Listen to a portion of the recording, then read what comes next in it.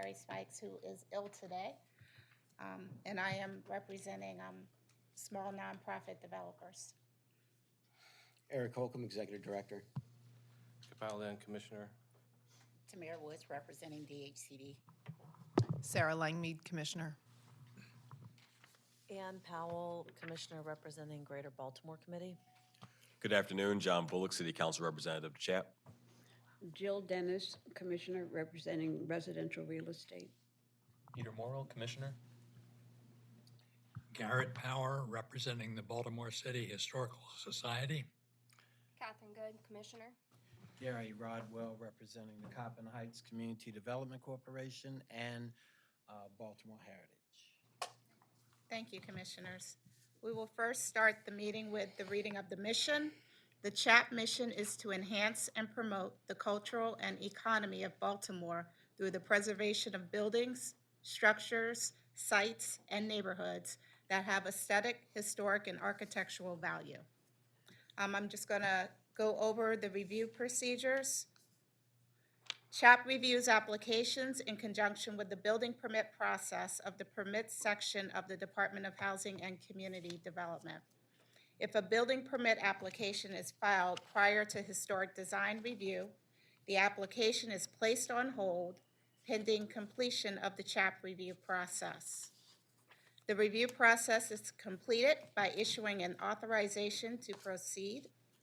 The historic design review process is in addition to other applicable laws and regulations and does not diminish the force of urban renewal plans, building codes, zoning codes, etc.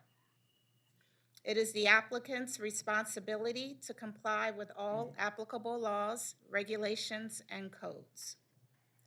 Proposed projects are reviewed prior to issuing a building permit. Applicants must comply with the Baltimore City Historic Preservation Design Guidelines in planning and executing their projects. Design review considers the proposed work, taking into consideration the historical and architectural character of the structure and of the immediate area. Applicants will need to clearly explain how their project complies with the design guidelines. What to expect during a public hearing. Staff will present their report to the commission. Then the chairman will invite the applicant to speak. Once the applicant has spoken, the chairman will invite testimony from the public. Once all public testimony is finished, the commission will then deliberate and make a decision. When you come up to testify, please state your name, address the issue at hand, and keep your testimony within 3 minutes. And in Harry's, in honor of Harry, he will usually lift up the scalpel and just basically when you have a minute left. So we will follow those same procedures. All right. Commissioners, you have reviewed the information presented for the consent agenda. Do we have a motion to move forward on the 3 consent agenda items? Yep, the minutes. Oh, goodness gracious, I'm sorry. I'm new. Patience. Can we have review of and approval of the April meeting minutes? We're going to hold off on March. I have a clarification on the April meeting minutes on 811 West Landale Street. The first motion was made by Commissioner Rodwell, and the second motion was made by Commissioner Powell. So it reads, there's no distinction between that, and there were 2 motions, and I think there should be distinction, that's all. Thank you. Yeah, thank you. I also have an edit for April's minutes. The item for 1920 Utah Place is missing the staff recommendation and the motion language. All right.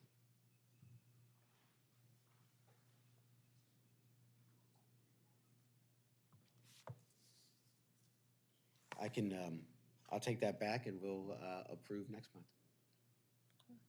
Thank you. Commissioners, can we get an approval of the final agenda for today? Yes. All right, is that a first? Yeah, okay. Thank you. All in favor? Aye. Oppose? Hearing none. Now we're ready to approve the consent agenda? Yes. Okay. So Commissioners, you have received the reports for those 3 items that are on the consent agenda. Can I get a motion to move on and approve those items on the consent agenda? So moved. Second. All right, all in favor? Aye. Oppose? Hearing none, we will move to our regular agenda item. Guess would that be you, Eric? It would be me. And the first thing we would like to do, the regular agenda item, we'll be talking about 1100 East Baltimore Street, the request for the demolition application for the Hindler Creamery. And the first thing we want to do is we want to look at the reconsideration request by Fred Shokin and the reconsideration request by the Helping Up Mission, and the request to have a hearing too by the Helping Up Mission. So I wanted just to give a background on why we are looking at these requests. First of all, we had a March 14th hearing, which on March 15th, we uploaded the recording to our live stream website for public review. And on March 17th, I discovered through the public calling me that a portion of that recording was missing, approximately about 57 minutes of it. So the first thing we did is we had a Department of Planning staff spend a couple of days trying to recover that recording, and that failed. And then we went to the BSIT, which is Baltimore City's Information and Technology Group. They help us with all our computers and phones and things. They spent a couple of days trying to recover that recording, and they couldn't do it. Then the Department of Planning sent out the recording to a firm out in California called Drive Savers Data Recovery, and they spent about a week trying to recover that recording, and they failed. So I just want to let the public know and let this commission know that we went far above and beyond just trying to get this recording. We spent several $1,000s to try to get the recording back, and it has failed. The data was just corrupt, and as people said, sometimes that just happens. So that was on the 15th. So on March 24th, we received a request from Mr. Shokin and Ms. Shapiro to reconsider the March 14th hearing. One of the reasons was the missing recording. The other one was concerns that we did not follow our guidelines.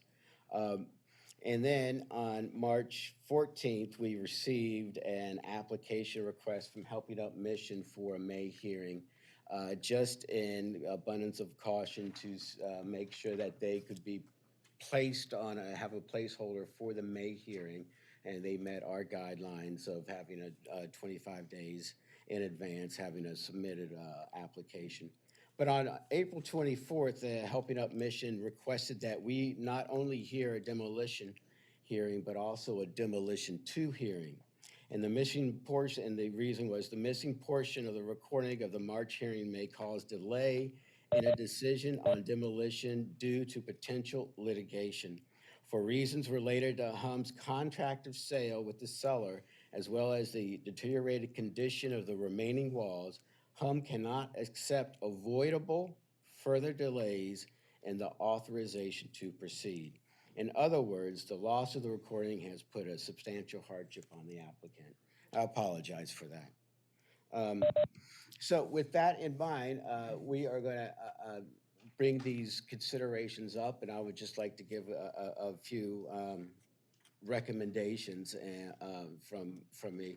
First of all, I think that the loss of the recording is a legitimate concern and that it does warrant a rehearing. The concern that CHAP did not follow the demolition procedures, we had a discussion at that, so we'll let that be. But that is something that we could bring up. The law department also concurred with the assessment that if CHAP finds the deterioration is so extreme that the architectural qualities have been lost, and so what's left does not contribute to the district, CHAP could reasonably determine that an authorization to proceed should be issued. Because of the substantial hardship the loss of the recording had on home, CHAP, I believe we should rehear demolition hearing 1, and regardless of its determination, hold a demolition 2 hearing. As to when we do that, that's of course up to you. So those are sort of my recommendations right there. Are there any questions?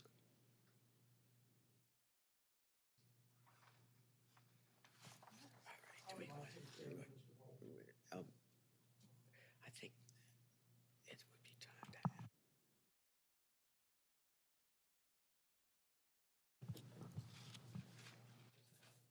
Good afternoon. Is there anyone in the audience who wishes to testify?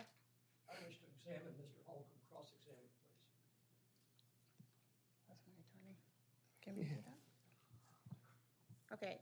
Yes.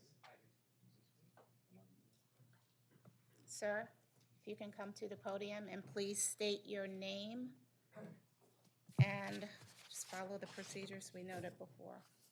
My name is John Christopher Murphy, 100% Irish for your background.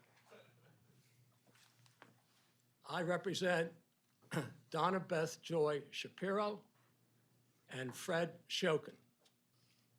I proffer for the record that both of them are the owners of a condominium unit in Scarlet Place. I don't have the address, but it's Scarlet Place on the harbor. They are both devout members of the Jewish faith, and they often, regularly, participate in Jewish services at the synagogue very close to the subject Hedler building. So they are intimately affected by this proceeding. I got into this matter after the March 14th hearing. When I got into it, Ms. Shapiro handed me a letter from Eric Holcomb dated April 18, 2023. It dealt with the issue of the missing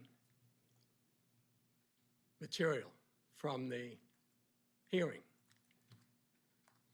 In that letter, Mr. Holcomb said that he requested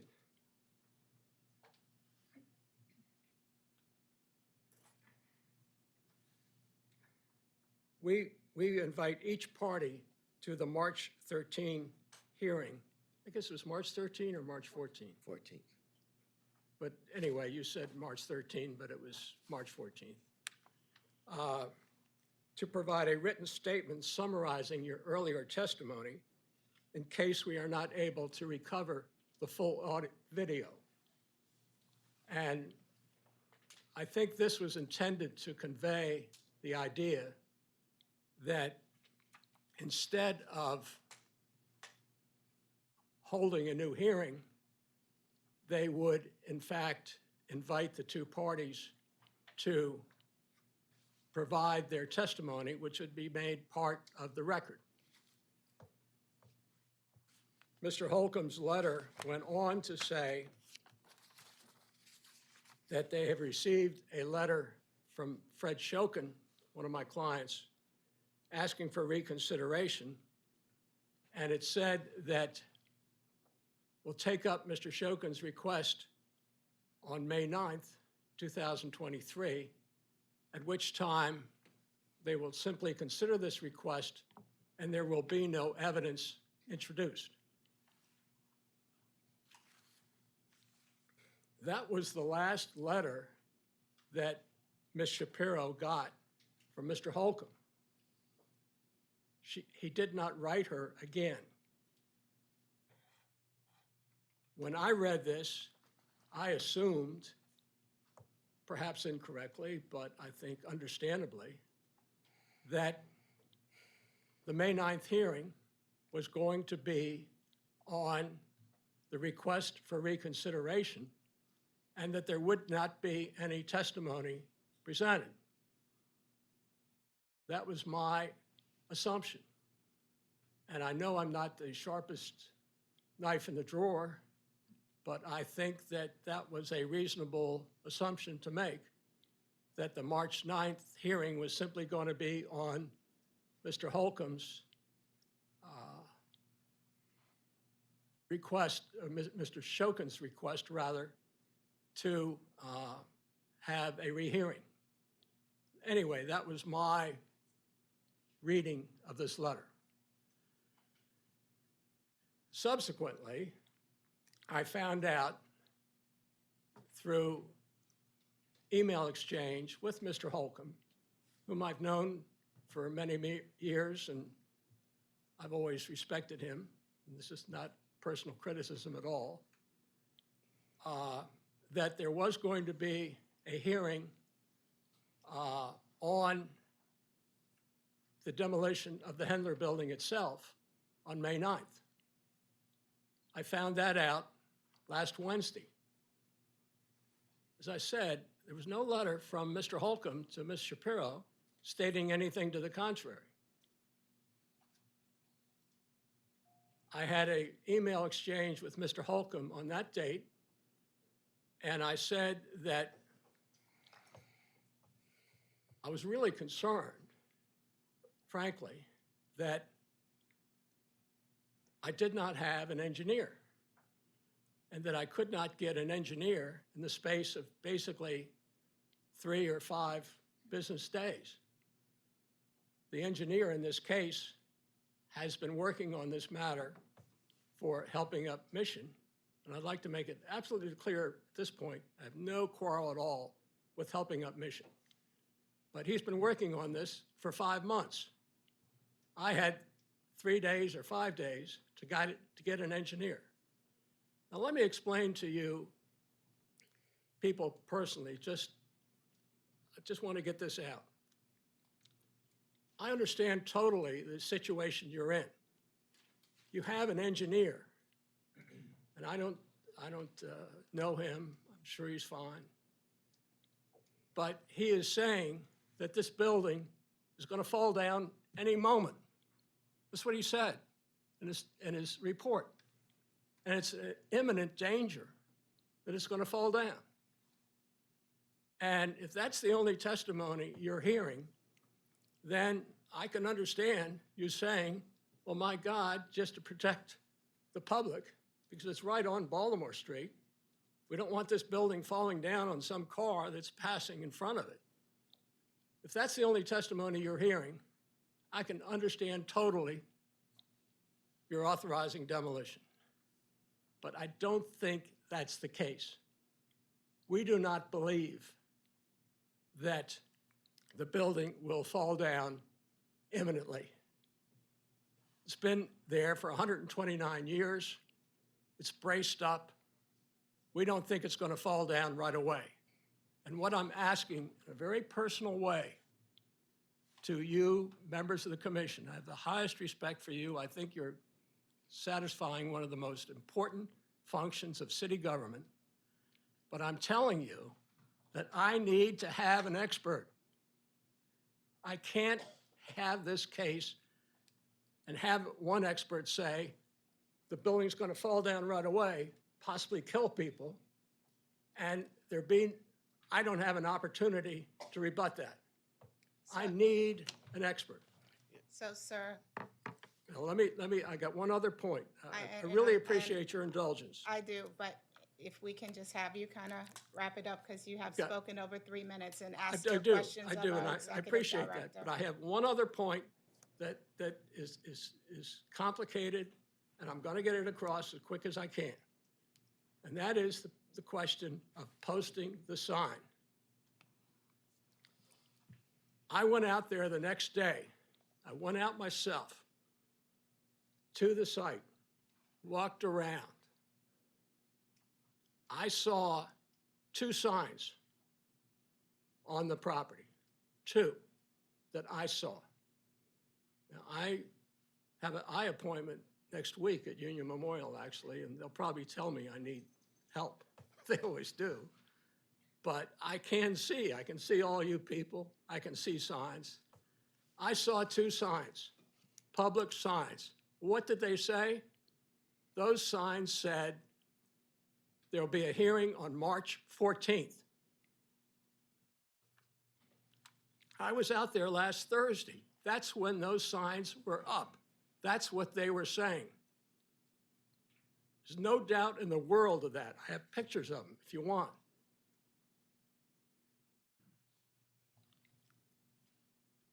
I emailed Mr. Holcomb and said the signs indicate a March 14th hearing. They don't indicate a May 9th hearing. He emailed me back and said there is a sign that says May 9th. And you know what the result is? There are 3 signs up.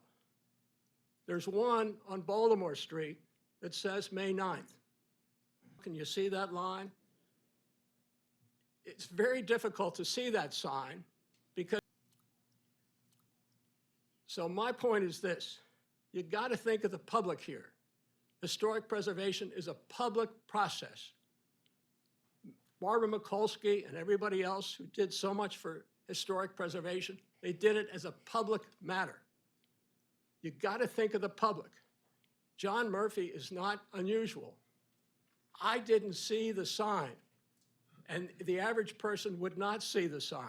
The average person would see the 2 signs that say a March 14th hearing and be misled by that. You really have to think of the public and what the public saw. They should have taken down those 2 signs. There's no doubt about it. Should have taken it down. And I'm not here to say you should have done this, should have done that, make mistakes. But the reality is it's misleading. And we're dealing with the public. This is one of the major buildings in the city of Baltimore. The proposal is listed individually on the National Register of Historic Places, which is an unusual thing. We have to cross our I's and dot our T's on this. We have to have clear public participation, clear notice. And so for those 2 reasons, I implore you, ask you, to postpone this for a month so I can get an engineer who will tell you whether this building is going to fall down or not. I need that. I need that, and I ask your response. Thank you. I got a question. Sure. Madam Chair, are you going into cross, or may I? 1 second, please. I just have a question for you. I just wanted to clarify things.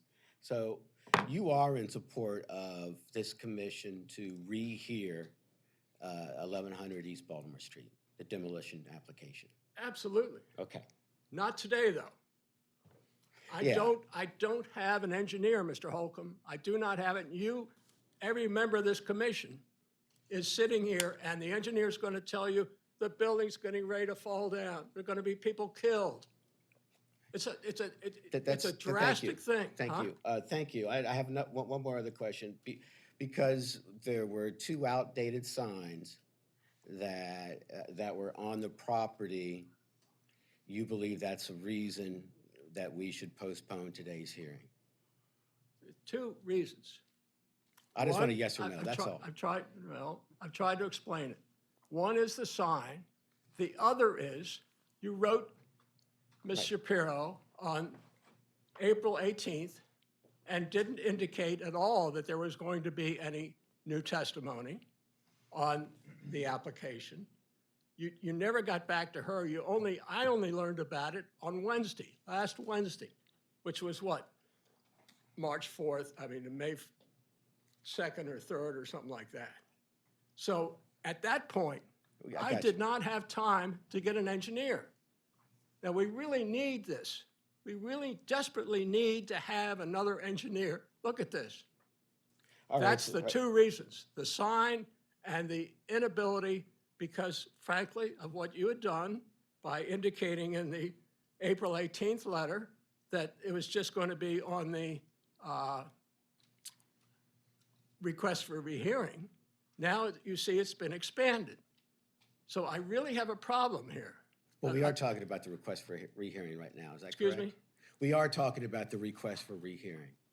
Yes. Okay, thank you. All right.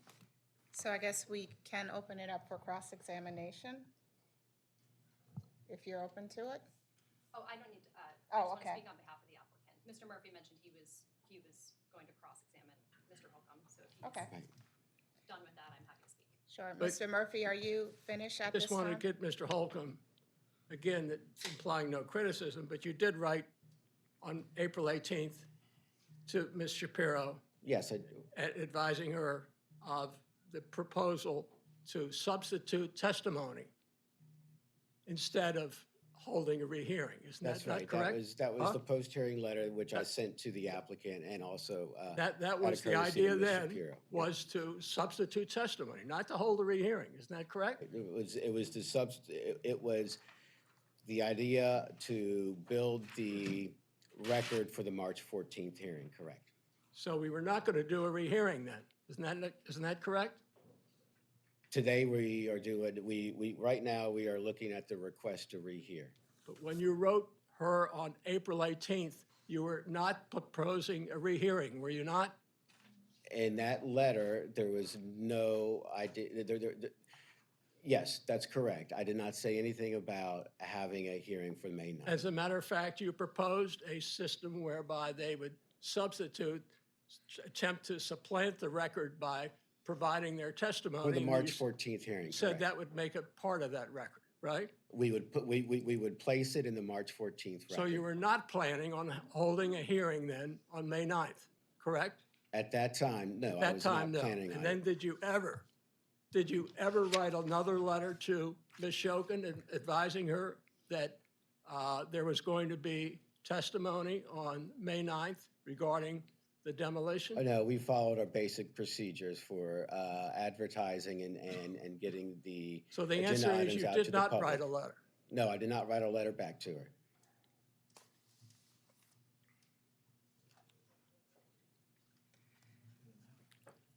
That's right. Madam Chair, thank you, and I will thank you for the time. You're welcome. Yes, you. And please don't forget to state your name and your Will do. Thank you. interests. Thank you. Thank you, Madam Chair, members of the commission. Alyssa Domsel with Ballard's Bar on behalf of Helping Up Mission, the applicant and the contract purchaser of the property. I'm going to be succinct because this is only the request for the rehearing. This is not the substantive hearing. And so we are going to hold any comments about the engineering report and all of that for the substantive hearing. So as you'll note on the agenda today, there are two items. The first is simply the request for rehearing submitted by Mr. Shokin. And then separately, there is Helping Up Mission's request for a new hearing, a new Demo 1 and a Demo 2 hearing. Helping Up Mission complied with the posting and the agenda requirements. The property is addressed 1100 East Baltimore Street. The property was posted on 1100 East Baltimore Street over the original March 14th hearing signs. The agenda, just to quickly cover the timeline for notice purposes. On April 14th, the submission deadline, we submitted a conditional request for CHAP to rehear both a Demo 1 and a Demo 2 hearing pending resolution of the hearing video.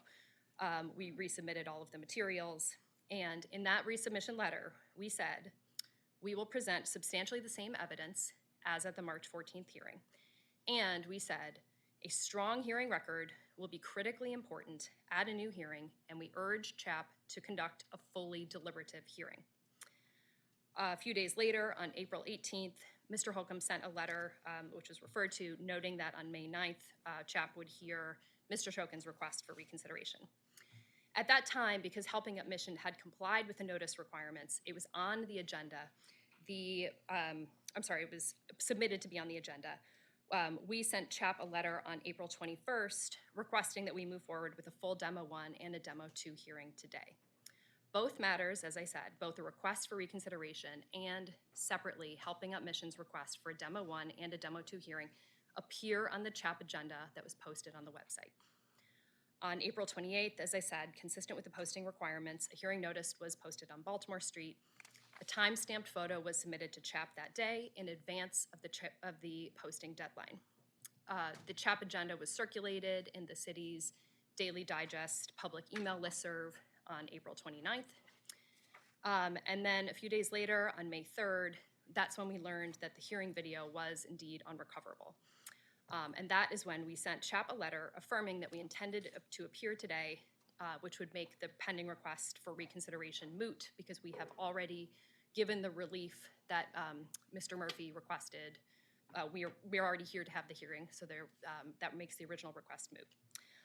That May 3rd letter, I personally sent a courtesy copy to Mr. Murphy so that he would be aware of our intent today.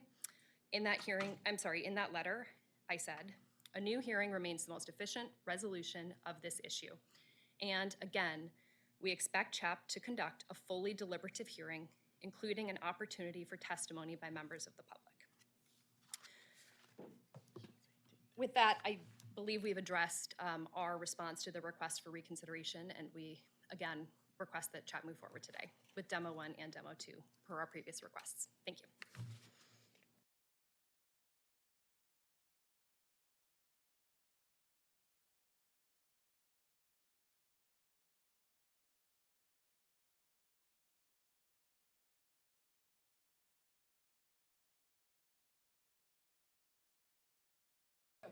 Copies of the two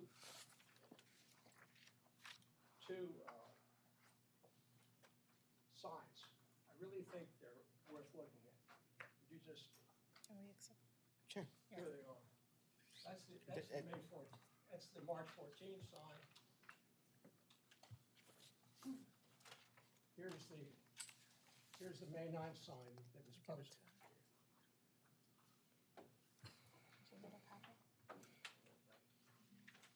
Thanks. I just point out, Thank you. Thank you, Mr. Murphy. the May 9th sign, you can't read it. And the reason you can't read it is because it's posted that you have to be in the middle of Baltimore Street to read it. You can see it. You have to have a magnifying glass to see what's said. And the question is, why did Murphy miss it? Bill Pensek, who's here, he missed it too. So, He Mr. missed Murphy? that sign. It's Mr. because of Murphy. what was done. Thank you. Thank you, sir. Thank you. All right, I guess what's on the table today, commissioners? Because first we need to follow our procedures. One, we need to vote on if in fact we do want to rehear this. Once we make a decision upon that, then we need to vote on whether we want to rehear this today. Are you all clear? Yes. Okay. So I guess the first question is, and I'm thinking it might just be easier for us just to go commissioner to commissioner. Do we want to rehear this case? Do we need to make a motion? Can we have a motion made whether we want to rehear this case? I so moved. Thank you. Second. All right, who was second first? Carrie. Okay, Harry, thank you. All right, all in favor? Aye. Oppose? Hearing none? Let's start with Quell. Now we have to decide if we're hearing it today. I am having a problem. Please It's a lot forgive of me. things. Yes. Okay. So I guess the second question is, commissioners, do we want to in fact hear this today, rehear this today? So moved. Oh, you're gonna make a motion? I move that we hear today. Okay. Demolition 1. Yeah, just a point Demolition. of clarification, just the demolition Just one is what. demolition one. So, Thank you. yes, demolition 1. Can I get a second? Second. Second. All in favor? Aye. Opposed? No. All right, so is there a third question, I guess? Do we want to or do we want to hear demolition too, or have a demolition too? Wait, Do we need to vote? I mean, Yeah, we count need a vote. Do that. for the first one? Okay. So who was the second of that motion to rehear? Okay. And, Demo one. right, to demo rehear one. demo one. And can we go Was, commissioner by commissioner, because I don't have it What written. exactly was the motion? Was it only demo one or Yeah. it two was only demo we one. are only addressing demo one right now.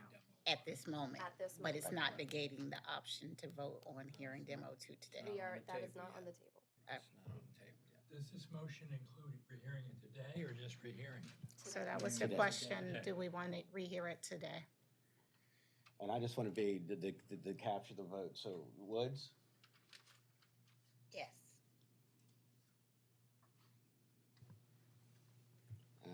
Sarah, Commissioner Langley, Yes.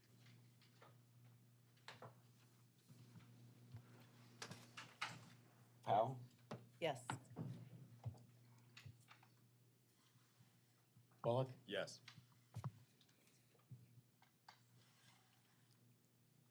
Dennis, Yes. Morrell, Yes? Power. No. Good. Yes. And Rodwell. This is my motion, Mr.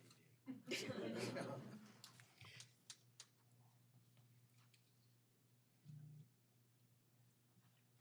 All right, the yeas have it. We have 2, 3, 4, 5, 6, 7, 8, 9 yeas and 1 nay.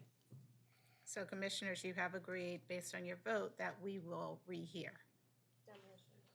Well, no, this was just a first. We decided we would rehear it today. Now we're gonna, are we voting now on if we want to what is it? I'm messing it up, aren't I? Do we want to, My motion was on demo one. right, Okay, Demo one. Now we need to hear demo one. gotcha. okay. All right, so then it's staff report. All right, I guess I'll do it. Thank you for your patience. Sounds good.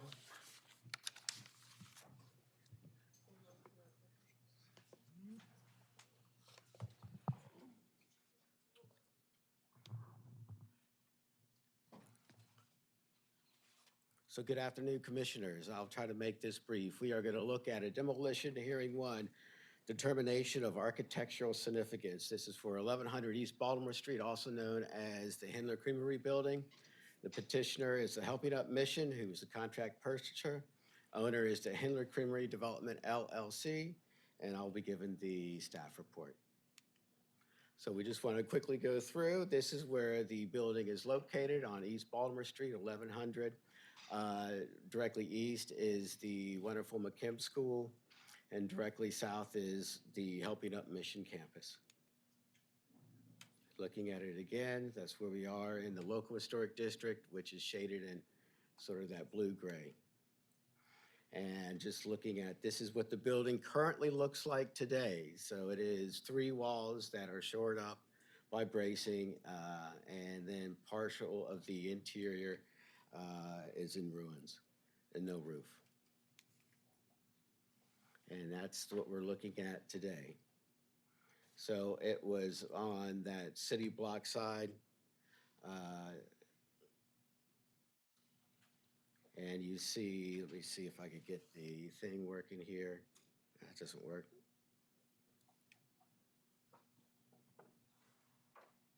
Oh, there we go.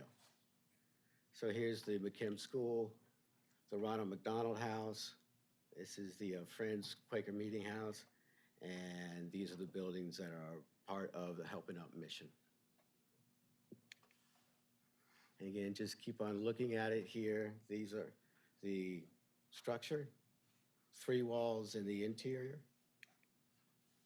And looking at it again from the west side, west elevation and north elevation.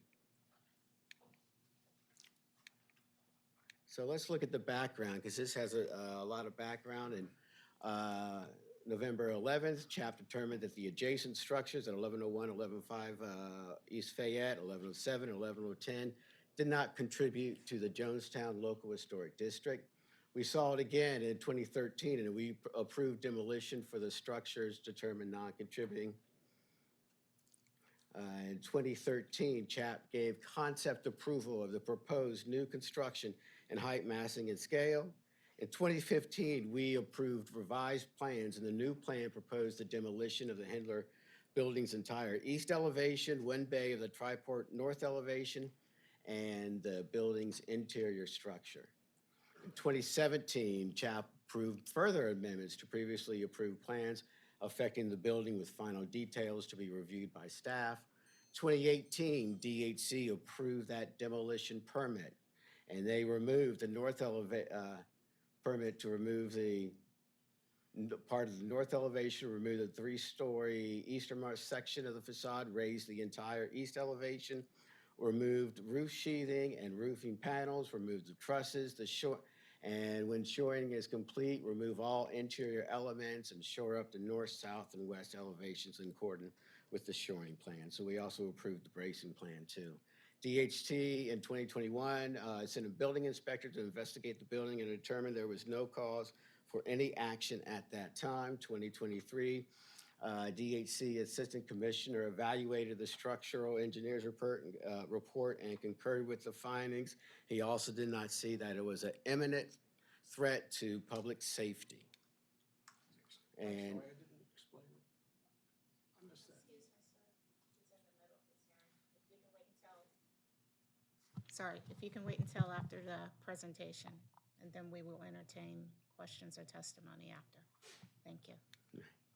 And so the rendering of the plans that were approved in 2017. So if this development occurred, we would have had a development that looked like this. So with the proposal, the applicant proposes to demolish the remaining 3 elevations of the building as part of a long-term plan by the contract purchaser to grade the property and make temporary green space for use by the Helping Up mission. We do not have any plans for that in front of us today. We're just looking at the demolition. Application of design guidelines. So the demolition, 1, determination of architectural significance. The first step in the demolition review process is a public hearing to determine if the building contributes to the local historic district and continues to meet standards for designation as a local landmark or as a contributing structure. At this hearing, staff shall present the following: historic and architectural significance of the property, and we'll talk about that a little bit later, a history of all structures on the property, a determination of the historic and architectural significance of the structure's additions, significant alterations and ancillary buildings, and application of criteria for designation to the structure in question. A determination regarding the significance of the structure will be made prior to considering details of the demolition and hardship application and any projects for new construction on the site. Doing so allows the commission to determine the importance of the structure solely based on architectural and historical criteria. If a structure does not meet the criteria or contribute to the historic character of a local district, then an authorization to proceed for demolition shall be issued. So the history, architectural significance. So look at this. So this is what and this is important here. The criteria for designating districts and landmarks.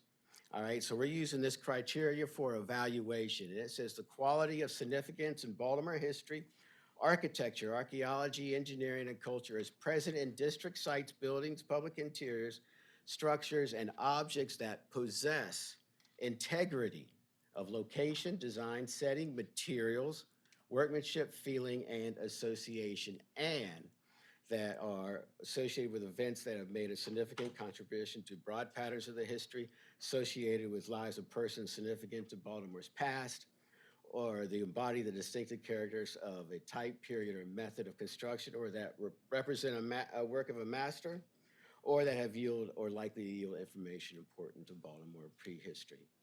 So let's look at some historic. This is what the building looked like in about 1892. Beautiful building. This is what it looked like between this is a picture between 1915 and 1920. This is a picture that was taken in 2017. So this is what we had in 2017. So this is what we have now.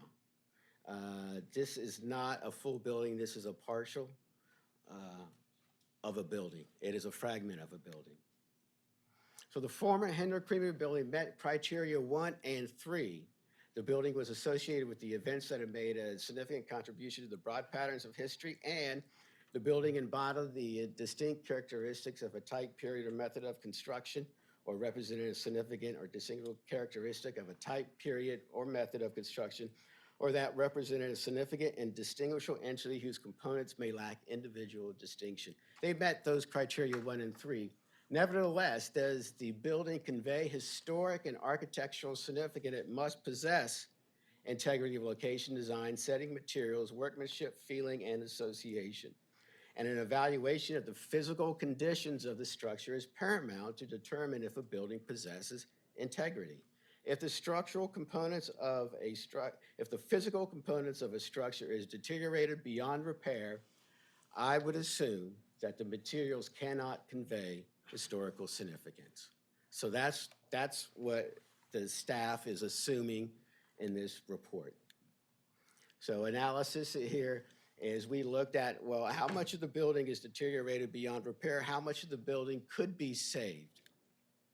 So we're looking at some of the things. This is looking at a lot of the deterioration of the building. Look at the middle picture.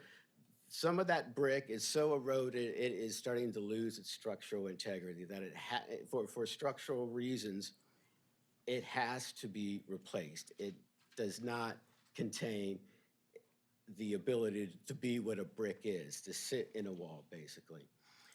Looking at the other examples, we're looking at places that absolutely must be replaced, removed on the interior wall. Some of those steel lintels must be replaced, and all of the cut steel beams that are still in these walls have to be removed, and a lot of the brickwork around them has to be removed and replaced. And just looking at other pictures here, to the right, you see the spalling and an eroding brick, almost to the point, maybe not in this thing, but maybe, of losing its ability to be a brick, meaning to be able to sit in the wall and hold, be structurally sound. And if you look in the middle one too, you see the interior wall of what's happening. Bricks are starting to spall out the bow, and you start to see the salmon bricks that we hear in a lot of the report. And you look to the left, you see the top of the wall, which is has allowed for the last 4.5 years lots and lots of water to go through that building. And just looking at this this is a picture from Google of the east elevation, looking from west. So this is a ruin of a building. So, we reviewed, staff reviewed the engineer's report. The interior surface of the wall would have to be completely removed and replaced if the walls were to remain. So in the engineer's report, that whole interior width of the wall has to be replaced. It's deteriorated beyond repair. There's deteriorated exterior sides of the facade that cannot. The other thing is a deteriorated exterior side of the facades can't be repaired independently of the interior side. So you have to take down the interior side of the wall. You also have to take down the exterior of the wall. All steel lintels must be removed and replaced. And removing and reconstructing the arches, at which they all have to be done, requires removal of the entire wall above them. So according to the engineer's report, much of the existing brick must be replaced. And we looked at some of those examples. Those steel lintels are swelled with pack rust, and they must be replaced. Much of the mortar joints are eroded in such a way that the walls around them have to be replaced. And there are areas where cracks in the brick wall, including the pilaster on the south elevation, on the east elevations, the sections on the north elevation have to be replaced. Not the east elevation, south elevation. These areas would have to all be replaced. Those are areas of the building that are deteriorated beyond repair. So the current structure is a fragment of what it used to be. The report states that all three facades have deteriorated to the point where preserving and restoring them to maintain historic fabric and character is not possible. This is under the assumption that if something is deteriorated beyond repair, it no longer can convey historical and architectural significance. In addition to staff reviewing the engineer's report, staff requested that Mr. Gardner, who is the field supervisor for HABCO, to come out and look at it. He read the engineer's report, he went out and looked at the property, and he concurs with the findings. Objection, that's hearsay. That's not hearsay. And they also provided services for the Department of Housing Community Development and the Department of Public Works. Mr. Gardner has spent 20, 30 years demolishing structures and stabilizing structures. They are the ones that HCD usually sends out to demolish a building that needs to be demolished in a historic district. Many times that he'll come back and say, hey, we saved the building for you. We saved the front third of the building for you. So he knows how to do this. Objection, move to strike that testimony. Once again, let our staff finish the report, and then afterwards, we will entertain testimony. So staff has received letters of support for demolition from the Architectural Review Committee of Jonestown, the McKim Free School, the Ronald McDonald House, the Jewish Museum of Maryland, and 2 residents of the neighborhood. So the recommendation is that the staff recommends that the structure has lost historic integrity because the building has deteriorated beyond repair and has lost its historic significance. And again, I just wanted to state to you all, this is under the assumption, staff has made the assumption that a architectural component, an architectural detail that cannot be fixed, that is in such bad shape it has to be replaced, that component no longer conveys historic and architectural significance. Any questions?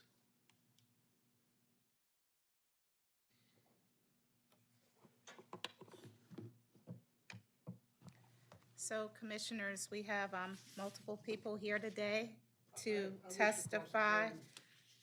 I'm sorry, Mr. Murphy, our process right now. Excuse me?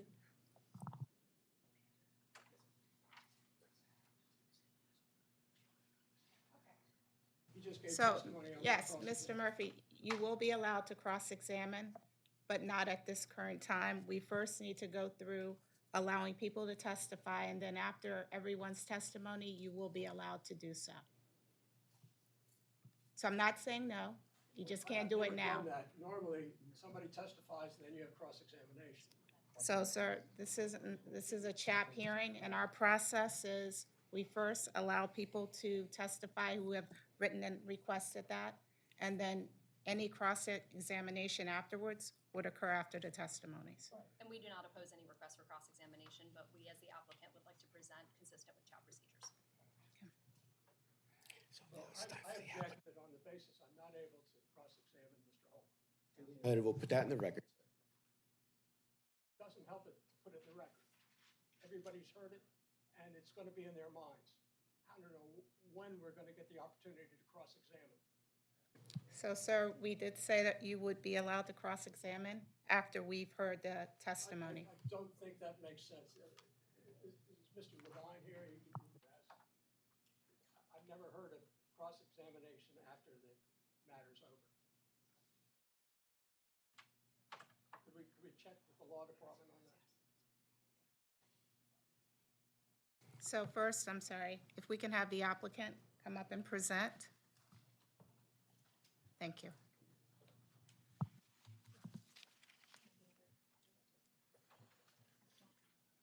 Thank you, Madam Chair, members of the commission. Alyssa Domsel with Ballard Spar on behalf of Helping Up Mission, the applicant and contract purchaser. We are here on a rehearing of Demolition 1, which was decided originally on March 14th. The commission voted 8-3 to approve the authorization to proceed with demolition, finding that the building no longer contributed to the Jonestown Historic District. I believe I covered in the request for reconsideration the timeline of our notices and various submissions, and I believe that is part of the record, that survives as part of the record, so I don't want to use more of the commission's time to go through that again. I do just want to say for the record at this hearing that the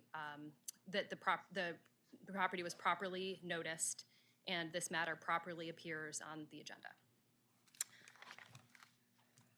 We are here today because we need a final decision with a strong record that we can rely on today. We have been stuck in limbo for 2 months at this point. The video error wasn't your fault, wasn't our fault, but we need to move forward. We need to finalize the land disposition agreement, and we need to purchase the property to move forward. Consistent with our previous communications, we expect a fully deliberative hearing with no reliance on any evidence or discussions from the March 14th hearing.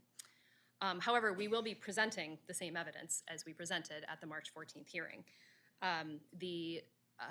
Bill Rocky will be presenting the same engineering report that he presented on March 14th.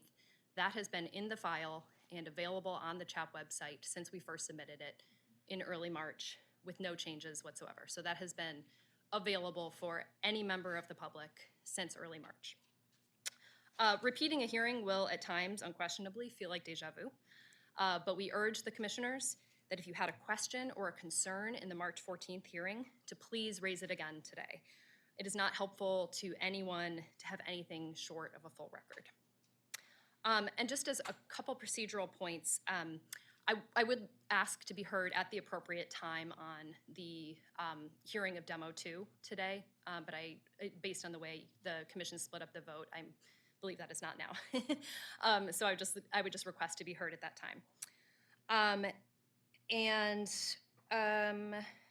With that, I would like to introduce Dan Stoltzfus, the CEO of Helping Out Mission. You will then hear from Bill Rocky of Century Engineering. I'm sorry, one more point of procedure. Mr. Holcomb, you had previously agreed that Mr. Rocky could have 10 minutes, is that correct? We usually give the applicant about 10 minutes. Okay, for the engineering report, 10 minutes. Sure. Okay, great. The applicant is here to present their case to us. Great, thank you. Good afternoon, Madam Chair and Commissioners. My name is Daniel Stoltzfus, and it's my privilege to serve as the CEO of Helping Out Mission, to lead our dedicated team in a mission to offer a community of hope to people experiencing addiction, trauma, and homelessness by meeting their physical, psychological, social, and spiritual needs. Each year on that recovery campus that you pointed out, we serve nearly 1,500 men, women, and children who face head-on the addiction and trauma that has devastated their lives and left the family and community in tatters. In a way, our work is a metaphor for what has happened at the 1100 East Baltimore site. We acknowledge the trauma and the deferred hope of the community wanting to see both preservation and development happen. However, much like at HUM with our programs, we also recognize the past and the trauma associated with it. We just don't camp out there. HUM promotes recovery through a multitude of wraparound supports, including clinical services provided by our community partners, 12-step recovery classes, and evidence-based programs to build a brighter future. When that happens, lives are transformed, families restored, and communities thrive. So Helping Out Mission's plan for 1100 East Baltimore and the rationale for requesting CHAP demolition approval today as a condition of our purchase from the seller is to build a path forward from the current state of disrepair. We fully recognize that the journey of the past 5 years has been devastating both for those who desire preservation and for the Jonestown community, which daily faces a lack of safety, security, and increasing community blight. So just as we seek to do in our work at HUM to build a new future, our approach here is a path forward for the site, one that makes the Jonestown community more livable and vibrant. We would not seek to defer hope by offering an approach that's not possible in the long term. So we respectfully ask you to consider how HUM has improved East Baltimore Street significantly and made a positive contribution to the neighborhood for the past 75 years at this location. In addition, we stand on our track record of community benefit in Baltimore City since 1885. We possess the financial resources and the capacity to acquire, demolish the unsafe vestiges from the structure left behind from previously approved demolition, and make the site clean and green. The value of this site for HUM is an opportunity to expand even stronger pro-social community of hope for those battling addiction and committed to recovery. We have strong community partners, as evidenced in the letters of support that have been entered into the record and from our Jonestown neighbors. The site will be fenced for security and utilized to provide vital open space for our current long-term residential recovery programs for men and women with children. And HUM, Helping Out Mission is only board authorized to acquire and create open space for the HUM community at this time. We will certainly engage in planning and feasibility for the future use of the site, but only in the long term. So as you'll hear in our presentation from the structural engineer from Century Engineering, he's found that there's no safe way to preserve the crumbling facades.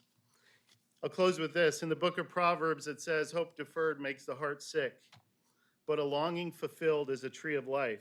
And so we ask the commissioners to consider today that HUM offers a solution to this site. Our plan has been public since February, and no one has come forward with another option. Ours is the only solution on the table.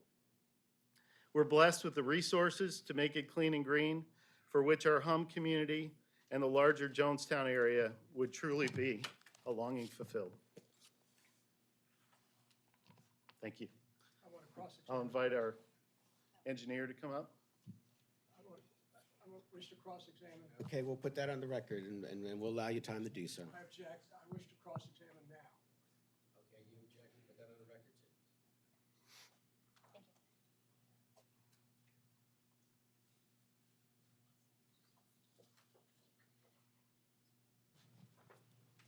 So applicant, oh, okay.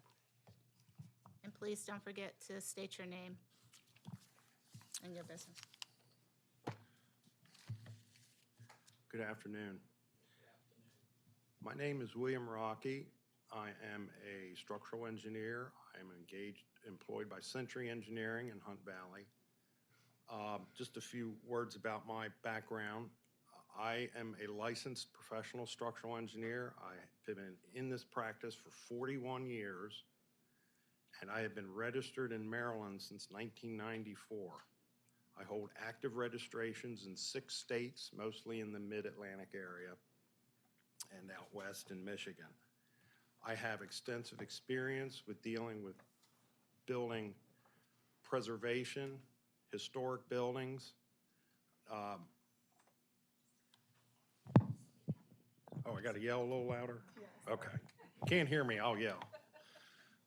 Okay, so let me crank the volume up. Some of my relevant experience is in building preservation is perhaps one of Baltimore's greatest icons is Baltimore and Ohio Railroad Roundhouse.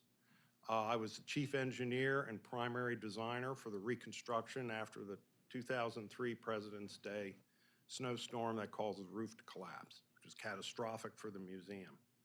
I've also, in prior experience, participated in the restoration of the Admiral Fell Inn in Fells Point. I have also been involved in the rehabilitation, restoration of 4 historic townhomes in Mount Vernon Square as part of Peabody Institute, and also in the last several years a restoration and preservation of an Art Deco facade in Silver Spring, Maryland as part of the downtown Silver Spring redevelopment. So I feel that I'm qualified to present these findings to you today, and I appreciate the opportunity to do that. I'm not going to regurgitate the report in detail. You all have it and you have read it, so this purpose of this is just to touch on some highlights. One of the things that people don't understand, and despite urban legend, is brick is not watertight. Brick is basically a sponge made out of clay. And brick absorbs water, especially from rain, snow, and in this particular case, water can invade these walls on both the exterior and the interior sides through numerous openings.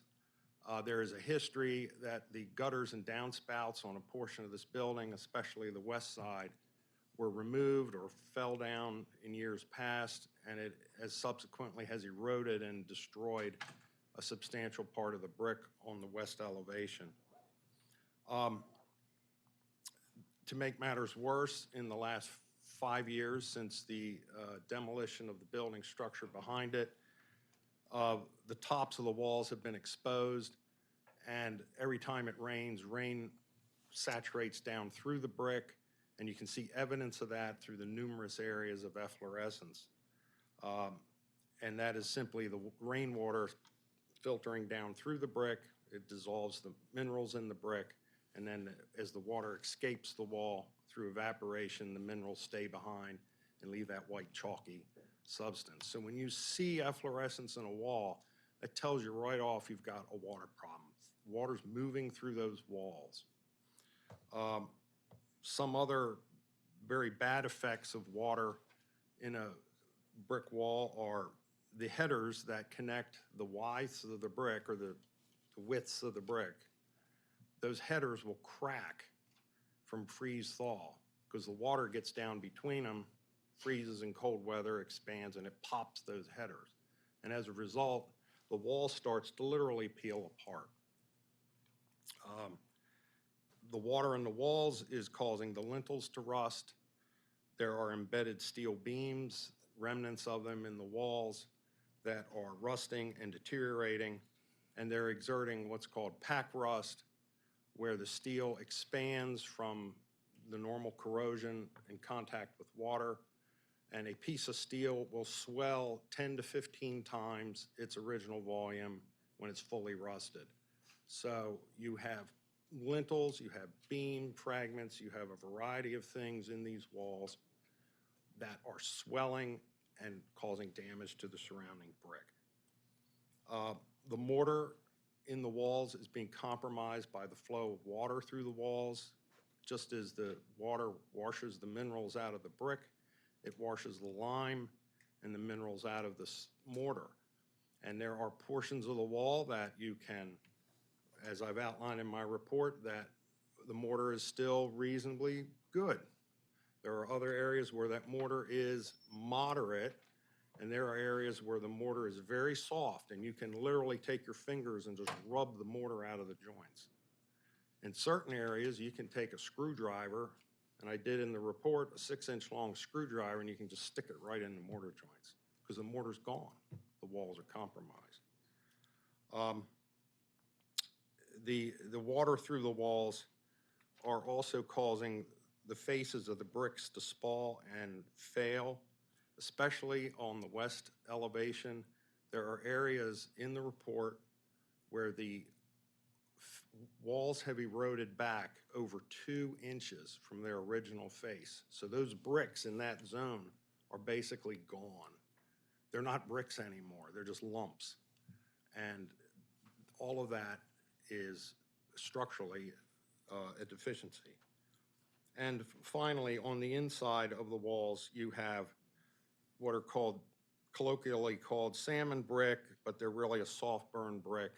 And there's areas throughout the building where these are evident, and they're never intended to be exposed to the weather. So every time it rains, these types of bricks are very absorptive. They just suck up that water like a sponge, and that helps contribute to the deterioration. In addition to the water damage, there are also some damage that I'll like to refer to as mechanical damage. At some point in the past, don't know when, somebody decided to sandblast a significant portion of these walls. Sandblasting a brick wall is just about the worst thing you can do to a brick wall other than paint it. Paint it is equally as terrible. Sandblasting, when you look at a brick, a good brick has a hard burned surface that's water resistant and helps repel rainwater. When you sandblast that brick, you peel off that hard skin. So what you have left is a soft brick surface that when it rains, it just sucks the water right in. And again, scattered throughout this building, there are significant areas where this has occurred. There's also mechanical erosion from water running down the faces of the walls. In many areas, the water tables, the dentils, and other architectural features are eroded and failing because water has just simply run down the face of the wall and has eaten away at the brick. It is our professional opinion, although not stated in the report, that if you were to take all the bricks out of the wall and sort them out to see what was good and what was bad, our estimate is about 10 to 15% of the brick would be salvageable. The remainder of it would not be. So if you were, for instance, to rebuild these walls using that material, you would have a structure that's 80 to 85%, or excuse me, 85 to 90% new and 10 to 15% existing. And at that point, is it really historic? And I think the answer to that is no, but the commission would need to decide that. Mr. Rocky, you have 3 more minutes. so- Okay, thank you. Thank you. It's important to note that all these things I've described, you have to take them in total. It's not just one problem. Oh, we got efflorescence here, that brick's no good. Well, that brick could be okay, it just has efflorescence. But what that efflorescence tells you is you got water moving through those walls. And in my experience, when you have water moving through old walls like this building has, it's just a recipe for disaster. You will damage the walls, the headers will crack, and it just degrades the wall to the point where it's no good. Very quickly, with limited time, there is, you push the arrow? Oh, okay. Technology, you know. These are drone photographs taken. This is our best estimate of what is deteriorated and what needs replaced. The blue is the areas of severe deterioration, which would automatically need to be replaced. And then the magenta is the portions that would require demolition. So basically, the majority of the building is in poor condition. There are areas that, as you can see, have issues, problems, prior work remaining in the walls. This is now across the north elevation on the exterior. And as it wraps around to the west, and you'll notice the west is just basically all magenta, all blue. The west is in severe deterioration. And as some have discussed and supposed, and they are correct, that the south elevation is in better shape. You don't have extensive amounts of deterioration, but to get to all these problems, you end up basically disassembling the wall, and that's why everything is magenta. So. Mr. Rocky, you have 57 seconds. Okay, all right, she's gonna make me stop. But there are some questions that I am sure that are out there, one of which that I understand is lurking about is, well, why didn't you do destructive demolition? How come you're just looking at the wall and you didn't go in and cut holes in the wall and do hands-on work? Well, the primary reason is one, safety for me, because I'm the guy who had to do it, and the site itself is unsafe with all the debris, the loose bricks. You cannot get equipment on the inside of the wall. You really can't access it from the outside, even with man lift. In most areas, it would be very difficult. Safety, number 2, is when you do that type of forensic investigation, you're only looking at one spot, or maybe you do a half a dozen spots around the building. But you don't really get a whole picture of what's there, because you're just seeing this piece over here, and this piece over here, and this piece over here. To really figure it out, especially whether the Ys are tied together, you almost have to take the wall apart. I'm sorry, Mr. Rocky, you have run out of time. Okay, Thank you. thank you.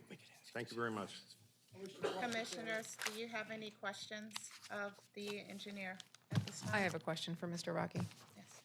In your opinion, would it be feasible to build a wall inboard of the existing walls such that you could tie the existing masonry into this new structural wall and stabilize it permanently? In our opinion, no.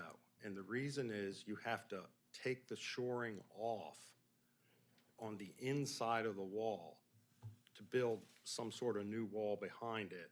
And then you have to reattach the old wall to the new wall. And yes, there are methods of how to do that. There's things called star bolts and stuff, or you use hidden anchors. But what you're doing is you have to destabilize the wall to build a new wall behind it. You have to take the shoring off. You can't do that. You're going to lose the wall. So the answer is no. Without regards for cost, can you envision any technical way of preserving the walls in their current condition? No. Are there any other questions from the commissioners? Thank you. Sure. So I just, Mr. Murphy, would you like a chance to cross-examine Mr. Rocky? Yes. Thank you. We're going to cross-examine now? yes. We consulted with our attorney after your second objection, and our attorney said that we could. Bring Mr. Holcomb back and ask for cross-examination now? I mean, this is highly unusual. This is a CHAP commission hearing, and we run our hearing according to our procedures. And we are doing all we can to make sure that we accommodate your request, Mr. Murphy. Just want to let you know that. But I'll be fine to, I mean, does the applicant have any more, is anybody else for the applicant speaking? No, for Okay. the applicant. I assume if we're doing cross-examination, it's before the public testimony? Yes. Okay.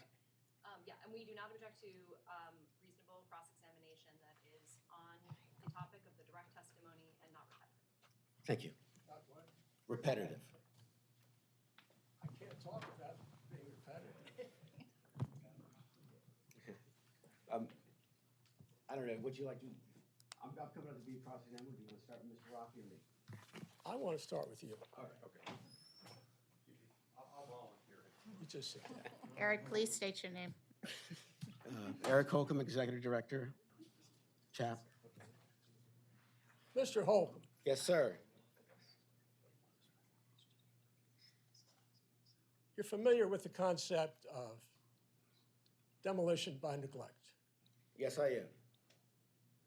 And basically, that means that you don't keep the building up so that it literally falls down. Is that right? I would define it a little bit differently. I would Well, say define it is the deterioration of building because of owner neglect. And isn't this a classic case of owner neglect? I believe it is, but I just like to Well, wait a remind minute, wait a Mr. minute. Murphy. I'm having a little trouble understanding you, and I'm sure it's my hearing. But I asked you, is this a classic case of demolition by neglect? And I think you said yes. The answer is a little more complicated, but I'd like to just state for the record that this hearing is about the demolition one hearing, the architectural significance of 1100 East Baltimore Street, and it's not about demolition by neglect. There will be opportunities, and we would welcome your testimony either by writing or when we look at revising our procedures and guidelines, we will look at demolition by neglect, and we can invite you to come back with your thoughts and But ideas. be specific.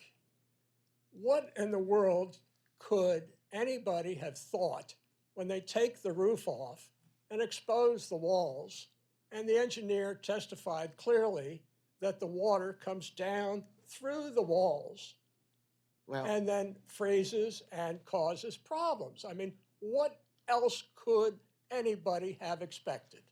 sir, what I expected, because I was here, I was working for CHAP during our previous hearings. I expected that there would be a demolition and it would be followed almost seamlessly with new construction. I did not foresee this building sitting like this for years. Did the owner cover up the walls to protect them? Sir, Did he? Yes or no? I object to, this is not about this hearing. Demolition by neglect is not about this hearing. We'd like to just say a blanket objection that we are not the owner and that we're the contract purchaser. I know you're not the owner. Where is the owner? Let me finish. As far as we're concerned, this is not relevant to what the commission heard, which is about our application. Thank you. Answer the question.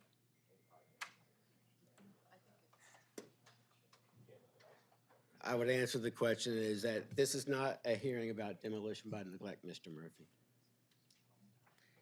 So, Mr. Murphy, do you have any other questions I for the do. executive director Yes, I do. that are relevant to our discussion today? We always try to be relevant. All righty. You're dealing with somebody who's difficult.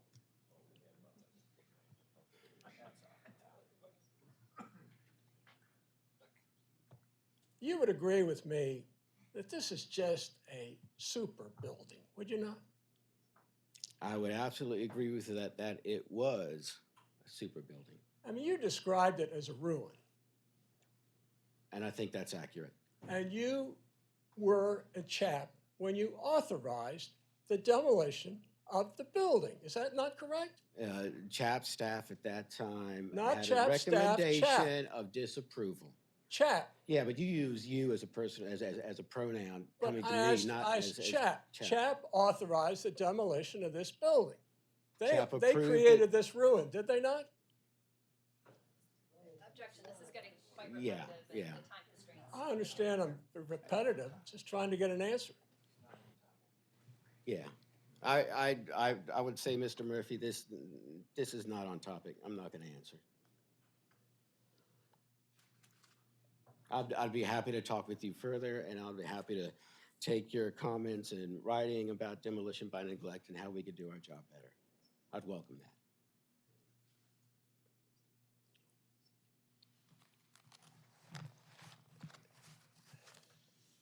Aren't I correct in thinking that the prime, almost universal value of this building is the facade?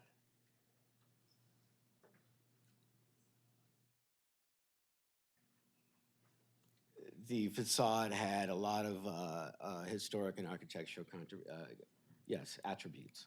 Absolutely. So the facade is the valuable part. It is a valuable part, yes. Well, I mean, what are the other valuable parts? Were we concerned about the machinery inside for making ice cream? Well, the National Register folks were interested in the inside, but from a CHAP perspective, it was the exterior of the building, the four walls and roof. The facade is the valuable part. Which facade? You mean the Baltimore Street facade? All the facades. They're the valuable part of the building, are they not? They are a significant part of the building, yes. You seem unwilling to agree with me. I mean, it I seems to me disagree. obvious that the facades are the valuable part. Madam Chair, So- the witness has answered the question. And I was about to say, so, Mr. Murphy, I believe that the executive director has answered your questions. All right, I'll try to move on. Mr. Murphy, you will have, and we will need to stick to this because we have not only this hearing, but others. And Mr. Holcomb could confirm this. I pleaded with him, to postpone the hearing because I said we are not going to be able to do it in 20 minutes. So, Mr. Murphy, what we will do is we will give you 2 more minutes, and then we will have to move on.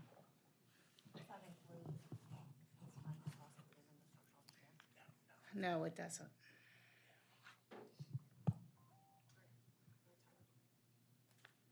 So if you do not have any more questions I have some, for the I have a few executive, more questions.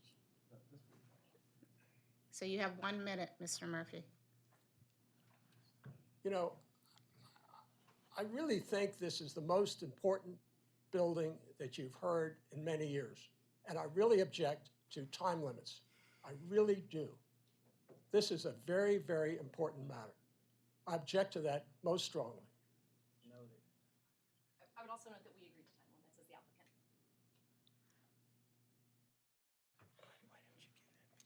applicant. Am I correct in thinking, Mr. Holcomb, that when CHAP authorized the demolition of this building, they required the facades to be retained because they considered them to be a very valuable historic resource?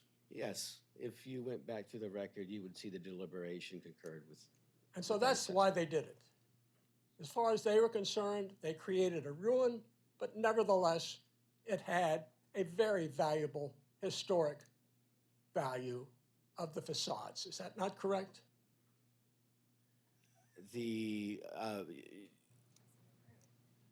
It's not correct in the sense that we were not looking to create a ruin. We were looking to preserve components of the former Handler Premium Building to be incorporated in a new development. That's what we were trying to do. And, excuse me, I'm sorry, the 1 minute has lapsed. And we will give you an opportunity, Mr. Murphy, to cross-examine the engineer. We will be fair and provide 10 minutes for that, to give you the same amount of time that you have been given for Eric. So is the engineer here?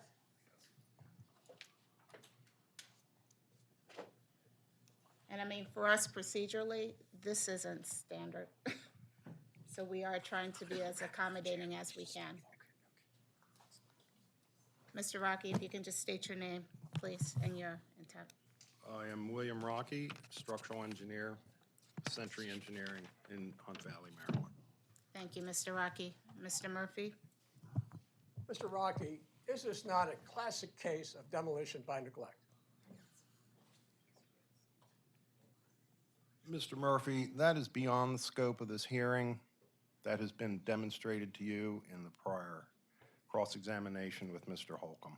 Well, putting that legal point aside, do you know whether this is demolition by neglect? I'm not going to respond to that question, sir. Did you see any evidence that the owner attempted to prevent the damage that you say it suffered by reason of water intrusion, particularly through the walls? This is outside of the scope of his direct testimony. No, he testified extensively on that. Mr. Murphy, we will need you to either ask questions as relates to his report or... His report got into that. They got into the deterioration. I'm asking, did you see any evidence that the owner attempted to prevent deterioration? No. Mr. Murphy, your questions need to be in response to his report, nothing else. If you cannot comply with the I'm totally parameters of familiar our with his report. questions. I'm totally familiar with it. And he tells in great detail, must be 3 or 4 times, how the removal of the roof caused much of this damage. Is that not correct? Well, yes, you just answered your own question. So the removal of the roof caused this damage? No, you didn't listen to me. There are 2 problems. Long-term deterioration that took 20, 30 years, and removal of the roof only made matters worse. Am I clear? It could have been repaired at that time, could it not? Well, anything could have happened at that time. Thank you. Okay? Thank Are you. you So it happy? could have been done. Sure. But that wasn't apparently what they intended to do. And your testimony today is that the building could be repaired, but it would require a massive amount of new material. Is that not correct? Yes, and once you demolish all that material and substitute it with new, you no longer have a historic building. And that's your judgment, not as an engineer, but as a historic preservationist. Is No, that not as correct? a licensed structural engineer You're with not 41 licensed years for historic experience. preservation, are you not? I'm a licensed structural engineer in the state of Maryland, and I have experience working on historic structures. But you have no authorization to speak on historic structures. Sir, I'm not going to argue with you. Okay, I This is think- highly irregular and just needs to stop. So I think at this point in time, I think we need to end this. Thank you, Mr. Rocky. Thank you, Mr. Murphy. I think the next step for us as a commission is to hear testimony from those who have chosen to testify. I'm a party in this case. I have two witnesses, Mr. Shokum and Mr. So, Mr. Murphy, we have people who have actually signed up to testify. We will give each of those who have signed up to testify 3 minutes. That's our standard time. Well, that may be your standard time, but I object to it. These people Duly have noted. much more time than 3 minutes. And we to testify. duly note your objection, Mr. Murphy. Well, that but- is unfair. That is treating people differently. It is simply unfair. So we will have, I believe, our first person who has signed up to testify is Mr. Fred Shokin. Hello, Mr. Fred Shokin, if you can just state your name and your intent. Yes, hi. I'm Fred Shokin. First, let me thank you for, one point of order I wanted to make was that, that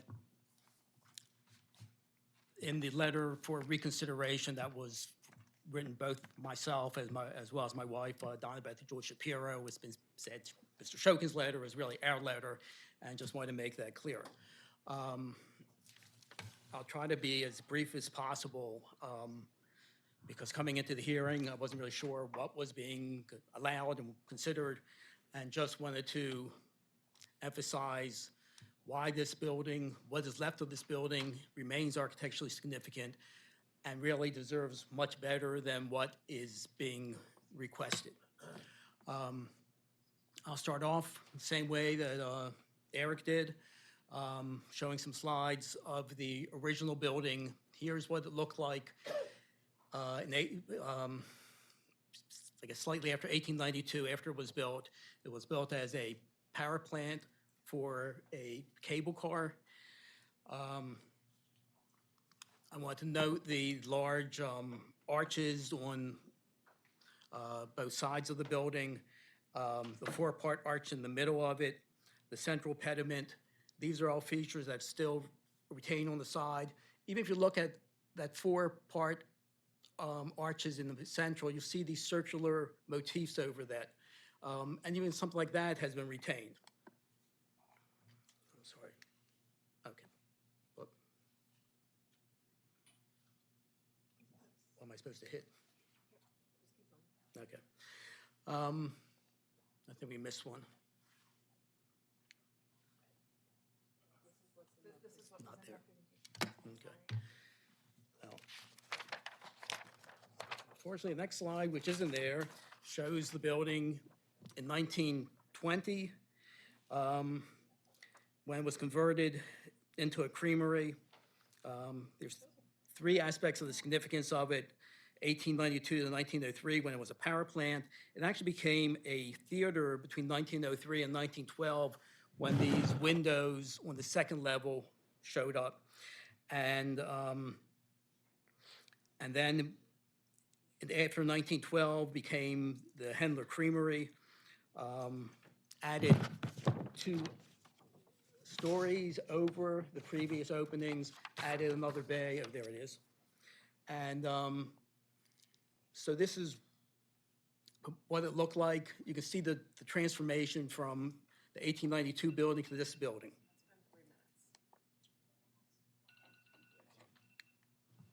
Sir, thank you for your testimony. We've run out of You time. have to let him continue. I really object to that. Could you please let him continue? He's a party to the case. He's my expert witness. You put on other parties' extents if he needs time to continue. We can give him 1 more minute. But please note that a lot of the time in support, or I guess supporting him, was taken up by you, sir. So we can give this gentleman 1 more minute, and then after that, we will move on to the second person who is asked to testify.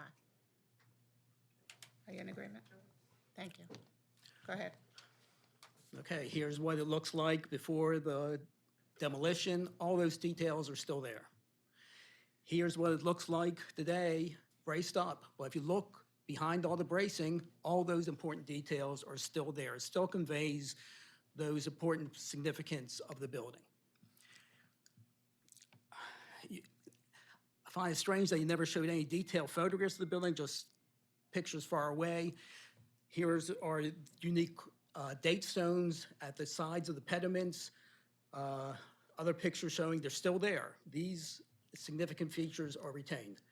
When it became a creamery, they took those circular openings. It probably says something about Baltimore Passenger Railroad. Now it says the H. Hendler, 1912, the date, C for Creamery Company. All these things relate to the history of the building, and they're still there. All these beautiful architectural details and brickwork are still there. Stonework. It's an artistic building, a beautiful building. Mr. Shokin, thank you, sir, for your testimony. I wish to cross-examine.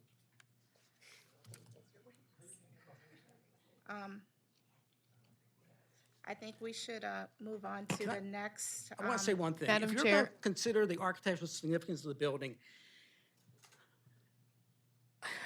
I went through 7 slides in a very short time. I just want to get through this very quickly, and then we can go on. So Perhaps let we me need to refer clarify let me talk to our commissioners just to see, because this afternoon we have not been able to follow our normal procedures. We have made lots of adjustments in how we operate as the commission. Everybody's time is very valuable. This isn't a quarter law. This is a CHAP hearing. So commissioners, given that we have made lots of modifications to our normal procedures, are we willing to adjust our normal procedures and giving the people who are here to testify more than 3 minutes to testify this afternoon? I would just restate for the record that we typically give the applicant 10 minutes to present, and each member of the public who wishes to speak is given 3 minutes. We should stick with that. And I think, Mr. Chair, you've been very accommodating. And I think that there's nothing that rises to the level of breaking protocol further this afternoon. Thank you. May I Thank you, just say Mr. Shokin, for your time. That is treating the applicant different Our, from the opposition. That is not fair. That is unequal treatment. Thank you, For Mr. the record, it's an administrative hearing, so the applicant has a different status than opposition. Opposition is a member of the public. He's not a party to anything. That concept does not apply at an administrative hearing. This is a quasi-judicial hearing. Quasi means like a court hearing. In a court hearing, you have both sides at equal time. That is a simple statement of fact. Mr. Levine will confirm that. Thank you. Duly noted, Mr. Murphy. The next person who has signed up for a testimony is Daniel Stoltzfus. Am I? No, he's already wait. He's already? Okay, my apologies. Is Tom Stone? No, James Hill? Is James Hill here? Mr. Hill, please state your name. My name is James Hill. I'm a 2005 graduate of Helping Up Mission. I've been an employee of Helping Up Mission since 2007, and I returned to Jonestown to live in 2012. Thank you for giving me audience today, Madam Chair and Commission members. The presence of a crumbling, unsafe layer of bricks held up by rusting steel beams has had and will continue to have negative effects on me and my fellow residents of the community. there is nothing left of the old structure from which a positive good can be derived. For example, one negative community effect is that the site is presently a magnet for graffiti vandalism, which is especially prominent on the south side of the building. Time will not permit me to remind everyone of all of the adverse effects and problems that graffiti brings to any community, but I will emphasize this. The building's depreciation is being augmented by continuous graffiti-related vandalism. The example given and the additional negative community effects brought on by the condition of the site confront my neighbors and me daily. Consequently, there is neighborhood support of Helping Up Mission's proposal to, one, remove the old structure, thereby removing any collateral negative community effects, and two, replace the land that contains a crumbling building with land that serves to rebuild the crumbled lives of Helping Up Mission residents. Thank you.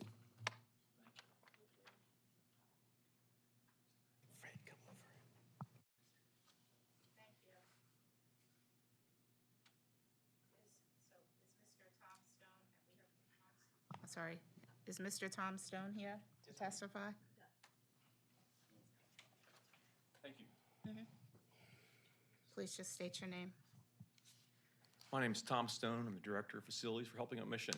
I'd just like to just give you a little background of our history with historic buildings. We have, the Helping Up Mission owns 5 buildings, actually 4 buildings that are historic, 1017, 1023, 1029, 1031. All have been through significant historical renovations. We also lease a building from the Jewish Museum, which is on Lloyd Street and Baltimore Streets. So the 4 buildings I just mentioned have been renovated over a period of time. We just finished renovating 1017, have gone through CHAP for that. We're bringing it back to its original historic appearance. And the building that was shown in Mr. Holcomb's 2009-223 presentation a few minutes ago was the top building has a steel structure on it, our 1029 building. That building was supported very much like the Handler Ice Cream building was, except for it was occupied the entire time before the renovation took place. So we controlled all the water and exposure issues that would normally be exposed to, that had been exposed to on the Handler building. So when that was under renovation, the building was protected. We established a steel structure, tore everything down except the facade, rebuilt it, and it's still in service. And the building across the street, the main difference between the 2 buildings is once that was taken down, the building was taken down, and the walls exposed, even though the structure was there, as Mr. Rocky had pointed out, the facade took a really hard hit over a period of time and really has no ability to be restored. So there's a huge dichotomy between the 2 structures, one that was saved, an engineering plan that was followed through with, and a renovation that took place and has a building that will last another 100 years. And the building across the street has really lost its ability to be salvaged, in our opinion. Can I answer any questions? Thank you. Next up is Mr. Carlton Epps. Is Mr. Epps here? Yes.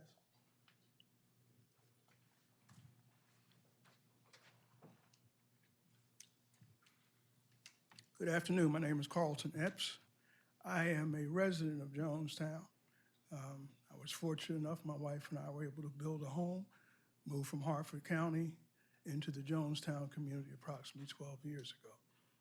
We were party to the presentations of the current Handler owners about their vision for what would be the development if their plans had been realized. It didn't happen. And in terms of where the fault may lie, those of us who live not in Scarlet Place, but in Jonestown, where we have to walk around and see what exists now every day, where the fault may lie really isn't of concern to us. That's not our priority. Our priority is what's going to take place tomorrow and into the future. Are we going to have to be coexisting with the propped up remainder of the facade and the rubble on the lot adjacent to it. For us, that's unfair. We have had to endure that now for 6 years plus. And just when somebody comes along with a workable solution, now all of a sudden it's a priority to save this building. It has lost its historical significance, as your board or your staff have told you. Why are we throwing up stumbling blocks? Where were the preservationists 6, 7, 5, 3 years ago? Unfortunately, we can't turn back the hands of time.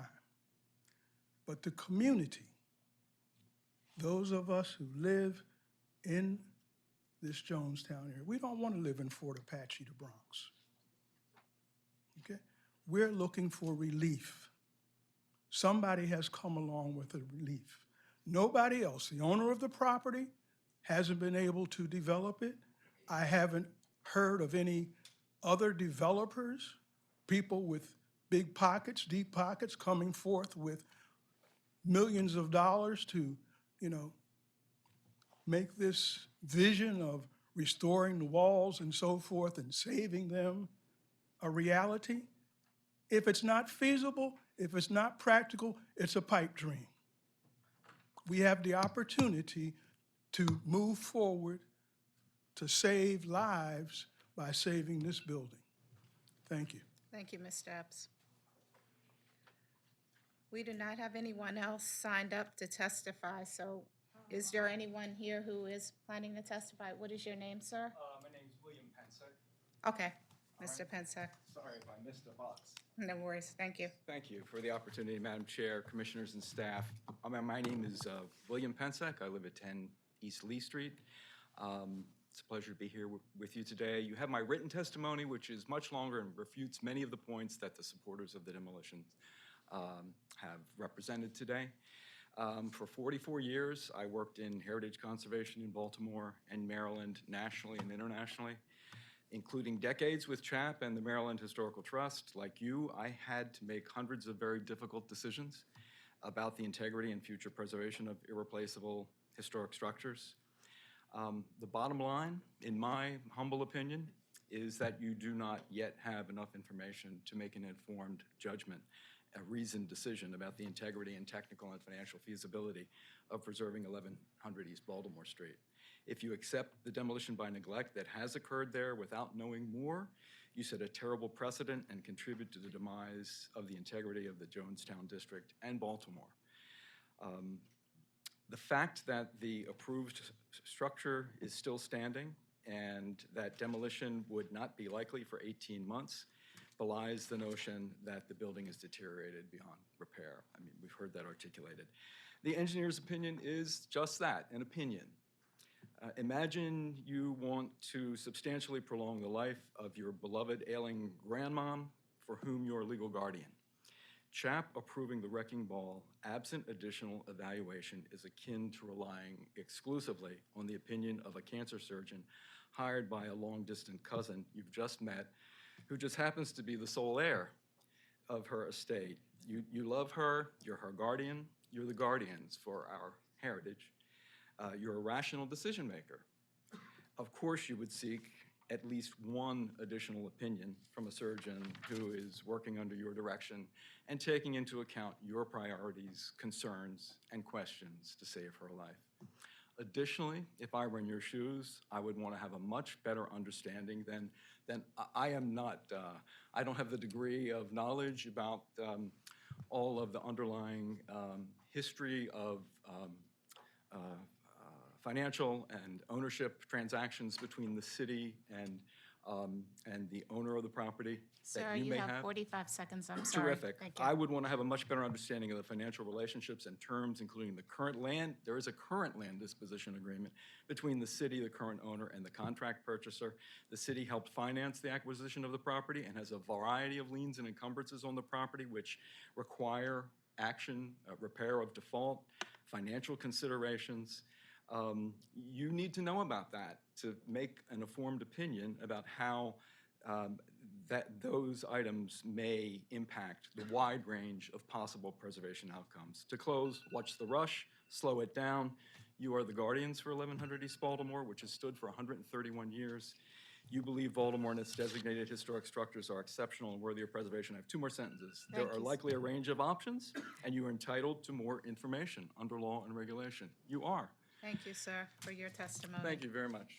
I'd like to cross-examine Mr. Pensick. I think you get 60 seconds. Oh, yep. Please don't speak without a microphone. Thank you. And please state your name, so just for the record. Yep. Alyssa Domzel with Ballards Bar on behalf of Helping Up Mission. In your testimony, you said that the demolition timeline was 18 months. What was that based on? That was based on those portions of the March 14th hearing recorded that do remain. It was suggested in that, that's the only information I have. I understand, but we agreed on a full rehearing, and if the commission would like to call us up on a clarification of the demolition timeline so that there is new testimony on which that is based, we'd be happy to do that. But that was not, we would move to strike that statement because it's not based on this hearing. Mr. Pensick, you also mentioned that there was no second opinion, correct, on Mr. Rocky's engineering report? To the best of my knowledge, there is not a second engineering report commissioned with the idea of preservation options and alternatives. There was, however, you can see it, however, that there was a portion of Mr. Holcomb's presentation in which the city did engage their contractor for an assessment of that report, correct? Yeah, Mr. Holcomb did testify to that, and I have no idea what the qualifications of that individual might be, or licenses. Thank you. Thank you. I just would like to add that, this is the tip of the spear, as I understand it. In the months ahead, you are going to be considering a deluge of demolition requests. So this is you need to take the time to get this right. Thank you. Thank you, sir. 1 second. Commissioners, do you have any other questions? I have Yes. one, Commissioner Battle. I would appreciate a clarification on the timeline in the previous stated 18 months. Can you click in the proposed applicant, please clarify the timeline? I'll just go here so I have a mic. Yes, the timeline for demolition is 6 months from whenever we are able to acquire the building. As Mr. Rocky alluded to in his testimony, it's a very complicated demolition because there's an unsupported basement on the interior, so you can't send any equipment to the interior safely.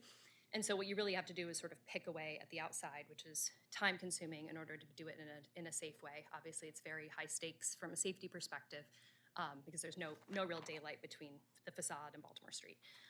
So for just demolition, 6 months from when we are able to acquire the building, and then further period after that to implement the greening and landscaping and cleanup plan that we have. You're welcome. Thank you. I wish to cross-examine. Mr. Murphy, you will have 3 minutes to cross-examine. Why is the building historic?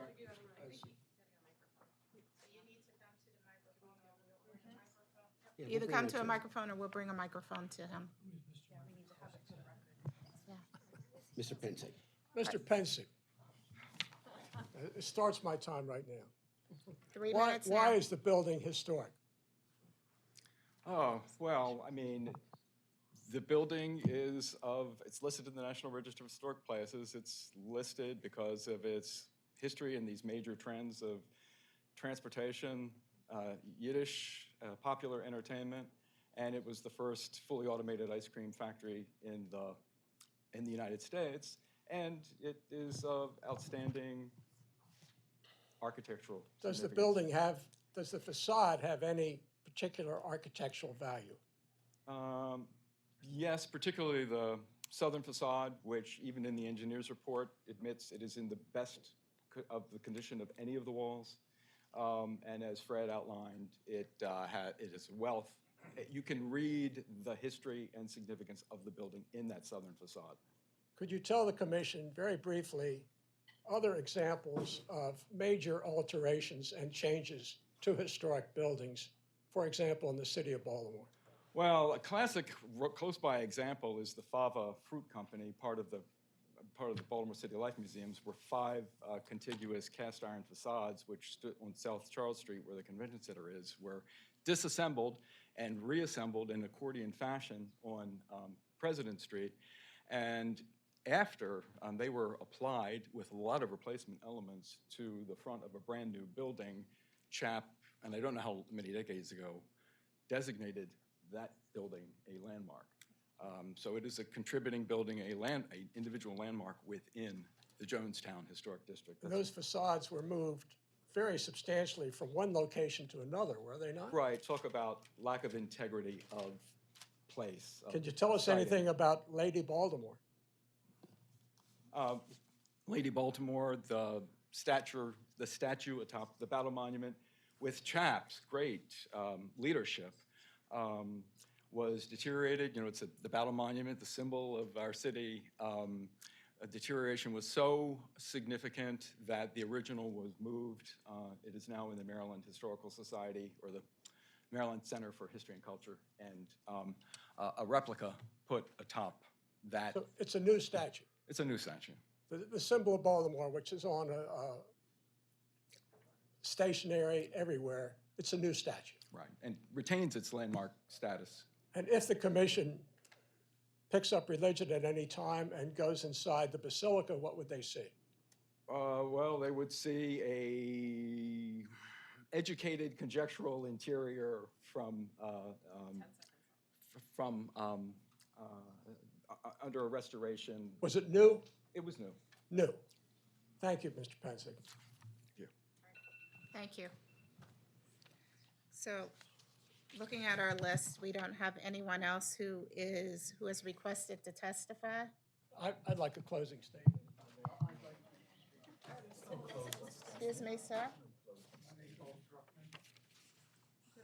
Okay. Sir, if you can come to the mic, we don't have you as identified to testify, but we will hear. I didn't want to, but having listened to all of this testimony, I can't hold myself. Okay, sir? Can you please state your name Yes, first? please. Dolph Druckman. Okay. I am a taxpayer and resident and observer of architectural historical preservation and this meeting. You have a very important job, panel, because it is the credibility of CHAP which is at stake. There is just too much history in this instance and in many others that have come before you, where there is serious question as to whether or not you're the panel for historic preservation or historic demolition. Now, a lot is coming down the pike. Your process is critical. And I think there's enough evidence that was presented here today that causes serious question as to what the process has been on this property. I don't care to argue how much Portland cement may be in which salmon brick and what's the date that it will probably fall down. That's really immaterial at this point. The issue is your credibility, and you have a very big job because it really doesn't look like you've done that job. You don't have the record, you don't have contrary opinions, and it's your entire process and credibility. And I'll just finish with that statement and say thank you, and I wish you well. Thank you, sir. Thank you. Brief closing statement, Madam Chair. Brief.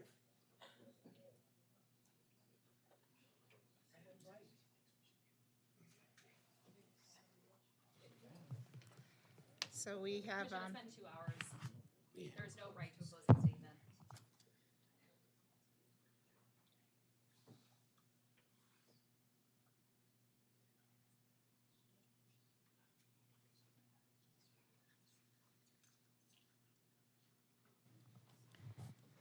so we have been advised to, if the developer wishes to sum up their testimonies, and then we will given 3 minutes, and then we will give Mr. Murphy 3 minutes, and then we will have the commission basically vote on next steps.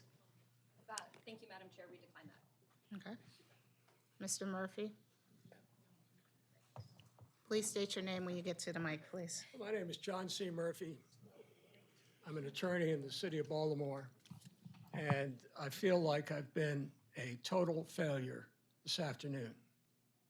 I have not been able to indicate to the commission why a second opinion is needed.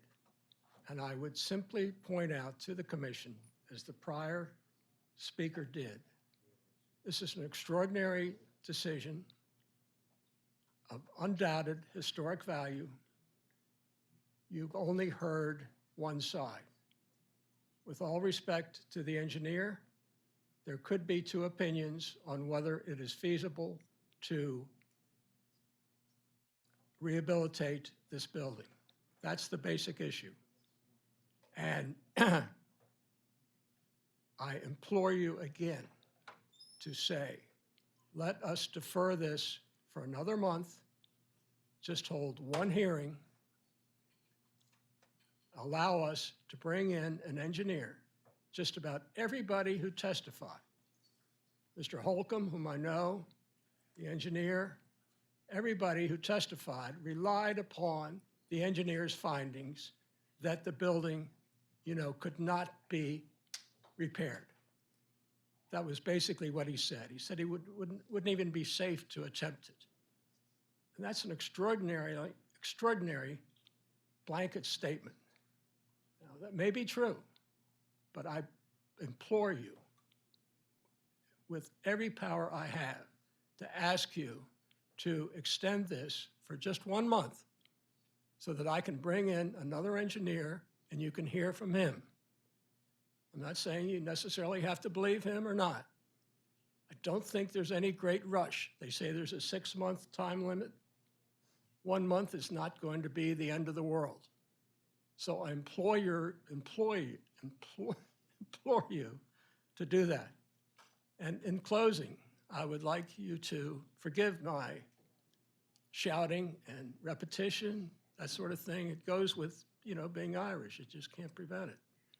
So I thank you again, and I implore you to give me that time, not for John Murphy, but for the building. It's a very, very valuable building. It really is. The facade is what is worth saving.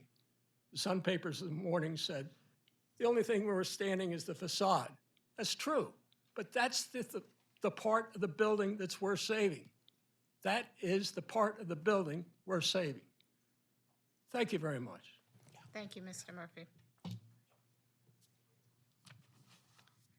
Commissioners, I guess this is our opportunity to have a discussion about what we have heard this afternoon. Who would like to start?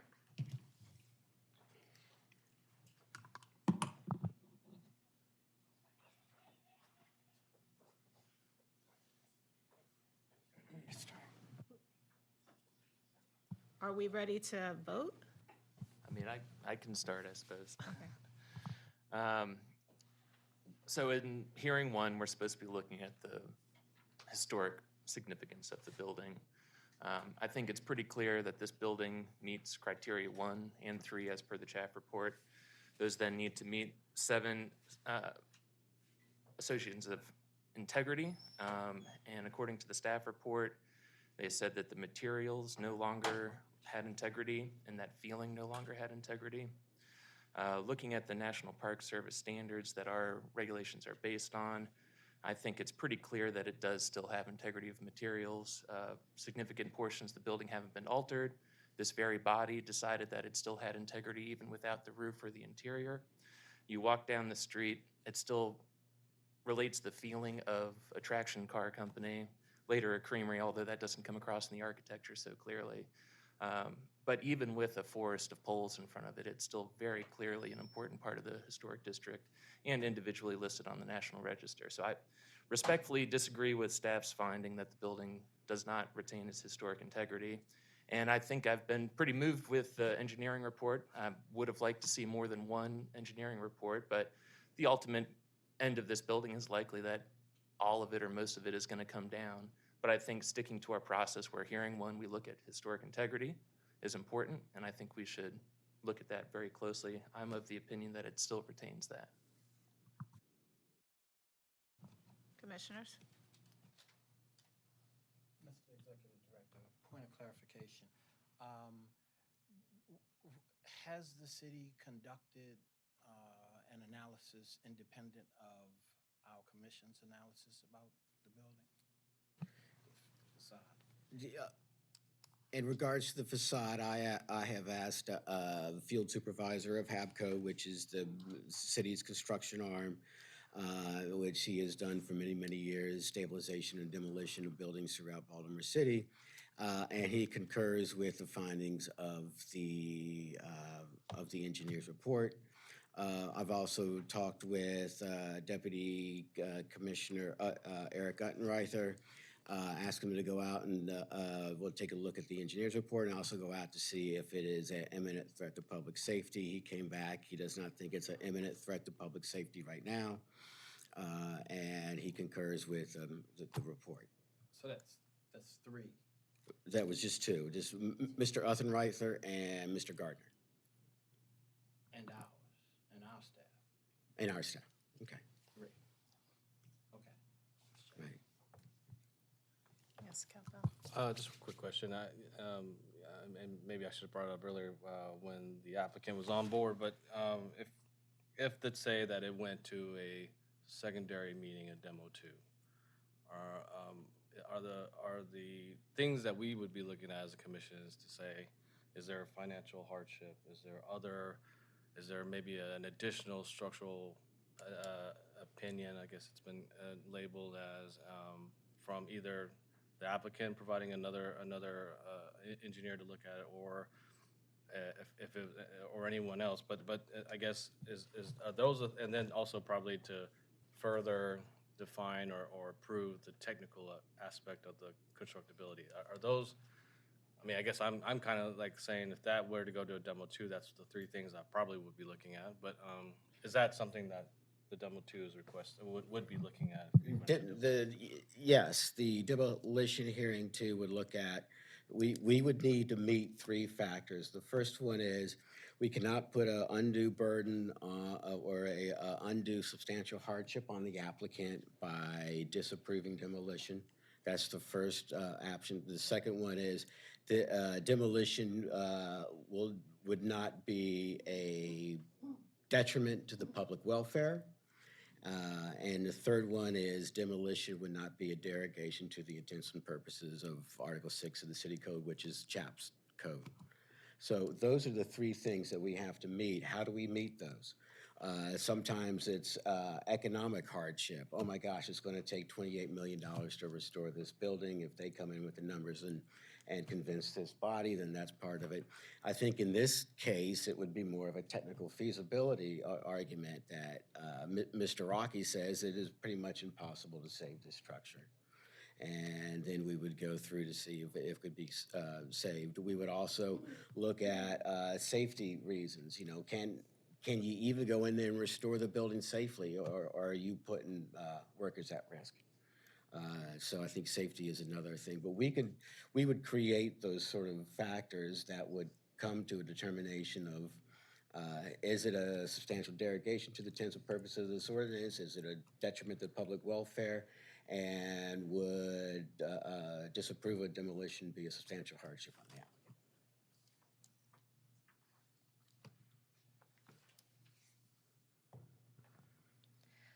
I have a follow-up question for the applicant.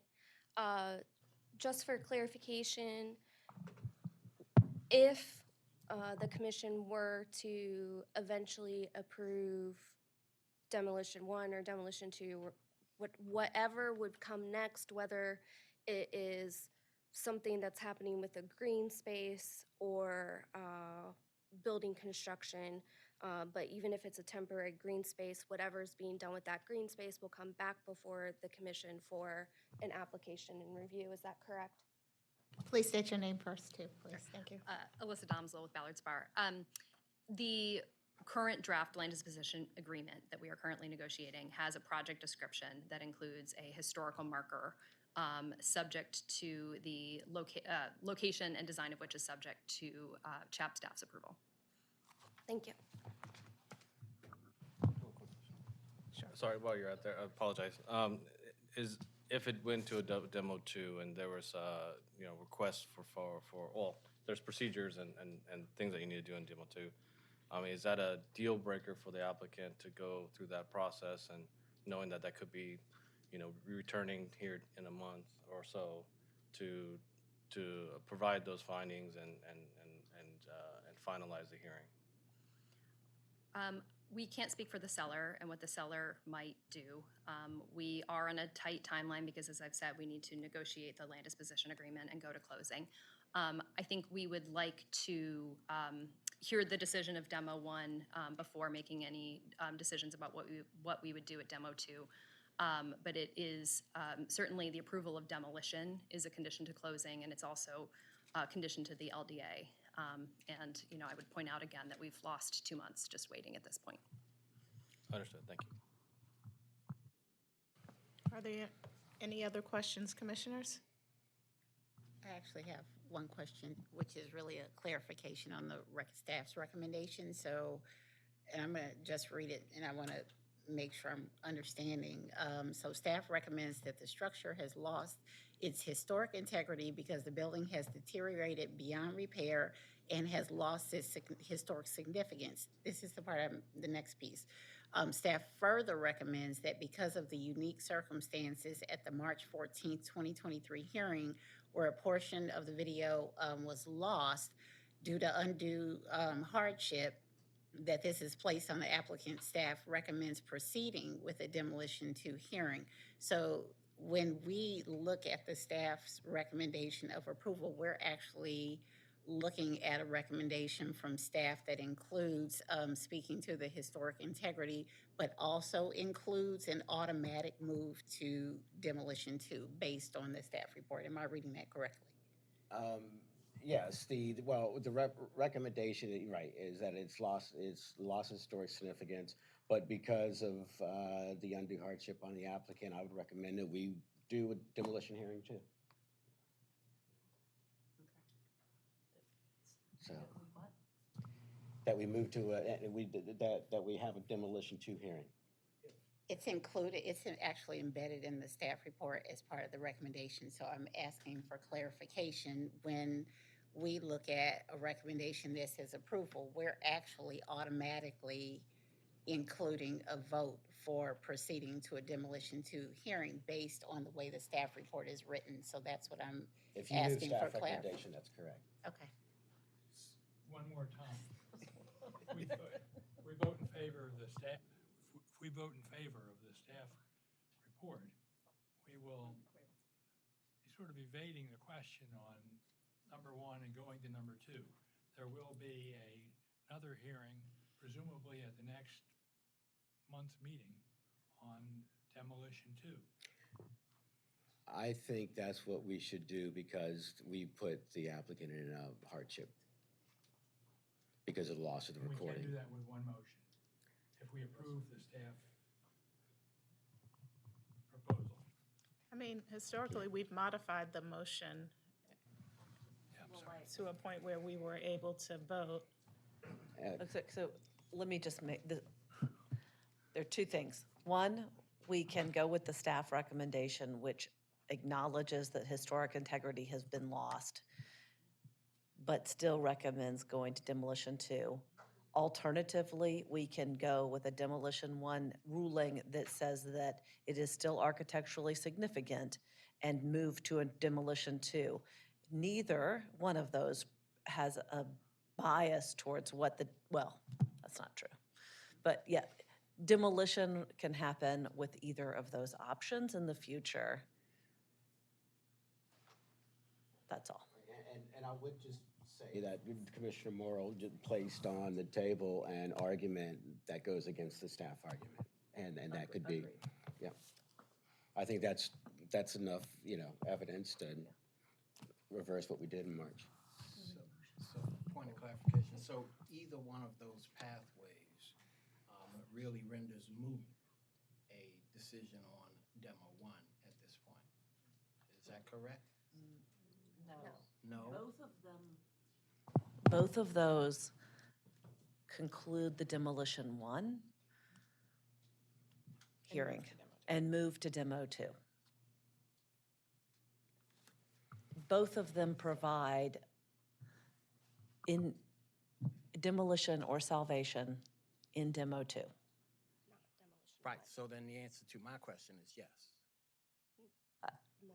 My question was, my question was for clarification. Both of those pathways would render a decision on demo one at this point in time irrelevant. I don't think No. that's true. It's No. the difference is that we can either agree with the staff recommendation that the building has lost its historic significance, or we can say that we do think that the building retains historic significance and still go to the demolition two hearing, which is what you would do under normal procedures. Okay. May I ask a clarification point on the procedure? We have posted, and both the 1 and 2 hearings are on the agenda today, and our understanding was that due to the delay and the hardship that we suffered up to this point, that the commission was willing to hear both 1 and 2 today, regardless of the outcome of 1. Nonetheless, we would like a clean vote on demo 1. Commissioner Morrow? Could I make a motion to overturn staff's recommendation and that the building retains its historic integrity, please? Second. All in favor? Do we want to go around? Do we need to go Yeah, around? yeah, we do. All righty. Well, hang on. And the building. Okay. If we can start with you. Commissioner Rodwell? Okay. Restate the motion, please. That the building does retain its historic integrity and that the materials and its feeling have not been lost and that it still meets the criteria 1 and 3. Yeah. Negative. That's a no? Hang on. Eric, do you want to restate what you heard? Yeah. It's the same. Right. No, I'm good. I just wanted to finish that. All right, so Okay. Rodwell said no. All right. Commissioner Good? I am going to say no. Commissioner Power? Yes. Commissioner Morrow? Yes. Commissioner Dennis? No. Commissioner Bullock? No. Commissioner Powell? I'm sorry. Yes. Yes.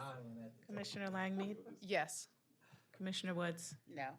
Commissioner Land? Yes. What do we have? I gotta double check. So Woods was no, But it doesn't matter. It doesn't matter. and Leanne, Yes. Powell, you I'll were vote yes. I want to get to the number. All right, so I'm just gonna go back just to double check. Rodwell's a no, Good's a no, Power's a yes, Morrow's a yes, Dennis is a no? Correct. Bullock is a no. Powell's a yes, Langmead's a yes, Woods is a no, and Leanne's a yes. So we have 1, 2, 3, 4, 5 no's, and 1, 2, 3, 4, 5 yeses. So 5 to 5. So, Chairman. I'm so mad at Harry right now. Easy first day.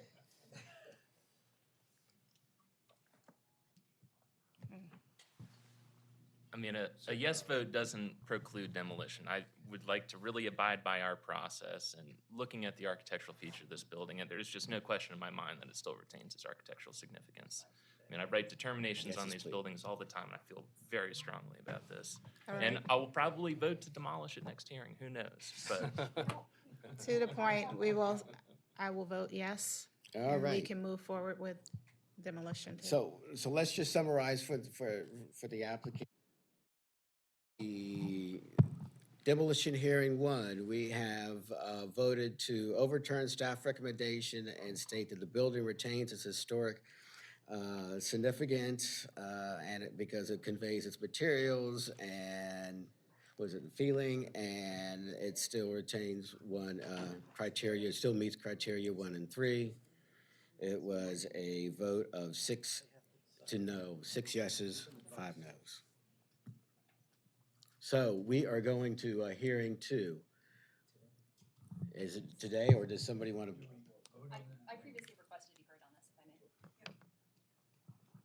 may. Don't forget to state your name. We only voted to hear one. We haven't decided when we're going to hear demo 2 yet, today or in the future. Is that what you'd like to comment on? Yeah, I understand. I just want to point out that, again, the agenda does say demo 1 and demo 2. Everyone has had ample time to get any evidence together, get any experts together. And again, we have been waiting for 2 months at this point.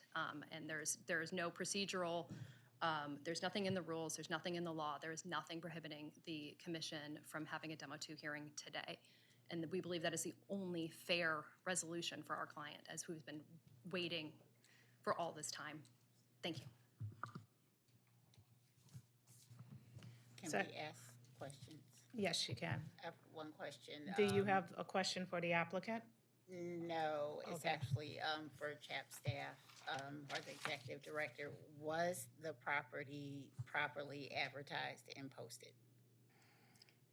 We posted for a demo hearing 1 and a demo hearing 2.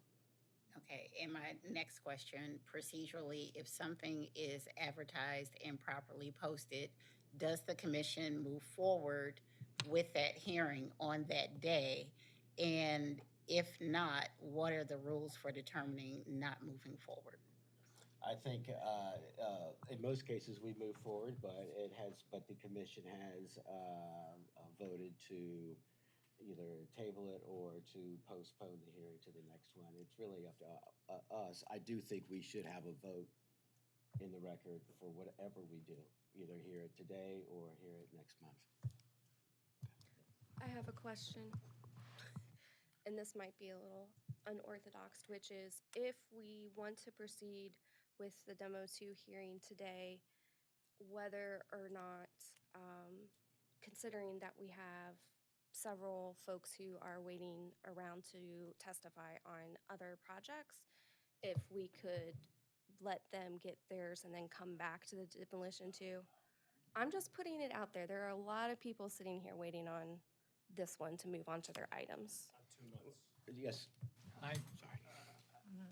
I think this question is ripe and of very much concern to us who reversed the staff decision on number 1. In light of the irregularities and complications and confusion, I hope we can move on this occasion to postpone, to call for a demolition 2 hearing and call for it to be postponed to our next meeting. Is that a motion? That's a motion. Second? Do we need each commissioner? Yeah, let's go ahead. All right, Commissioner Rodwell? No. Commissioner Good? Can you restate the motion, please? Was the motion to delay demo 2 until next month? Yes. Demo 2 next month.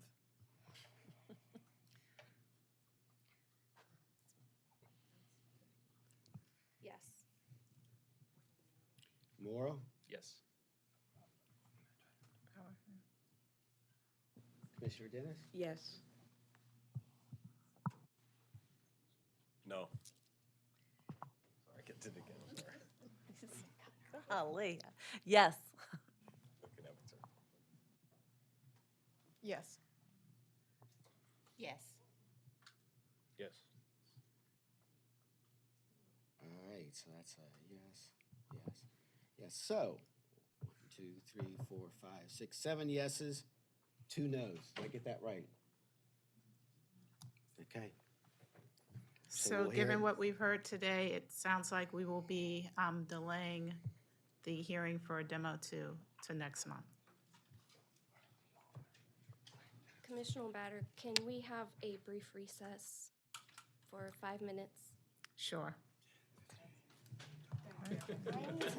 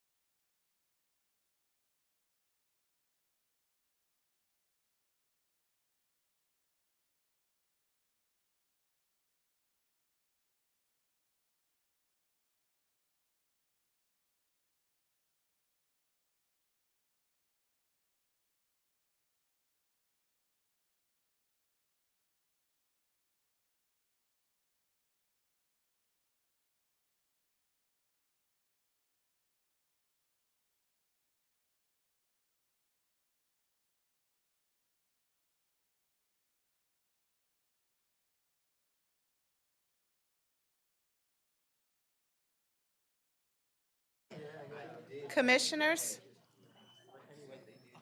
it okay if I go back to the office? Yes. Yeah, okay, it was very nice.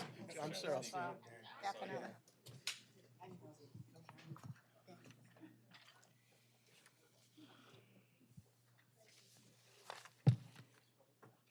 Where's our AD?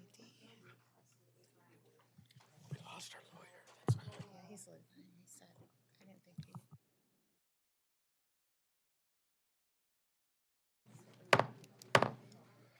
Do we have our commissioners here? Are we still waiting for some? I know Councilman Bullock had to leave. Commissioner Bullock. Looks like we're missing Powell and Garrett Powers. We'll give them a couple of minutes. Oh, There's Ian. there's Commissioner. We're only missing one, so we can probably get going. Oh. He left his jacket, though. All right, so commissioners, thank you so much for your time and your patience. That was a lot more than we had probably thought we were going to have this afternoon. So we currently have 6 more things to review. And it is now, I believe, 3:36. So we can choose, and I wanted to bring this up first. We can choose to review the 6 different cases, or we could elect to defer some to our next meeting. I think if we elect to defer anyone, we should ask for volunteers, not force them if they've been willingly sitting here waiting. That's my singular opinion. Let's crank through a few and see where we are in a few minutes. All right. All right. Next up is 4315 Minnesota Avenue, Municipal Structures Review. Staff is Lauren. Yep. Let me get to that. Sorry. Commissioners, thank you for your patience. Okay, here we go. Demolition hearing 1, determination of architectural significance for 4315 Minnesota Avenue. This is a municipal structures review, and I'm going to I'm sorry, before you start. Absolutely. So it's my understanding that they're not able to really hear us, so if we can all really just talk into our mics so that we can be heard and recorded appropriately. Okay. Sorry, go ahead, Lauren. No, absolutely. The petitioner is Jackson Gilman Ferlini with DGS. I, Lauren Chisholm, staff, and this is for 4315 Minnesota Avenue. The fire station at this address is located at the intersection of Minnesota Avenue, Sheldon Avenue, and Bowleys Lane. The surrounding built environment is largely comprised of 2-story brick row houses constructed in the 1930s and 1950s, and there is a 1970s garden apartment complex located across the street as shown. The firehouse is located at the center of a wedge-shaped lot facing north towards the intersection. The eastern portion of the lot is a parking lot. The western side is a manicured lawn. It's a 2-story flat roof firehouse constructed of red brick with a simple 1-bay, 1-story brick addition located on the north side, set back from the facade of the historic firehouse. The first floor of the firehouse, the historic firehouse, features a large central door for the fire truck, which is inset into the facade by several feet. The facade has a Flemish bond pattern, features a stone water table, decorative stone coining, and a Tudor arch as a door surround. On the second floor are 3 window openings with stone sills and a double soldier course surround. There's a simple roof cap with a fire department cartouche in the center, and the central bay of the firehouse is flanked by 2 slightly projecting bays with parapets, with stone belt courses and ziggurat details at the top, which wrap around the sides of the building, bringing the ornamentation 1 bay deep on the east and west elevations. Stylistically, this building's a bit transitional. It's the predominant architectural style is Art Deco, but there are also Tudor Revival and Colonial Revival detailings. The side elevations, as well as the rear elevation, lack ornamentation. Building 7 bays deep, largely symmetrical fenestration patterns. There's a hose tower located on the east elevation that rises an additional story on the roof. The one-story 1974 addition is brick, also has a flat roof. Facade bay is comprised of a vehicular door. On the entirety of the firehouse, doors and windows have been replaced with aluminum windows, but the building retains integrity. A little bit of background. The state of Maryland fiscal year 2023 budget allocated $10 million for the replacement, specifically replacement, of Engine House 14, Medic 21 Firehouse, and Engine 27/Truck 26 Firehouse. The Baltimore City fiscal year budget then took that money and allocated $5 million each to these two firehouses for renovation or replacement. And as this commission remembers, the legislation to designate Engine 14 Firehouse as a Baltimore City landmark is before the mayor for signature. So that firehouse is in the process of being designated as a landmark. CHAP has not previously reviewed any other proposals for this property. Oop, that got a little cut off. The purpose of the CHAP hearing today is to determine if this building has historical and architectural significance under the demolition hearing 1 process. Staff applied section 3.5 review procedures for city-owned structures and section 3.6 demolition procedures of the Baltimore City Historic Preservation Rules and Regs, specifically demolition hearing 1, determination of architectural significance.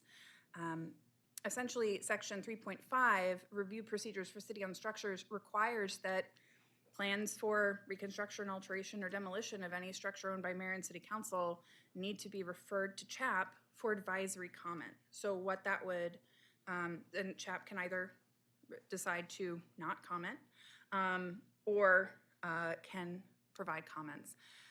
So we don't necessarily review every single property that is city, mayor and city council owned, because that would be a lot of properties on DHCD, land ownership, and that would be a whole lot. So it's very specific. We only are reviewing properties that are used for municipal function, including offices and workspaces, schools, fire stations, police stations, monuments, water, wastewater facilities, et cetera, or is being aggregated for a master plan or URP, or meets other criteria. So as this is a fire station, the commission has to provide advisory comment on the proposal for this fire station.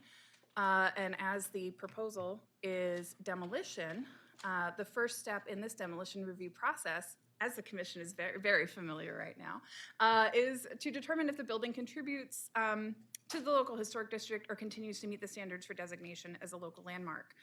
So this has not been considered by the commission before. This is the first time the commission or its staff has reviewed this property. So at this hearing, we'll present historical or architectural significance, history of all the structures, including additions, determination of historical and architectural significance, and application of criteria.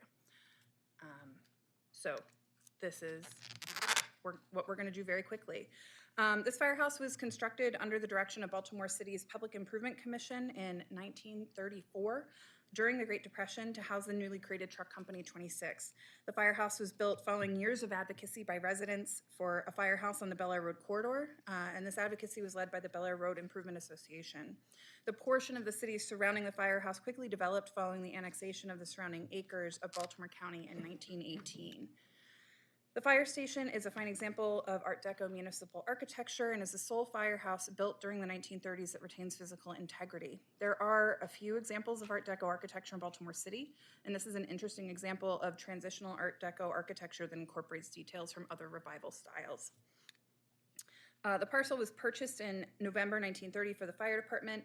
Board of Estimates approved funds in January 1931. Plans were drawn up in October 1931, but of course you need to have your full funding, and the project stalled out until October 1933, when the Public Improvement Commission allocated $35,000 for the construction, and the Federal Public Works Administration, PWA, funded $12,000. The PWA was a federal agency created during the Great Depression to create employment opportunities nationwide through the construction of municipal buildings and infrastructure projects. There were 36 municipal projects in Maryland that received federal grants and loans through the PWA, including 9 in Baltimore City. In Baltimore City, this included 4 elementary schools, Ashburton Pumping Station, new units at the Baltimore City Hospital, infrastructure projects, water mains, sanitary sewers, and this firehouse. And all of these 9 projects was a total expenditure of over $500,000 in federal grants that only partially covered the improvements. The architect of the firehouse was W. Andrew Weiss, who worked for the Public Improvement Commission, and the firehouse was constructed by the Lackey Construction Company. I'm not sure if I'm pronouncing that correctly. The construction of the firehouse was completed in October 1934, but the fire truck wasn't delivered until 9 months later, in June 1935. Supply chain issues sounds familiar. So unfortunately, the community had a firehouse, but they couldn't actually have an operational firehouse. And so it was delivered, the fire truck was delivered several months later. The building was described as a stately pile of brick that possessed grandeur in the form of modern technologies and design. The Sun reported that over 2,000 people attended the dedication of the truck company on July 1st, 1935, when the company was finally put into service for the Bel Air Road section of the city. And the truck extinguished its first fire just 2 days later. The fire truck was a Mack QB quadruple combination ladder truck, pumper, hose wagon, and chemical engine. And it was reportedly the first of its kind in the United States. And what's important about this is its combination of many features allowed it to better serve small communities because it was multi-purpose. So it could do it all, essentially, which was really important for, I guess, communities that were a little further out that maybe didn't have access to as many fire stations. To have a fire truck that could sort of do it all was really important. Likely due to the Great Depression, only 2 firehouses were built in Baltimore City during the 1930s, and the other one is a fireboat building in Locust Point, which has been significantly altered. In June 1973, the City Zoning Board approved the construction of a 1-story side addition to the firehouse, and this was completed to facilitate the co-location of Engine Company 27 at this location in 1974. This 1-story addition is built of brick and is visually subservient to the historic firehouse, both in terms of its size, but also the fact that it is set back from the facade of the historic firehouse. In 2008, a portion of this block of the 4300 block of Minnesota Avenue was named Fallen Firefighters Way to honor Alan M. Roberts, a firefighter stationed at Company 26 who died in the line of duty in 2007, the same year that firefighter Rachel Wilson died in a training exercise. This fire department serves the surrounding community with medical and fire services, as well as serving as a community hub, participating in coat drives, and in the 2010s was one of 2 fire stations that participated in Fridays at the Firehouse summer programming for Baltimore youth. Staff is applying the criteria for designation. The commission considers the quality of significance in Baltimore history, architecture, archaeology, engineering, and culture present in districts, sites, buildings, public interior structures, and objects that possess integrity of location, design, setting, materials, workmanship, feeling, and association, and are associated with events that have made a significant contribution to the broad patterns in Baltimore history, or are associated with lives of persons significant in Baltimore's past, or embody distinctive characteristics of type, period, or method of construction, et cetera, essentially the architecture criterion. And 4, that have yielded or maybe yield important information in Baltimore history or prehistory, essentially the archaeology criterion.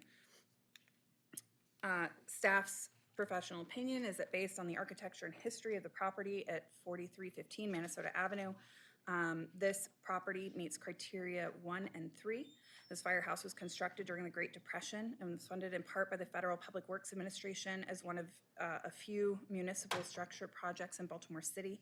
The property is an example of a transitional Art Deco style, and the building possesses integrity of location, design, setting, materials, workmanship, feeling, and association. And so, in other words, this retains enough fabric to convey its historic and architectural significance. This firehouse is not located within a CHAP district, so there is not an architectural review committee, but the following community associations were notified of this project: the Parkside Improvement Association, Northeast Partnership, Inc., Frankfurt Improvement Association, Inc., Coalitions of Communities, Frankfurt Community Association, Friends of Herring Run Park, Bel Air Edison Community Association, and Bel Air Edison Neighbors. And Staff has reviewed the architecture and history of the property and has determined the property meets criteria 1 and 3 for its significance in the broad patterns of Baltimore history and for its architecture, and possesses physical integrity, and therefore staff recommends disapproval of the proposal to demolish the building. Thank you, Commissioners. Any questions? Commissioner Morrow? I take it we didn't get responses from any of the neighborhoods that were contacted? No. Thanks. Commissioner?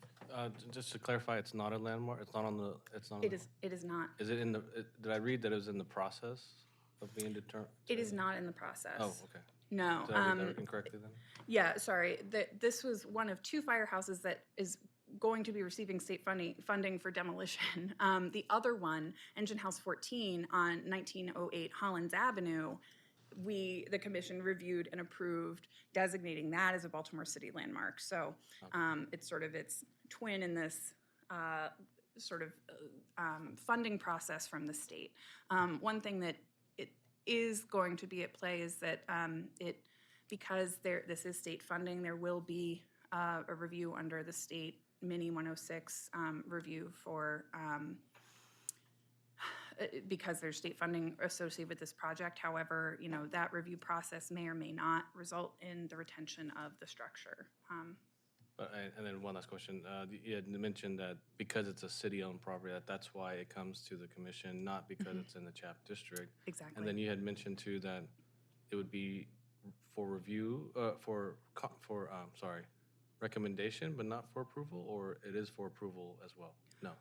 No, that would require a separate process to designate it as a landmark. So that could be, if the commission were to, they could make that recommendation. The designation process is a separate legal procedure with City Council and introducing a legislative bill to designate as a landmark. So, that could certainly be an addendum. It could be a motion. It could be a motion that recommends disapproval and recommends that the council person for this district introduce a bill. Could be an option, or that the administration introduces a city council bill for designation. Understood. Thank you. Okay. Are there any other questions, commissioners? We do not have anyone signed up to testify, but we would extend the invitation if anyone is here. And when you come to the mic, please state your name. Good afternoon. My name is Jackson Gilman Forlini. I'm the Historic Preservation Officer for the Department of General Services. Thank you, Madam Chair and Commissioners, for hearing this application today. You'll be pleased to hear that we're here more to listen than to speak.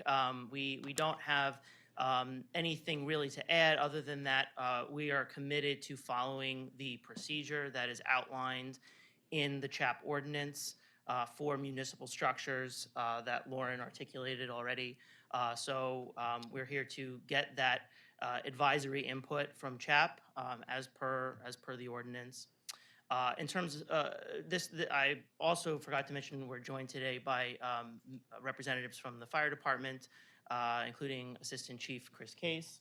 And DGS is the agency that performs the design and construction services on behalf of the fire department, which is why we are the applicant in this case.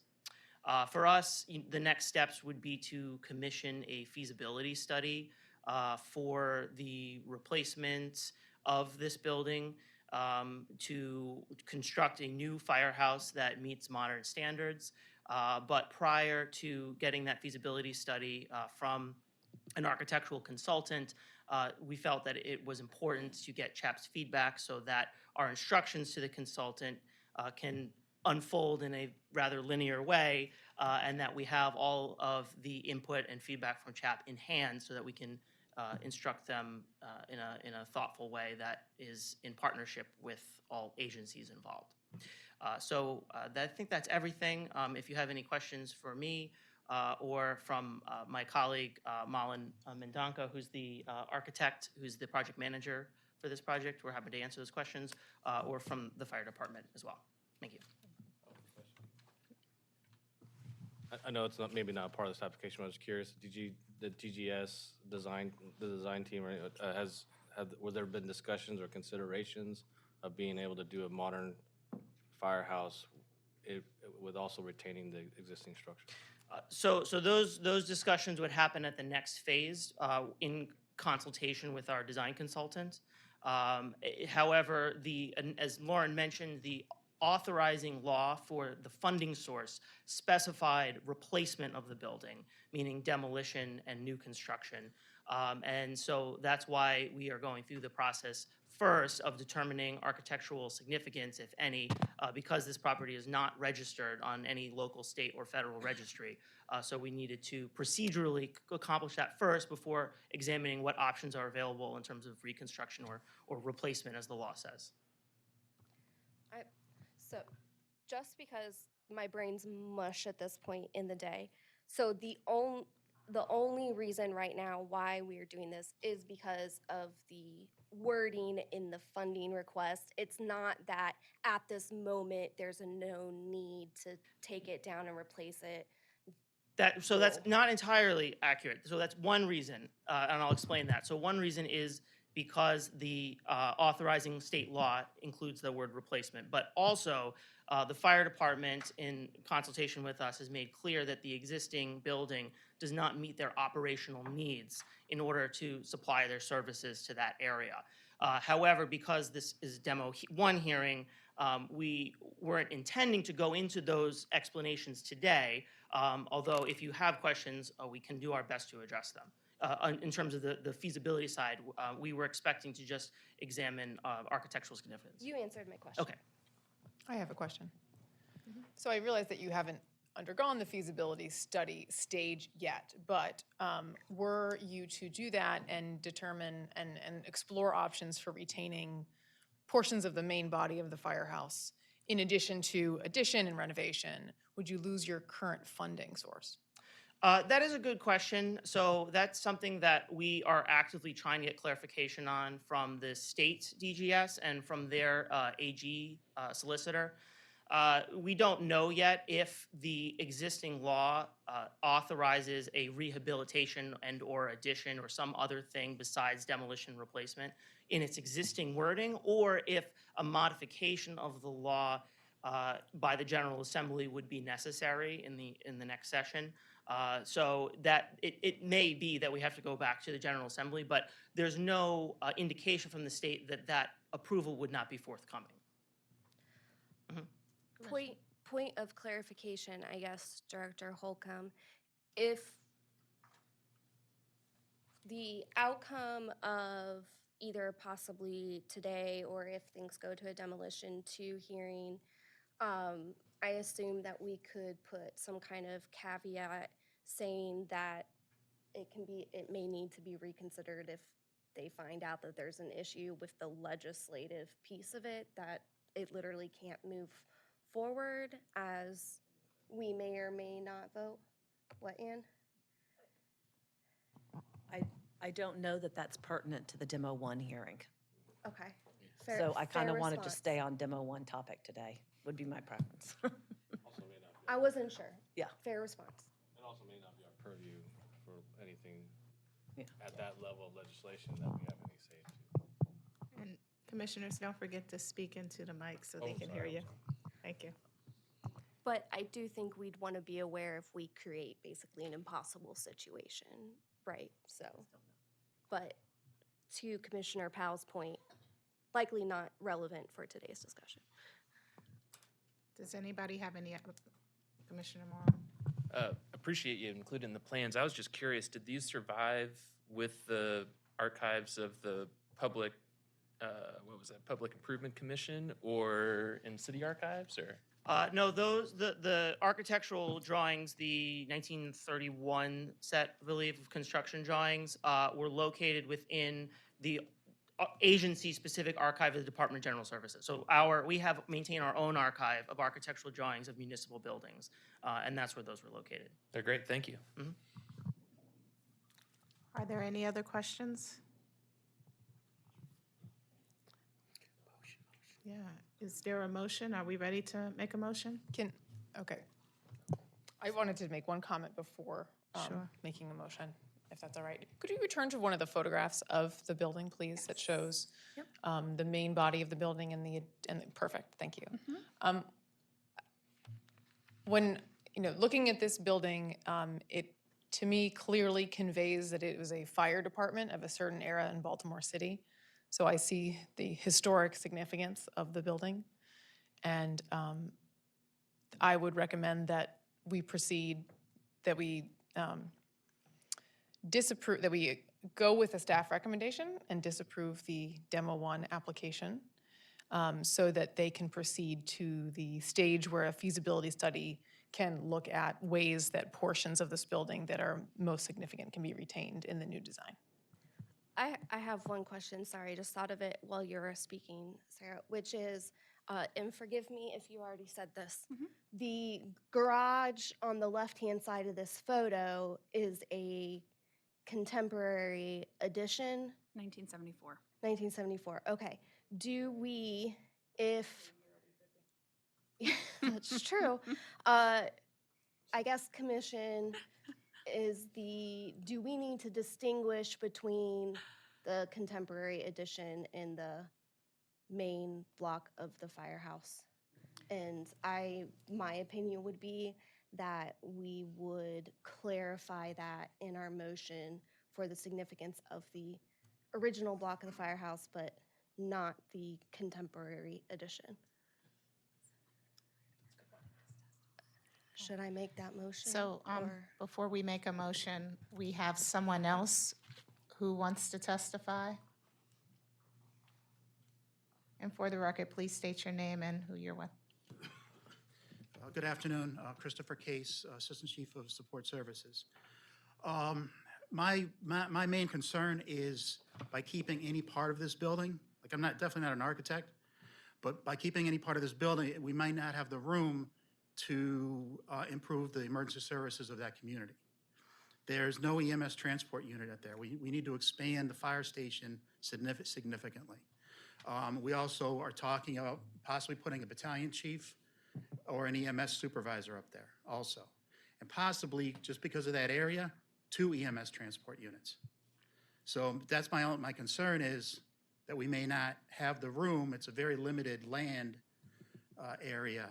And our main concern is improving emergency services of the communities up there. I just want to be clear that the Demo 1 hearing, like, that is all great information, and I would be prepared to share that in a Demo 2 if we go to a Demo 2, but it's not really the purview of a Demo 1 hearing. I have no idea what That's you why guys do. I just want you to understand. I want you to understand. You guys don't come out and tell me how to put a fire out, and I'm not, we're just. Yeah, exactly. So, but no, I mean, I just want you to understand that. Yeah. Right. All right, that's all I got. Unless anybody has a question. Thank you, sir. Commission, Just a question to the commission and to the staff. Maybe, is it potentially a rewording, maybe of the recommendation? Like, is it that what we're really asking for here is significance, but we're not necessarily saying a disapproval of demolition at this point? I mean, because it's going to go to a Demo 2 hearing, right? So should we reword that or no?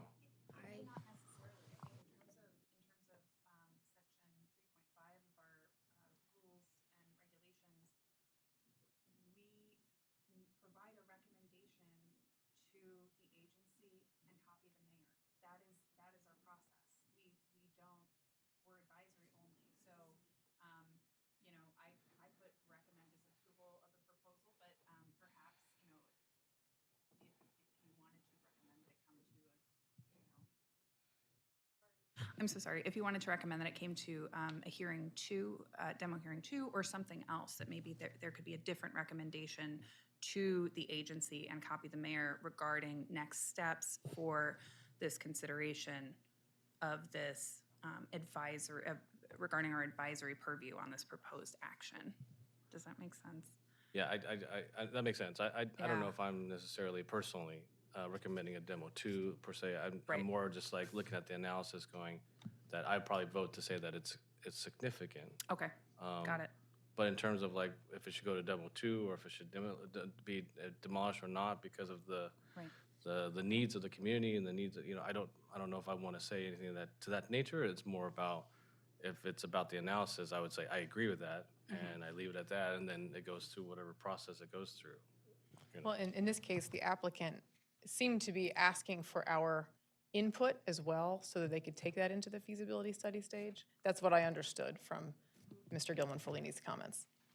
That's correct. If the commission determines that this building is not architecturally significant, then our instructions to the design consultant are going to look different in terms of what options they're evaluating, with the baseline understanding that it's not significant, assuming that the commission does. If the commission says it is significant, then we'll instruct the design consultant to take that into consideration while they're developing their options and proposals.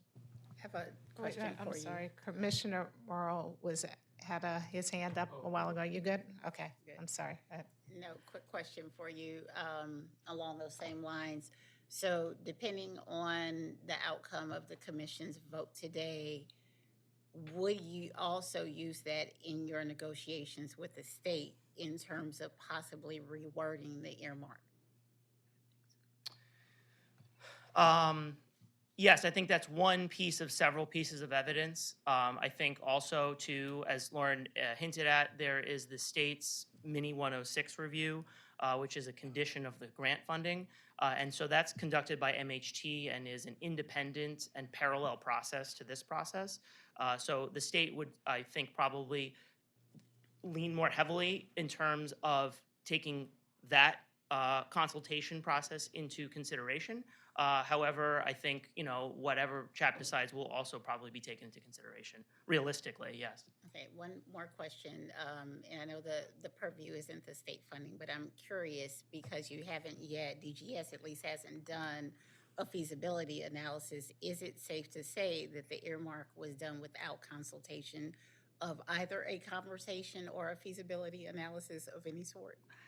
How can I say this nicely? Yes, so the political process in Annapolis does not always take expert opinions into account. This was a line item that was added to the fourth supplemental budget of the state operating budget as basically a governor's discretionary spending through the operating funds. And so the political process by which that happened did not include a engineering or architectural professional. Okay, thank you. Yeah. If discussion's done, I'm comfortable making a motion if everyone's okay with that. Go for it. Okay. I would propose to reword staff's, so I guess it'd be disprove staff's recommendation and replace it with the determination that the 1934 building has significance or intact significance, and that the 1974 addition does not have historic significance. And I think that's where it stops for demolition one. Right? Anyone want to I think we edit have to that? say we move to deny the application for Or demolition. demolition of the 1934 structure. You're recommending Unless I think anyone we- objects to the could you say 1974. That we We move to approve. We could. disapprove staff's recommendation and replace with? I don't think we need to do that. I don't think we need to We just need to separately make a do that. motion that sounds reasonable. Right. Okay. So do we have a motion? So- 1934 building has The historical 1930 significance and demolition is disapproved. Disapproved. But the 1974 does not have historic significance. I wouldn't go that far. You just leave it. Just leave it? Are you sure? I think Because we're, feasibility study, I think we're unduly complicating the process. We can that's fine. proceed to approve the staff recommendation, and this will go into the soup of the process. So I don't know if there's still room. Staff recommendation completely doesn't, completely Does not allows distinguish no between the two demolish. buildings.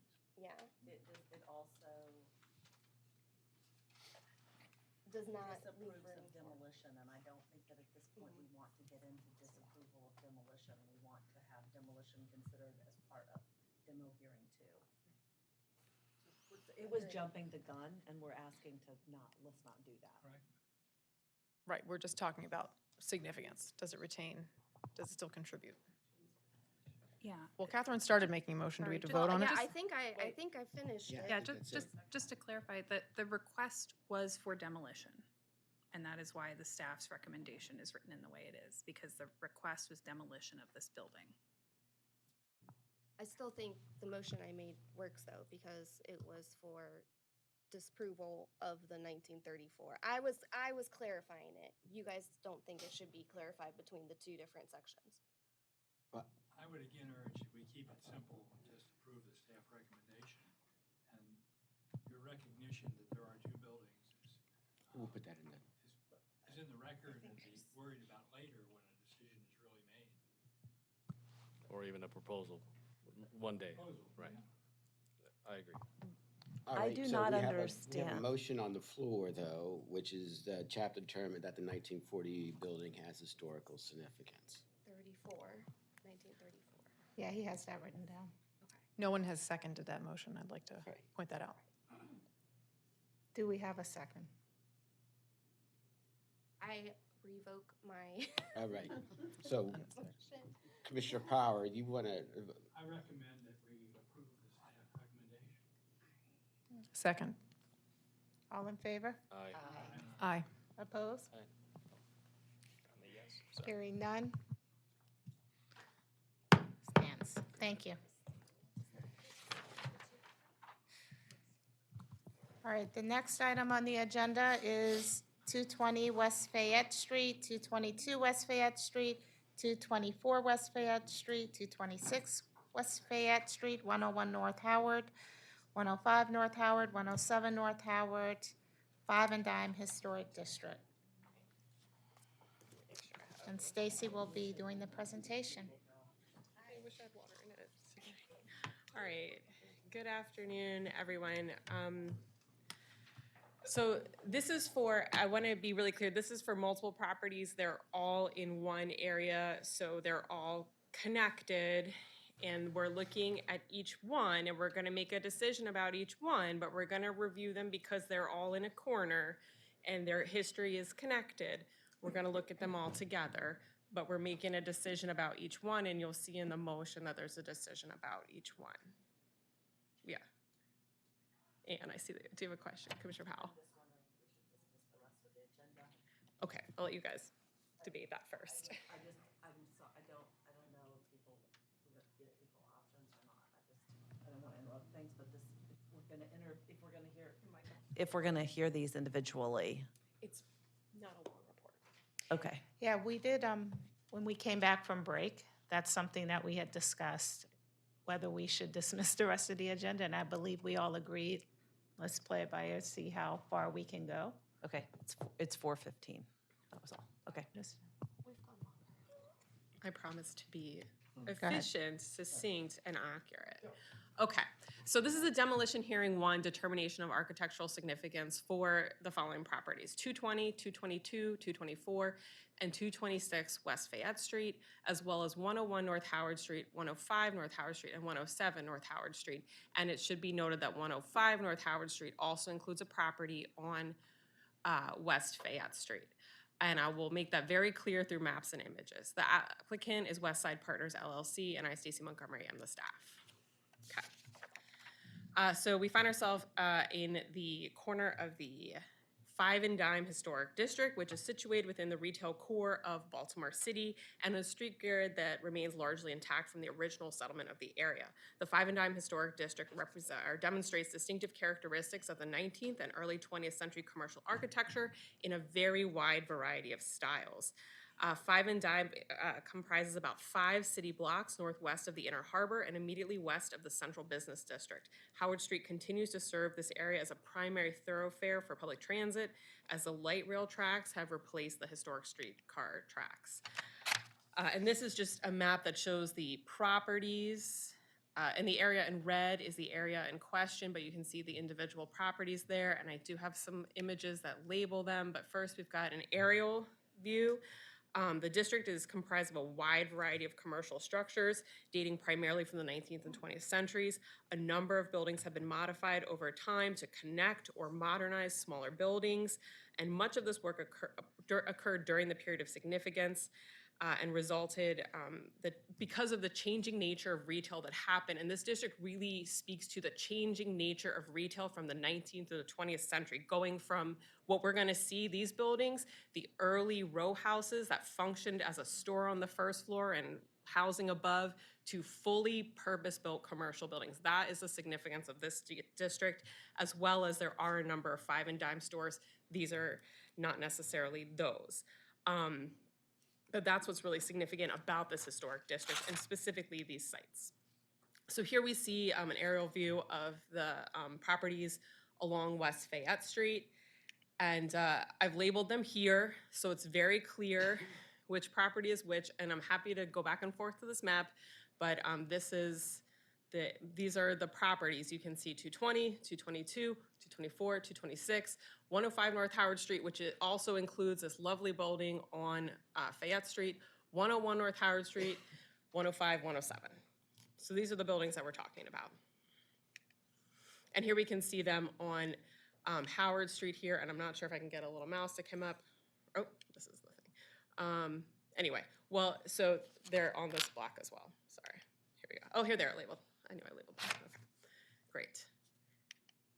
Okay, and these are the rears of the properties. Marion is the alley that runs behind there. And this is another view of the backs of the buildings facing onto Howard Street. Okay, so there is a lot of background for this properties. Back in 1998, there was a big plan to redevelop the west side. It called for a lot of demolition of historic properties. In 2000, the Market Center National Register Historic District was created. Many of these properties, not all of them, were listed as contributing structures to that National Register District, but not all of them.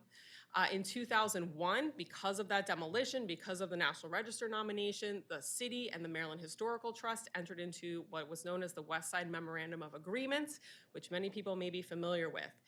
And the city was acquiring properties. In 2007, 2008, the city acquired all of these properties. And in 2009, there was a developer for what was known as the Superblock. And in that proposal, the team had proposed to demolish all of these buildings. These were not under CHAP control at that time. CHAP was not a part of this process. In February of 2011, CHAP became engaged somewhat in the properties. We were asked to consider, just like Lauren's previous report, under a city-owned property review, we were asked to consider the eligibility of all of these properties. And at that point, in February of 2011, I prepared actually the structures eligible for Baltimore City landmark designation in the proposed Lexington Square redevelopment area. And since 2011, my recommendations have not changed. In that report, I made the recommendations that I will make today. In March of 2011, it's also important, we've been talking a lot about the conditions of buildings. In March of 2011, the commission sent a letter about, not just with the report, but expressing their concern about the ongoing state of deterioration of the buildings in this block. And they sent the letter again in August to just continue. And so there's been some work by BDC to, they're the controlling agency of that, to sort of stabilize or roof some of the buildings. But then in 2016, that memorandum of agreement wasn't being used. It was used for one property in the whole time, and it had this very confusing color-coded map that just really kind of didn't work. And so the MHT approached CHAP and the Baltimore Development Corporation about dissolving the West Side MOA. And what came of that are 2 historic districts, the 5 and Dime Historic District and the Howard Street Commercial Historic District, which we created CHAP districts that protected the buildings that would have been protected under the West Side MOA, which were city-owned buildings that were getting rehabbed. And so in April of 2018, the 5 and Dime Historic District and the Howard Street Commercial District both came into play, and the MOA was then dissolved. And then this project came back, and that's great, and now it's under the CHAP review. So in August of 2021, CHAP staff had an initial meeting with the current development team, and then we had another meeting in March. And what they are proposing to do is go forward with the request to demolish these buildings, but they are proposing a larger rehab of more buildings in this area, but we're going to look at the demolition of these buildings today. So the proposal is very straightforward. It is to demolish the buildings that I've listed: 220, 222, 224, 226 West Fayette Street, 101, 105, and 107 North Howard Street. This photos are from a couple of years ago at this point. But we're gonna look at the architectural significance. So we've looked at these guidelines a lot today. I also applied section 3.6 of the demolition procedures. I don't want to skip ahead. I know we're gonna go, but this is what we're gonna look at. The same thing we've been looking at for the last 2 hearings, this architectural and historic significance of the property. And a determination regarding the significance of the structure will be made prior to the consideration of the details of demolition and hardship application and any new construction projects for that site. We've talked about all this previously, but this is the same set of criteria. So let's talk about the history and the historic significance of this site. And I'm going to talk about, like I said, the history. They're obviously, they're on a corner. They've been connected since, this is an 1879 Sanborn map. They've been connected since that time, right? So we can't talk about them individually. We have to talk about them connected. They've made up this block since 1879. We can see them here outlined in blue. You can see them in the 1901 Sanborn map. Here's something to notice, though. The corner building is listed as a 4-story building. And 2 buildings in, is a yellow colored building. A yellow colored building means that it is a frame construction building. That is not what's there today. There is not a 4-story building there today, and there is not a frame constructed building there today. So those 2 buildings you will see will not be listed as contributing buildings. They are not, and they are newer buildings. So one has been altered, one is new. But this is the 1901 Sanborn map. And here we still see it's a frame construction building in 1914, that yellow building, and the 4-story building at the corner. The other buildings are all 4-story buildings. The rear Ls have been altered over time, but we're still looking at 4-story buildings. 1914 to 1951. By 1951, there'd been some demolition that had already happened on this block for parking, good old parking. But that's the evolution of this block. This is a photo of this block. It's undated, but you can see there's the building on the right-hand side is a frame 2-story with a gable roof building next to the Bickford's building. This is the Bickford's building, is the one that is technically 105 North Howard Street, but fronts on Fayette Street. That wood frame gable roof building does not exist today. And this is sort of looking up from the corner of Park and Fayette. So sort of in the distance, you can see, I'm trying to get the mouse to work. Oh, there it is. Okay, this red brick building is our 4-story red brick building at the corner. This is the building that was a frame building here. It's the 1950s photo. This is showing the corner onto Howard Street. You can still see right in the front, the Alpha Cuts is that what is now a 2-story building, but was a 4-story building. And then 105 and 107 North Howard Street, which were one building connected. That's 1963. This is about 1975. You can see this corner very well. And you can see there's a 4-story building standing at the corner of Howard and Fayette Street. And, sorry, this is not the right thing. But then we can see this funky little 2-story building that isn't a frame building either. So now we're going to talk about the buildings individually. Let me just go to this. All right. So this is 220 West Fayette Street, and it is a building, we'll get again to but determine contributing. So the buildings of the northwest corner of Howard and Fayette Street represent some of the oldest remaining buildings in the 5 and Dime Historic District. Constructed in the mid to late 19th century, the 3.5 and 4-story brick buildings are fine examples of Federal and Italianate row houses that were altered to accommodate commercial uses on the 1st and 2nd stories, and all but 2 of the buildings retain architectural details that convey their style and period of construction. 220 West Fayette Street is the oldest building on the site, dating to the mid-19th century. It's a 3.5-story, 3-bay gable roof brick house with simple brick jack arches over each window and a simple stone sill. A more modern storefront was installed in the 1st story of the 20th century. There are probably earlier versions of that. And the 3-story, it has a 3-story brick L, and the building has been a store and a restaurant with housing on the upper stories, but that attic level is what kind of dates it to that early time period. And there are a lot of 2-story plus attic buildings. There aren't a lot of 3-story plus attic buildings in this area, so it's an interesting building type. And that's what's very, very significant. A lot of houses would have had dormers, and that half-story that we see in Baltimore a lot with the smaller upper windows was an idea of it gives you more space than a dormer, but you still have an attic floor, and this is a more rare type. Okay, so this is 222 West Fayette Street, and it's a 4-story, 3-bay brick building dating to the mid to late 19th century. The building features a dentiled wood cornice and a band of brick headers of the few courses below the cornice. The windows on the upper stories have brick jack arches. The second-story windows were removed at the turn of the 20th century and replaced with this larger 3-bay storefront window with a decorative cornice and mullions between the windows. This trend was common in the late 19th and early 20th centuries when historic row houses were converted into businesses. The first story also has a storefront with a dentiled cornice, and there is actually a taller 4-story rear addition that's brick construction, and there was an elevator, and there still is at least an elevator tower at the rear of the property. And this building, again, is contributing in staff's opinion. The next building is 224 West Fayette Street, and it's a 4-story, 3-bay painted brick row house that dates to the mid to late 19th century. The building features a dentiled wood cornice with a flat wood band at the base of the cornice. The windows in the upper stories have brick jack arches, and there's a more modern layer of brick over the first story facade, with a roll-up door over that, what would have been a storefront. The buildings at both 222 and 224 West Fayette Street are really fine examples of 4-story mid-19th century brick row houses that were converted to commercial use in the late 19th, early 20th century. And like I said, 222 has that really interesting second-story storefront as well. So that let there be maybe more than one business in the property. And then we come to 226 West Fayette Street, which is, in staff's opinion, not contributing.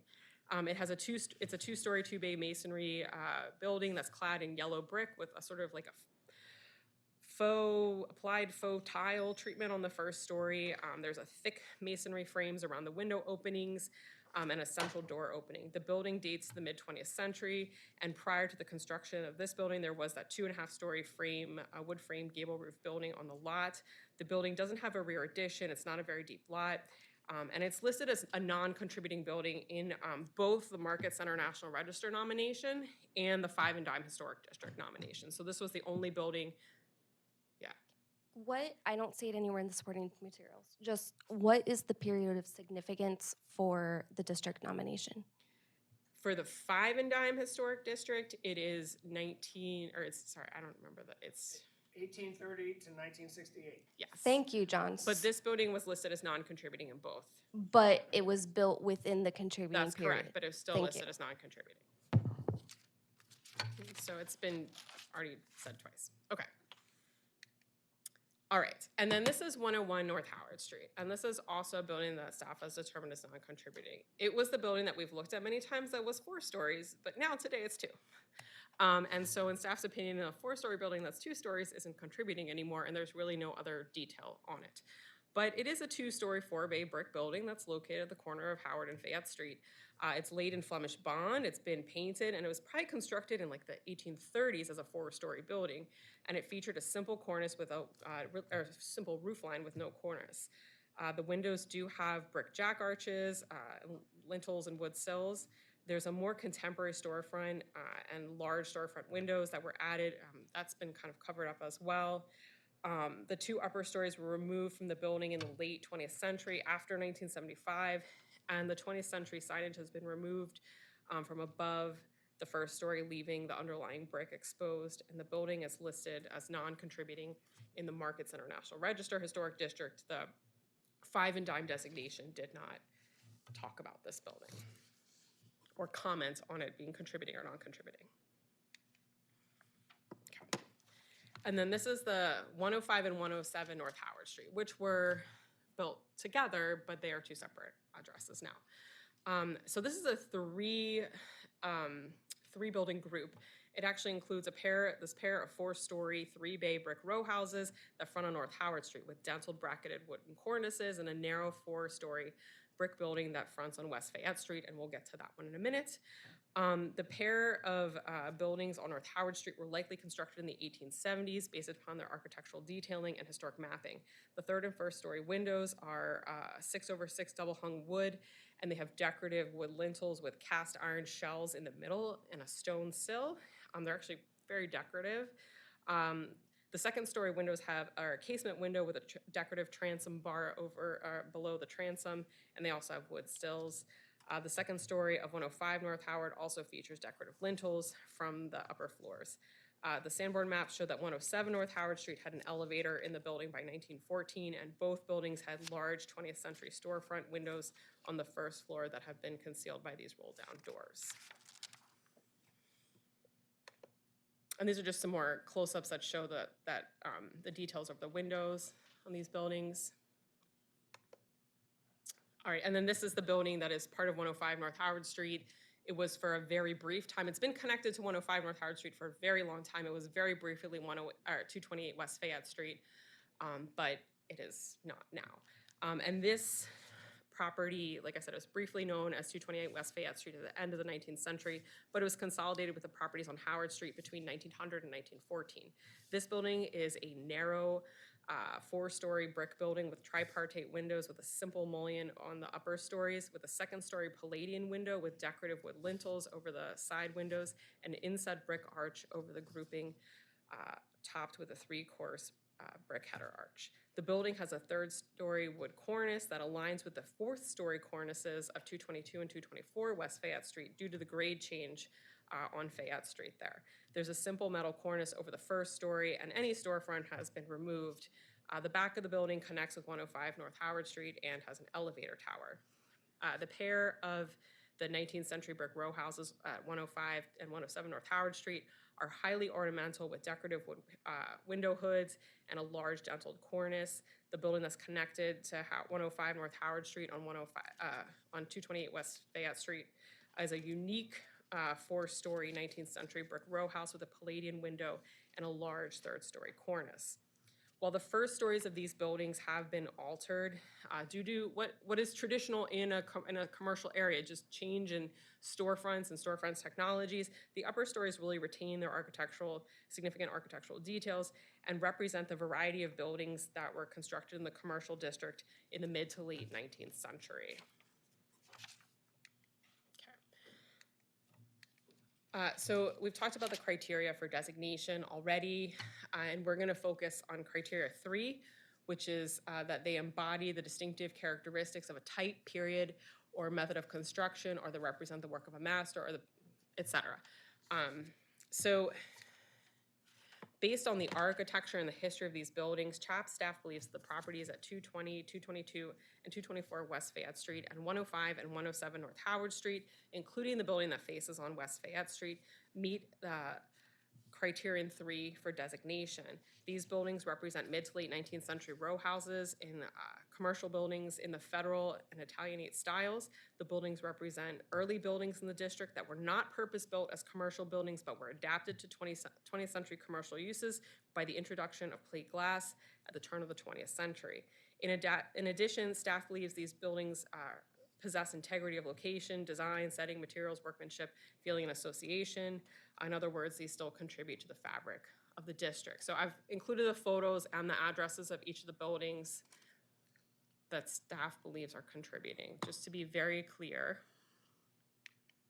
Okay, and the two non-contributing buildings. So CHAP staff believes that the buildings at 226 West Fayette Street and 101 North Howard Street do not meet any criteria for designation and do not contribute to the Five and Dime Historic District.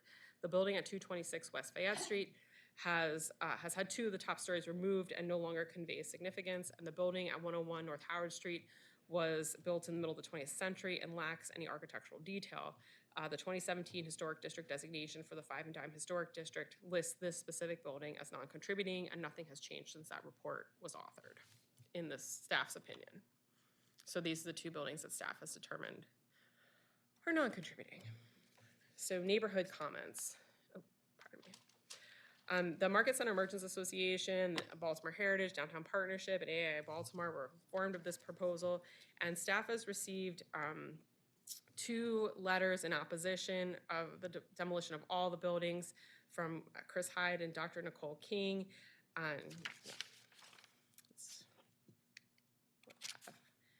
So, the analysis and recommendation.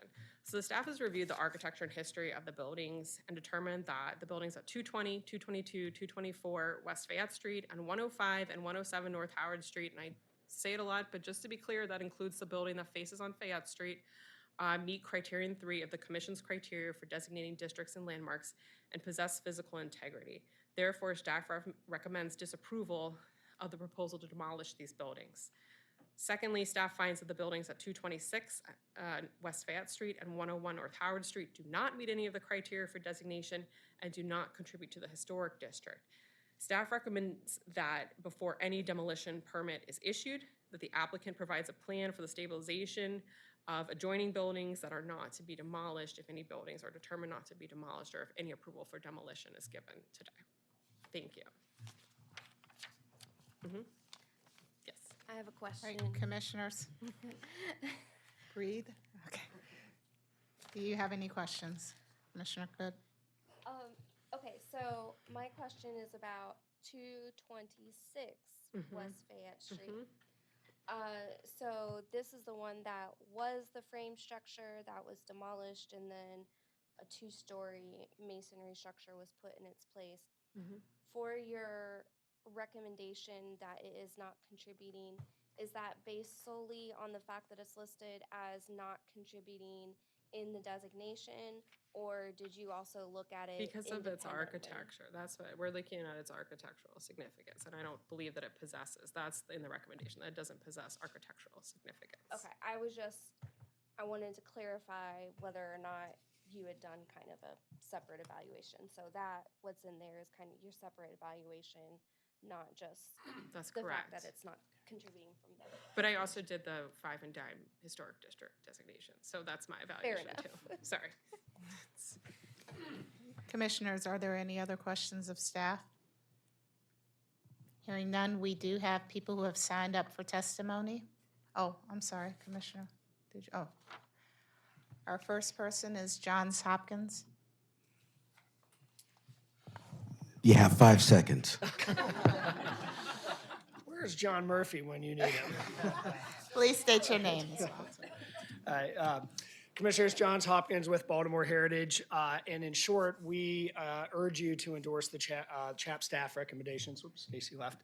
But I want to say that for the past 30 years, Baltimore Heritage has been intimately involved in trying to preserve and revitalize this part of downtown Baltimore. Our board president at the time, Bill Pensick, wrote or led the effort that paved the way for the preservation-based plan that we're following. We sued the Maryland Historical Trust to try to block a demolition-based strategy for the super block.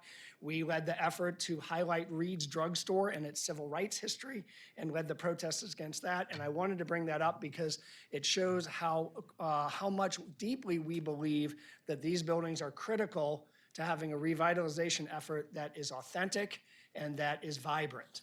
And I bring it up for a second reason, is to show how grateful we are to the development team for choosing to commit their energy and resources today in an area that greatly needs it. Your task today is to determine whether these 7 buildings are continuing to contribute to the historic district. We believe the 5 that Stacy highlighted do, and I just want to be very hyper clear about that, and then I'll be done, Madam Chair. One is those 5 are all within the period of significance, 1830 to 1968. Number 2, they meet the goals of the historic district as laid out in the CHAP report. They show the retail history of Baltimore, and they what the CHAP report says is an eclectic mix of 19th and 20th century commercial architecture. If nothing else, these buildings are an eclectic mix of commercial architecture. And finally, they do retain their historic materials and character to a large extent. You do not need an engineer to go out there. I went out there to see that the bricks remain, the historic window openings remain. Some of them have cornices that may be original, and if not, are still certainly historic. The storefronts have been altered, but that is totally typical and not a fatal strike against them. and the facades remain and the buildings behind them remain. So I will close by just saying that I urge you to follow the CHAP staff recommendation per the letter of your ordinance and guiding regulations and per the facts on the ground of what these buildings look like. Thank you very much. Thank you. Next, Charles Patterson, are you here? Yes, but I think the application is not going to go first.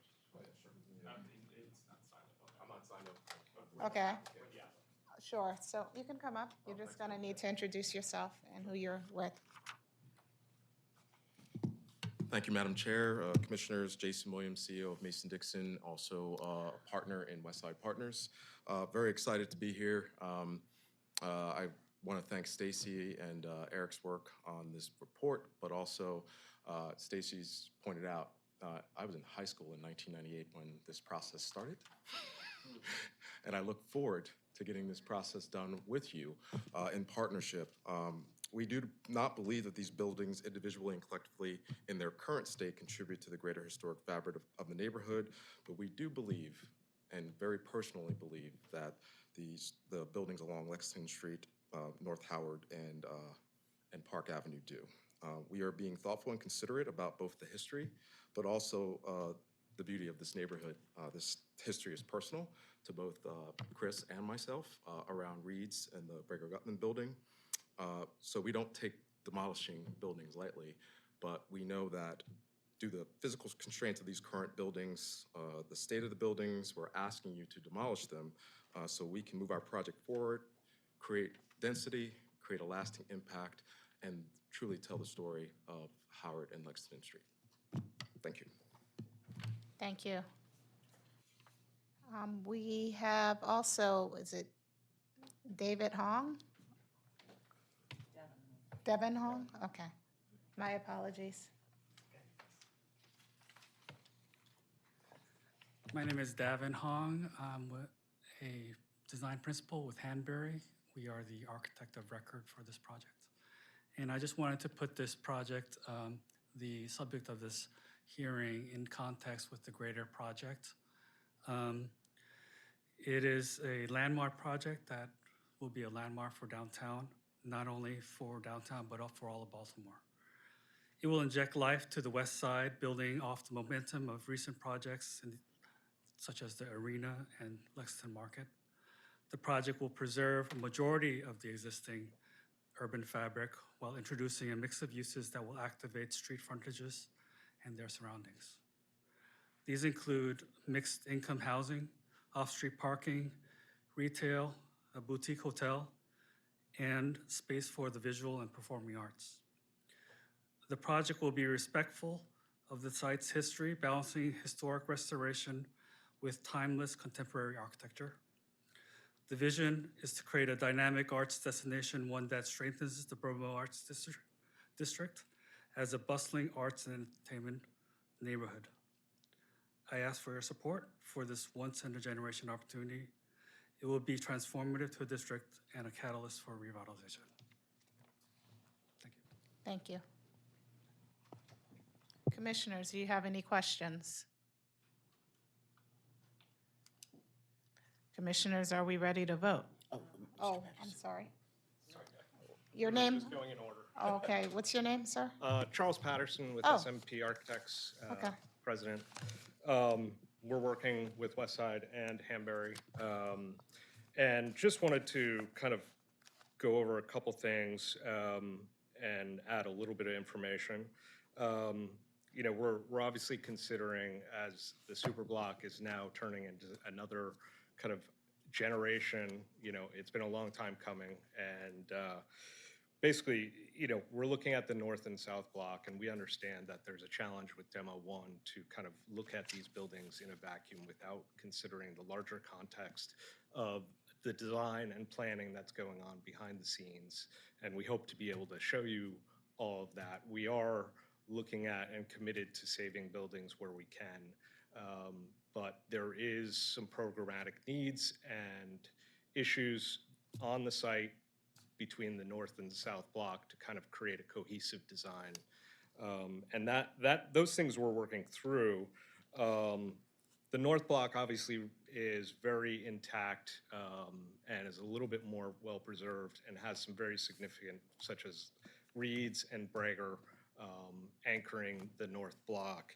The south block, while we understand the staff recommendations, kind of is a little bit in worse condition. It's also not fully controlled under this whole development. There are pieces that are, one, not in the development's control, but also there are some pieces that are missing, you know, right next to, I believe, 224 is basically the demoed old, excuse me, the bus terminal that was there for the longest time. So there are some missing pieces and parts that are not part of this. I'm sorry, Mr. Patterson, you have 1 more minute. All right.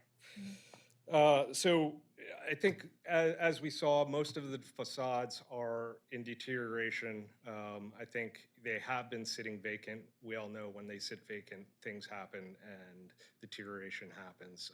Also, the lower retail facades have all been modified over time and really do not represent any of the character that they once did in their prime. So with that, I'll let you guys make a decision. Thank you. Thank you. Commissioners, do we have any questions? Any comments? Are we ready to present a motion? Make a motion? I would move Commissioner to Morrow? accept staff's recommendation. Second. All in favor? Say aye. Aye. Oppose? Hearing none? We approve the staff recommendation. Thank you.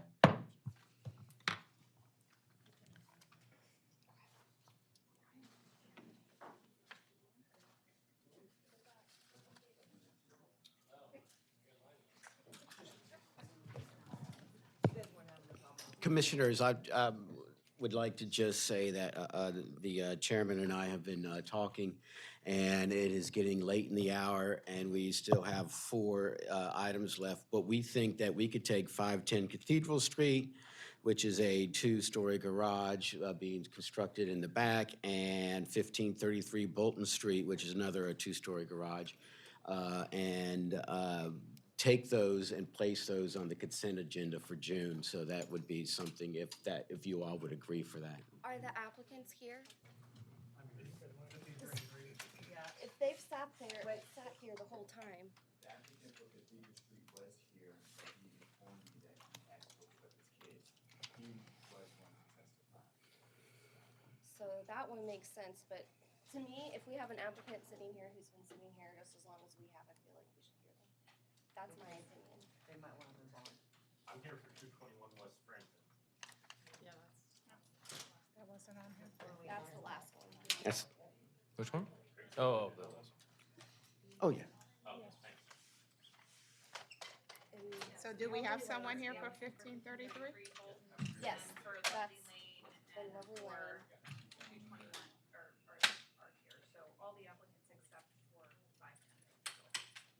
So do we just want to then, I mean, would the commission just want to skip 510 Cathedral, put that on the consent agenda for June, and then move quickly into 1533 Bolton Street? I'm okay with that. Anyone else? Yeah, I'm good with that. I think the rest are pretty easy. I mean, Comparatively. 510 Cathedral had support of Mount Vernon Belvedere Association. That's And are you suggesting that that would be put on the consent agenda for next month? Yes. The next I two- was the next honestly two. wondering why it wasn't on the consent agenda in the first place. So. It's 2 stories. Is that why? Yeah. Okay. Yeah, they're Thank you. substantial. I knew there was a reason. Yeah, they're substantial. Sorry, we tried. Okay. How about for Lovely Lane? Wouldn't that, could that be? Lovely, they are here. That's not consent. It's not, okay, okay. No. Oh, okay. No. All right, so for Got the it. sake of time, since, thank you, commissioners, for hanging in there. Let's hear staff report on 1533 Bolton Street, please. Okay.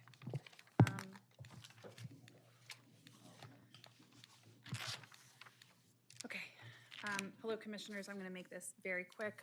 Lauren Shizik is the staff. This is for 1533 Bolton Street in Bolton Hill. The proposal is to construct a two-story garage, and the petitioner and owner and architect is Michael Weststrait. The property is essentially in the center of Bolton Hill, which retains a strong Victorian-era traditional row house character. The property is a three-story over elevated basement end of group brick row house with a deep rear yard located in the 1500 block of Bolton Street at the intersection with McMecken Street. And as you can see, it's on Bolton Street adjacent to McMecken, and then it also backs onto Jenkins Alley. This is an aerial view of the subject property. The townhouse is Italianate. This is a view from the north. The rear yard is currently enclosed with a brick wall with piers topped with wooden fencing. And across Jenkins Alley, there is a 1.5-story parking garage that serves the five-story Beethoven apartments. This is another view on McMecken Street looking east towards Jenkins Alley. You can see the subject property in the right-hand corner, and you can see the parking, you can partially see due to the trees, the parking garage for Beethoven Apartments, and then the one-story multi-bay garages on the other side of the street. There historically has not been a garage on this property based on the Sanborn fire insurance maps. I mislabeled this. This was supposed to be 1902, but almost none of the homes in the neighborhood originally had carriage houses or garages, but many one-story garages have been constructed within the past century, including on this block. It got about a dozen before 1950. It is common within the neighborhood for corner properties such as this one to have a two-story carriage house on the corner lots, but there are also examples, as you can see in the submission from the applicant, examples of two-story garages within the inner blocks. There have been reviews and approvals in the past for this property under a previous owner that fully met CHAP guidelines. The applicant proposes to construct a rear two-story masonry garage in the backyard adjacent to the rear property line on Jenkins Alley and along the property line, or I guess slightly inset from the property line on McMecken Street. Due to the site conditions, all four elevations will be visible from public rights-of-way. Garage will be 21 feet wide, 30 feet long, and slightly more than 21 feet tall. The garage will have a flat roof with mechanical equipment located in the most discreet location of the roof, on the roof as per plans, as you can see. Where is it? And of course, now I can't make it work. There it is. The mechanical unit will be there. It'll be three bays wide on McMecken Street, and that elevation will essentially feature a blank wall on McMecken with recessed brickwork capped with a double soldier course on the first floor, 1/1 windows above each bay on the second floor. Jenkins Alley will have a 2-bay wide garage door, and then the second floor will have a band of aluminum clad wood casement windows as shown. The elevation facing the adjacent property is going to be a blank wall, and the elevation facing the house will be 2 regular bays wide, and actually the door on the left, the smaller bay, it's actually an inset alcove almost. It's like a vestibule with a door that will lead into the garage, and then there will be another door that leads up the stairs to the second floor office, as you can see here.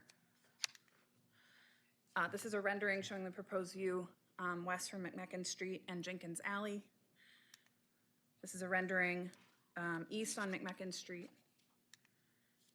And this is part of a larger project that will include altering a rear 1-story addition of rear decks, site work, etc.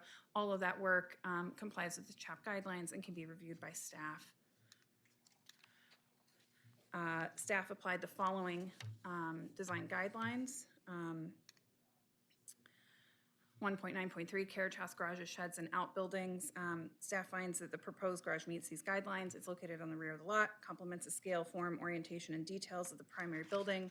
And, due to some of the decisions made, having the more contemporary bands of windows, ribbon windows on the Jenkins Alley elevation and the elevation facing the main house, it obviously doesn't convey a false sense of historical development. I think it's this is a difficult corner, and I think that they do a really good job being evocative of the historic buildings on that side facing McMecken Alley, but still being very clearly and definitively a modern building on the ends.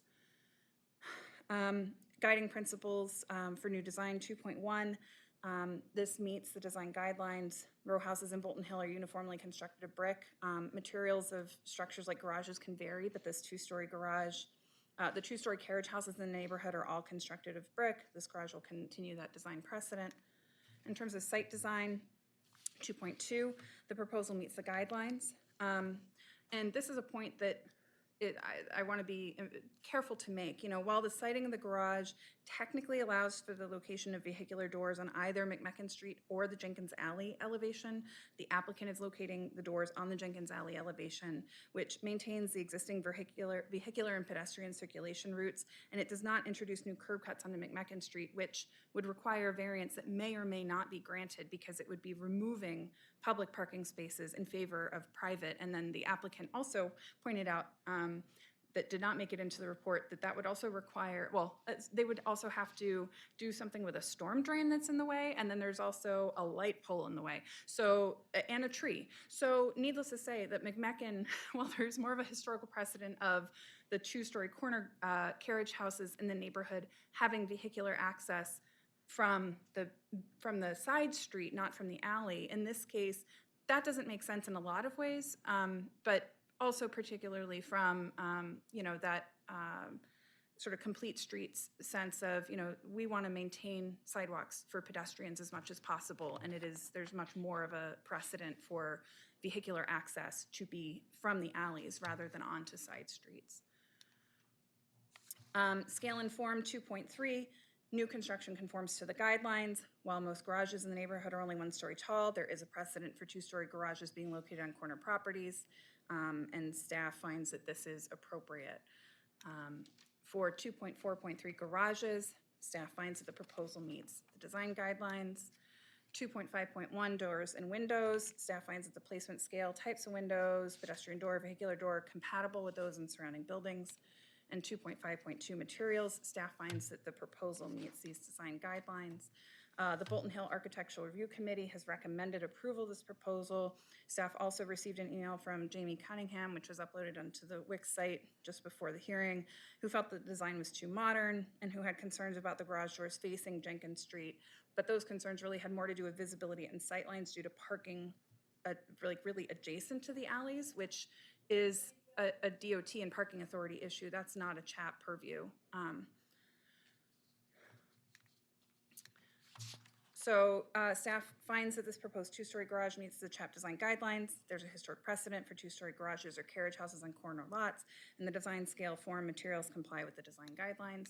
And staff recommends approval of this 2-story garage with final details to be reviewed and approved by CHAP staff. Thank you, commissioners. Any questions? I hope I didn't go too fast. Thank you. Yes. Thank you. Commissioner I Good? have one point in clarification. Sure. The garden wall was approved by staff and is not a part of this. We are just looking at the garage itself. Is that correct? So there is an existing garden wall, and then there's a proposal to replace that garden wall with a brick wall instead of a brick and wood wall, Is and that- that will be reviewed by staff. By staff? Yes. So we are just looking at the garage? Yeah, because that is a major alteration, whereas the walls, everything else is considered minor work. Okay, thank you. Yep. Just, and piggyback on that question, there's like Sure. a wall that's part of like the rear deck. Is that Yeah. also part of that same proposal? That's gonna be reviewed by staff, and of course, you know, they're gonna have to be some variances given, you know, for height of walls, Sure. under zoning, but again, that's, So really just basically the doorway. Yep. And the addition, and the annex building is what we're looking at. right, Okay. you got it, yep. Understood. I will just say really quickly, I appreciate the diligence in the precedents submitted by the applicant to show us the various properties on the same alley street. So that was very helpful. Thank you. So I don't show that we have anyone here to testify, but we will open it up. Is there anyone here who will be testifying for 1533 Bolton Street. I understand that the applicant is here, and I'm assuming the applicant would be available to answer any questions should the commission have any. Is that? Okay, thank you. All right. Thank you. Commissioners, do you have any questions? Have a motion. Okay. Do we have anyone who's ready to make a motion? I just had comments, no questions. Oh, sure. Sorry. Just quick comments and mostly just considerations, I guess, is just to add, but I think ultimately I'm supportive of the proposal. I just wanted to make just a few considerations, just be mindful of, just want the applicant to be mindful of, and these are probably going to be details you'll work out, obviously, Lauren, but just be mindful about the brick selection of the new construction versus the garden wall. I think the idea that if one is going to be more of a historic restoration or preservation versus a more contemporary, that there should be some designation to that and consideration to that. A quick note about the windows. I think it was thoughtful to match window type similar to what you would find typically on that street. But when I look at the elevation, and it kind of feels a little bit out of place, particularly because they were defining the sort of a rhythm of proportionality on the bottom, and I wonder, can that just be driven up top somehow? Like either to have the bottom lines of the facade kind of find its way up above, whether it's a larger window or it's some kind of detail designation, because it just seems like that's kind of two different things happening. And if you're putting in the effort of that base, why not just carry it through above? But those are, I think that's all I have. Just some considerations. Thank you so much for your comments. All right, commissioners, any more comments or any questions? Hearing none, do we have anyone who's ready to make a motion? Move to adopt staff's recommendation. Second. All in favor? Aye. Opposed? Hearing none? Approved. Thank you. Who was second? Who seconded that, Maura? All right. The next one is Lovely Lane United Methodist Church, 2200 St. Paul Street, Baltimore City landmark. Commissioner, I will need to recuse myself for this item. Thank you. Lauren?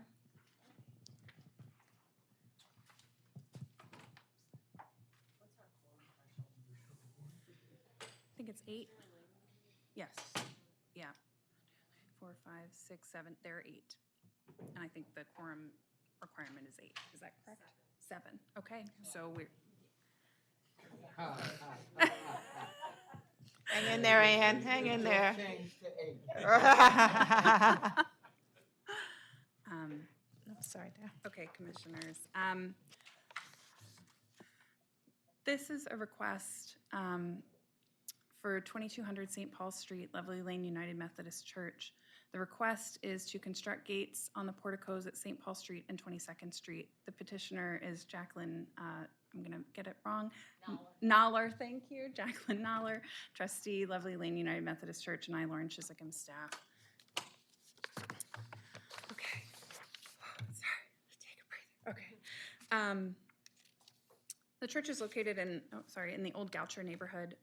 You can see Old Goucher is not a local historic district, but there are several Baltimore City landmarks scattered throughout.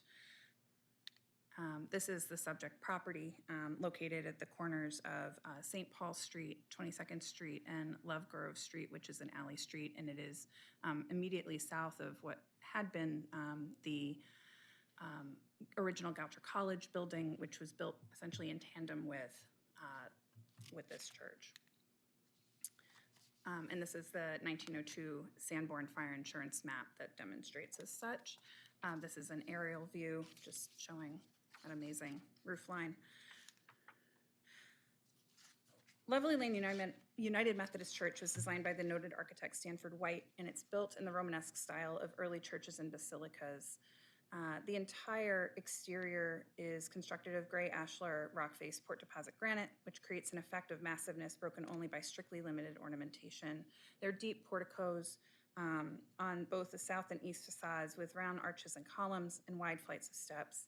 Small rows of leaded windows penetrate the walls and the apse, and the clerestory level, and there's simple projecting stone cornice. The east and the west walls curve out to form the bases of the semi-conical sections of the roof. And you can see here, this is a photo taken from just about right after its construction.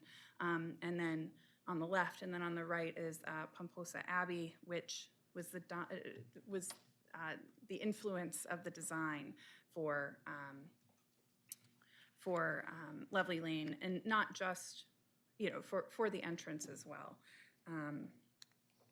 There are deep porticos on both the south and east facades with round arches and columns, wide flights of steps. Oh, I already said that. And as you can see here, this is the St. Paul Street elevation. The roof is covered with large S-shaped Spanish tiles of Roman red color. And of course, the most commanding feature is a square bell tower on the property.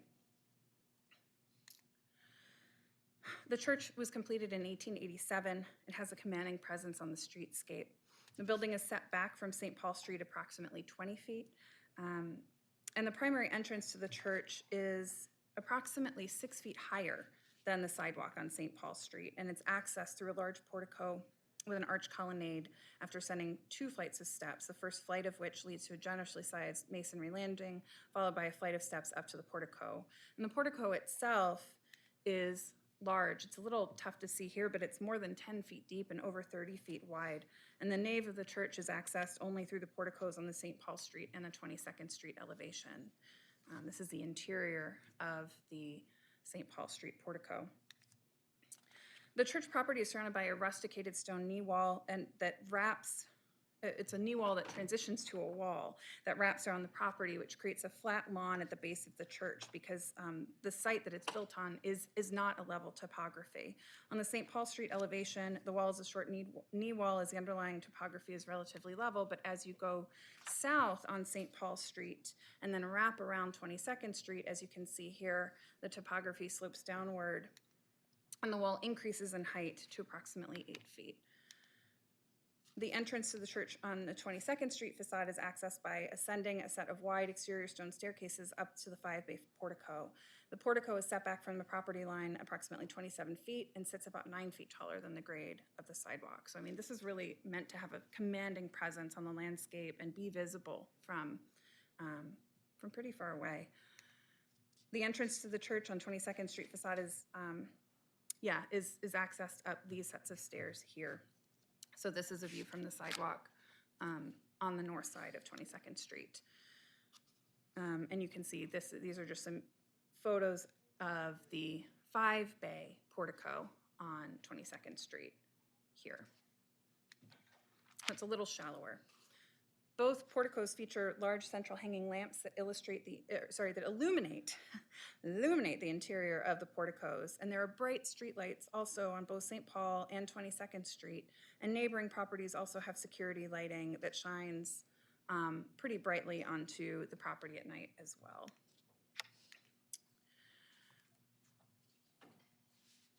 Lovely Lane United Methodist Church, also known as First Methodist Church, is known as the Mother Church of American Methodism. According to the National Register nomination form, the church itself is more than a monument. It remains a living force of religious influence in Baltimore and throughout the Methodist Church. Lovely Lane United Methodist Church was designated as a Baltimore City Landmark in 1971 in the first year of the designation program. So this is, one of the original landmarks. CHAP staff has approved minor exterior work on the property, including the recent approval in 2019 of the construction of an accessibility ramp at the entrance to the church offices. In the submission package, the applicants have provided a history of the issue that is leading to this request, and they've done a very thorough documentation. In summary, the porticos have recently and frequently been a site for drug use, defecation, loitering, and other activities which present a health and safety hazard. Fires have been started in the portico. The documentation submitted notes that police had advised that they remove shrubs and bushes on the property where people were doing those activities. And after removing the bushes and shrubs in the fall of 2019, people then moved their activities into the portico. Harsh chemicals are used by the church to clean the portico floor and walls. A video camera with motion-activated lighting at the St. Paul Street portico was installed, and no trespassing signs have been installed, and they have had little effect. In the spring of 2022, temporary barriers were installed at the St. Paul Street portico, and the sexton was recently assaulted by someone when he asked them to leave.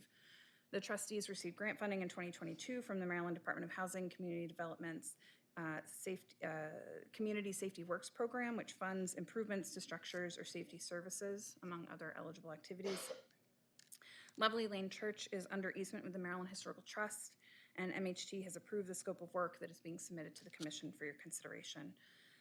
The applicant submitted an ATP to CHAP staff for this work in late March 2023.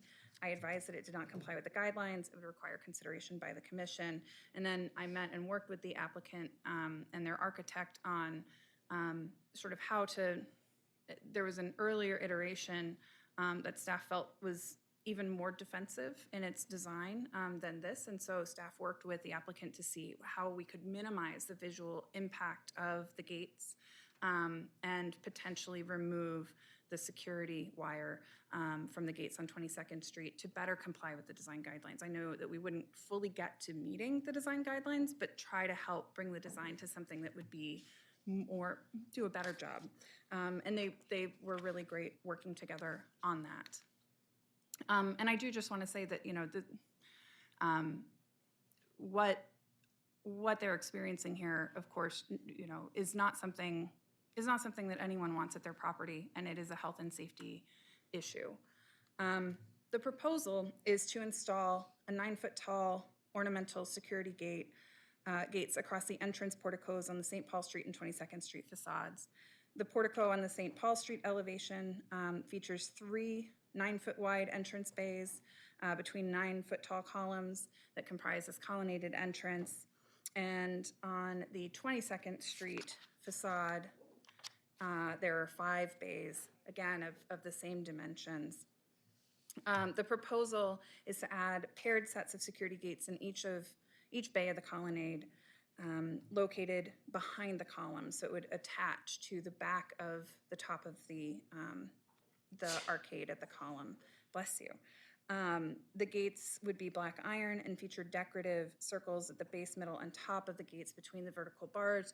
And, you know, sort of the design was meant to sort of be evocative of the design details found on the building itself. If they're going to do a gate, try to do a gate that looks like it's in keeping with the building. So you can see here, so that's the 22nd Street. Yeah, and on the St. Paul elevation, the gates would be designed so that they could be partially opened, so they could be open and partially folded behind the columns when the entrance is in use. But even when open, these gates would be visible. They wouldn't be hidden. And on the 22nd Street elevation, the outer 2 bays would function in the same way as well, in that the gates could fold backward or could partially fold behind the columns. But the paired gates in the 3 middle bays would open outward and have push bars on the interior face of the gates because they need to serve as emergency egress. Due to the presence of the push bars, the gates in the 3 central bays will have security mesh on the entire bottom half of the gates to prevent the activation of the push bars from outside the portico.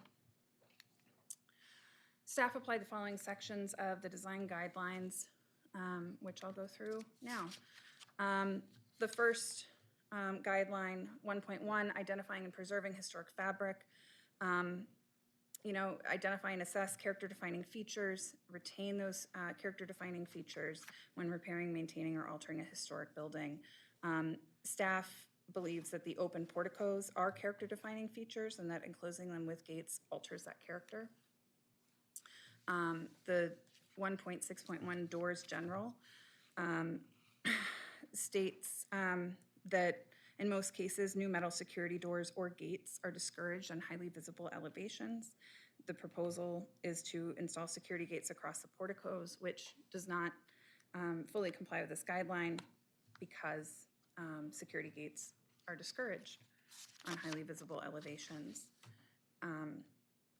For 4.2.4, fences, walls, and gates, staff finds that this proposal does not fully meet the guideline. The gates are metal, which is an allowable material for gates.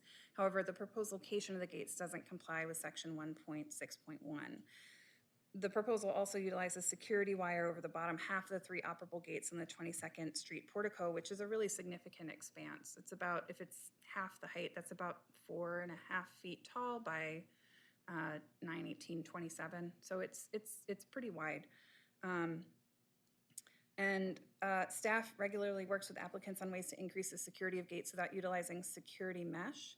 But the architect advises that in this case, because the gate serves as an emergency egress, the fire department requires push bars. And because push bars can be activated from the exterior using rope or other materials, they can essentially push them up and around to then pull the push bar from the outside. The wire mesh covering the entire bottom half of the gates is intended to prevent people from opening the gates from the exterior. The property is a Baltimore City landmark, so there's not an architectural review committee. However, the following groups revise the proposal: Old Goucher Business Alliance, Charles Village Civic Association, Charles Village Community Benefits District.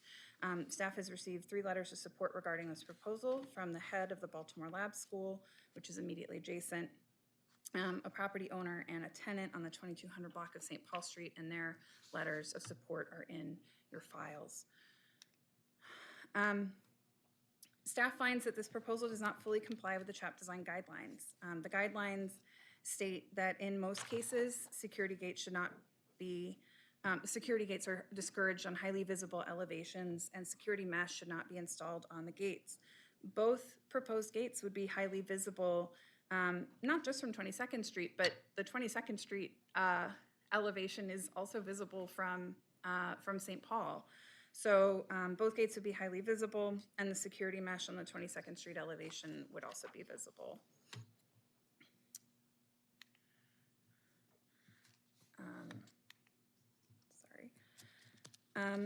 You know, and this is a question that staff doesn't have the answer to, but you know, the question really arises that in most cases, right? In most cases do not. And so staff is sort of struggling with that question of, well, what makes this a unique case? Other locally designated churches have porticos, like St. Mark's Evangelical Lutheran, located 3 blocks south of Lovely Lane, and Old St. Paul's Church in downtown Baltimore. And these churches also experience unintended uses of their porticos. So I think the question for the commission really is, are these conditions at Lovely Lane a unique case? The use of bright lighting at night, as the church is doing, is a successful strategy of crime prevention through environmental design, which is called CEPTED. There may be other CEPTED strategies that the church could utilize to discourage use of the porticos. Staff understands, and perhaps incorrectly, that the church has not engaged with the Mayor's Office of Neighborhood Safety and Engagement, MONSE, or the Mayor's Office of Homeless Services, and these offices may be able to provide support and assistance in figuring out some other strategies to utilize as well. If the commission decides that the installation of the proposed gates complies with the design guidelines due to the extenuating circumstances in this case, staff suggests that the gates on 22nd Street could perhaps utilize plexiglass or another material that's more porous instead of security mesh to prevent anyone from opening the gates from the exterior.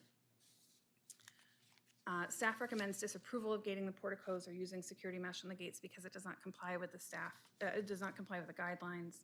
And staff recommends that the applicants instead explore other strategies of crime prevention through environmental design to address the unintended use of the highly visible porticos. Thank you, commissioners. Any questions for me?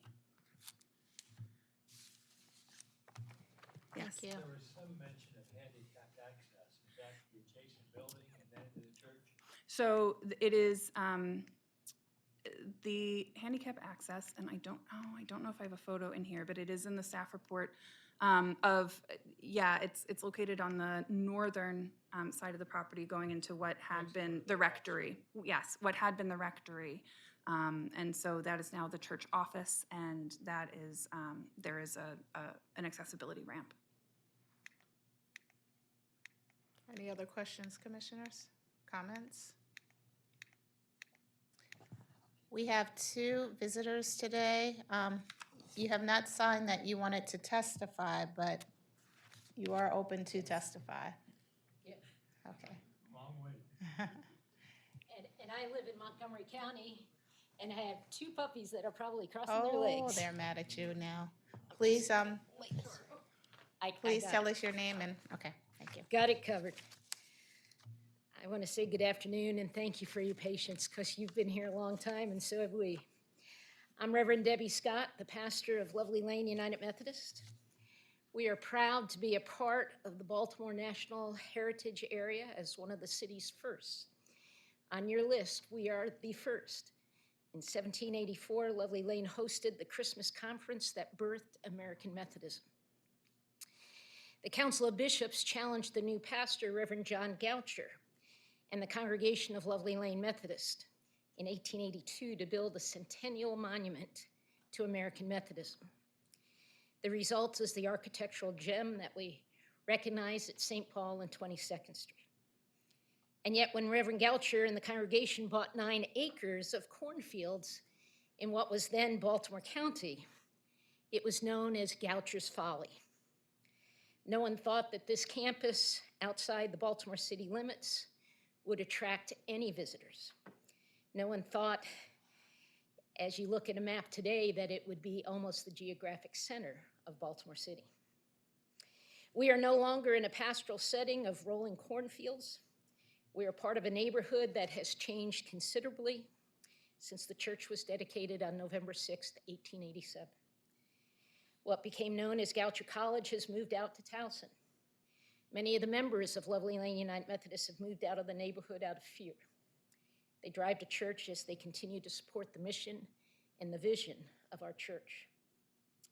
Between 1984 and 2001, the church conducted a major restoration project, raising over $2 million to restore the sanctuary to its 1887 splendor. When I arrived 5 years ago, the congregation had a small grant to do a needs assessment. We sought and were awarded funds from the National Fund for Sacred Places. To date, still the only church in Maryland to receive this honor. It was used to launch much needed work. They believed and others followed with their financial support and our vision to create the Lovely Lanes Arts and Neighborhood Center. We've completed close to $2 million in rehabilitation restoration work to make our underused facilities more available and accessible to the community, including a ramp, handicap restrooms, updated electrical panels, and air conditioning in our fellowship hall. Let me be very clear that none of this work was done for our small congregation. We've navigated our space since 1887, but times have changed, and we had to change with them. Along with the Baltimore Lab School, we are the anchors of the old Goucher neighborhood, and we want to serve our neighborhood. The upgrades in our building will certainly make it more comfortable for all who use it, including the Baltimore Folk Music Society, the Lab School. Those who come to concerts will now have a bathroom at intermission. And yet the times have changed. We're no longer surrounded by those cornfields. We're surrounded by methadone clinics, violent crime, drug activity, prostitutes, and the homeless will always be among us. The bus stop out front attracts many unsavory candidates. On our almost daily basis, our live-in custodian is removing drug paraphernalia, human waste, the evidence of fire started in trash. When we remove the shrubs around our church as directed by the police for safety, there's been a documented increase in the activity on what the National Register of Historic Places describes, and I quote, "The massive granite walls penetrated only by 2 deep arcaded porticos. Because they're deep and set well back from the busy street, all efforts, including lights, cameras, security suites, police response, I have the logs from all the calls we've made. Nothing has stopped the inappropriate activity. When I was growing up, I was taught to respect other property, especially a church. Our times have changed. That respect no longer exists. It's out of grave concern for safety that we seek to put security gates across the backside of those arch columns to eliminate this horrible activity that puts all who enter our sacred space at risk. We've worked with a team of architects to ensure that the design of these gates are consistent with our building style and that they present a welcoming and open appearance. No one is more aware and committed to the ideals of preservation and restoration than we are. As a historic tourist destination, it is in our DNA. It's why we have invested over $4 million since 1984 in restoration work and agreed to preservation easement by the Maryland Historic Trust. The trust has already given their support and approval for this, what we think very necessary addition of security. We ask the same for you today. Help us be a vibrant, safe community center in the old Goucher neighborhood. Thank you. Thank you. Mr. Rouse? Yes. I was going to say, I'm used to preaching to a bigger crowd. My name is Michael Rouse. I'm an architect and also a member at Lovely Lane and have been on the 21st Century Committee working with Hartman Cox Architects to develop the drawings you saw. The thing I want to talk about is the word "in most cases." This is a different animal we're dealing with here, this church. There's a lot of beauty with it. We've got really deep porticos that are set way back from the street that offer privacy for those that don't have a house, or doing drugs, doing things they shouldn't be doing on both porticos. And so that's one of the things that sets us apart, I think, from St. Mark's down the street. It's 8 feet back. St. Mark's, or excuse me, the Episcopal Church downtown, Old St. Mark's, right? Also called St. Mark's, I think. Yeah, is also right on the street. So there are eyes on the street. It's a very urban area. We're a little bit more in the suburban with residential, not as many eyes on the street. So I think that's why we're having the issues we're having of having people use the porticos. Lauren did an amazing job. I enjoyed working with her. And some of the things I wanted to talk about, though, are the arches, the character-defining arches. They're still going to remain.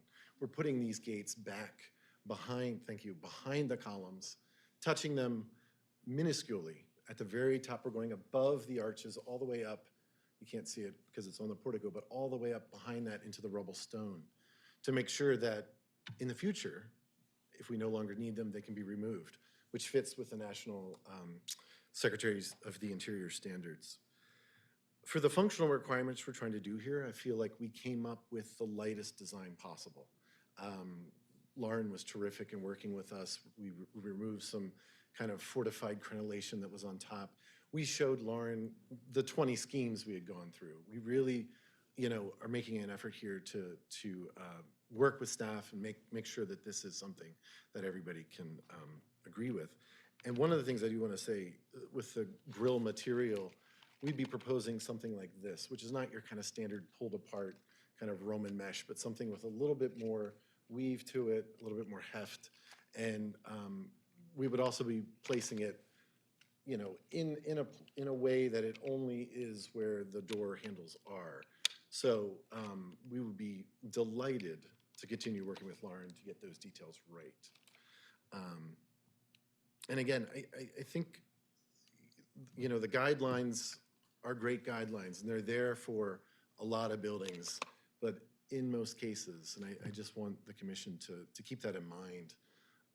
And I ask that you pass the proposal with the understanding that we're willing to work with staff to get it to right where it needs to be. So thank you for your time. Thank you.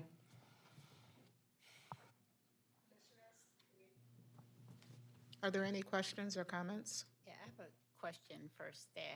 Okay. In your recommendation and in your presentation, Yes. you mentioned to explore other SEPTED Yeah. options. In your discussions with the applicants, what other SEPTED options maybe came up as part of that discussion? Can I answer? Yeah, I don't remember discussing it with you, but I mean, sure. we actually considered fencing around the whole property and eliminated that. We tried to think about fencing maybe just in front of the porticos, eliminated that. We have gone through multiple iterations, as we've said, to have that fold back of those portico on St. Paul Street was critical. When the sanctuary is open, those will be open. Very little exposure of any gate when they're in the open position. We have a problem, and we really need to solve it. And we have worked for almost a year looking at possibilities. We've got the lights. None of that is working. This is a last resort.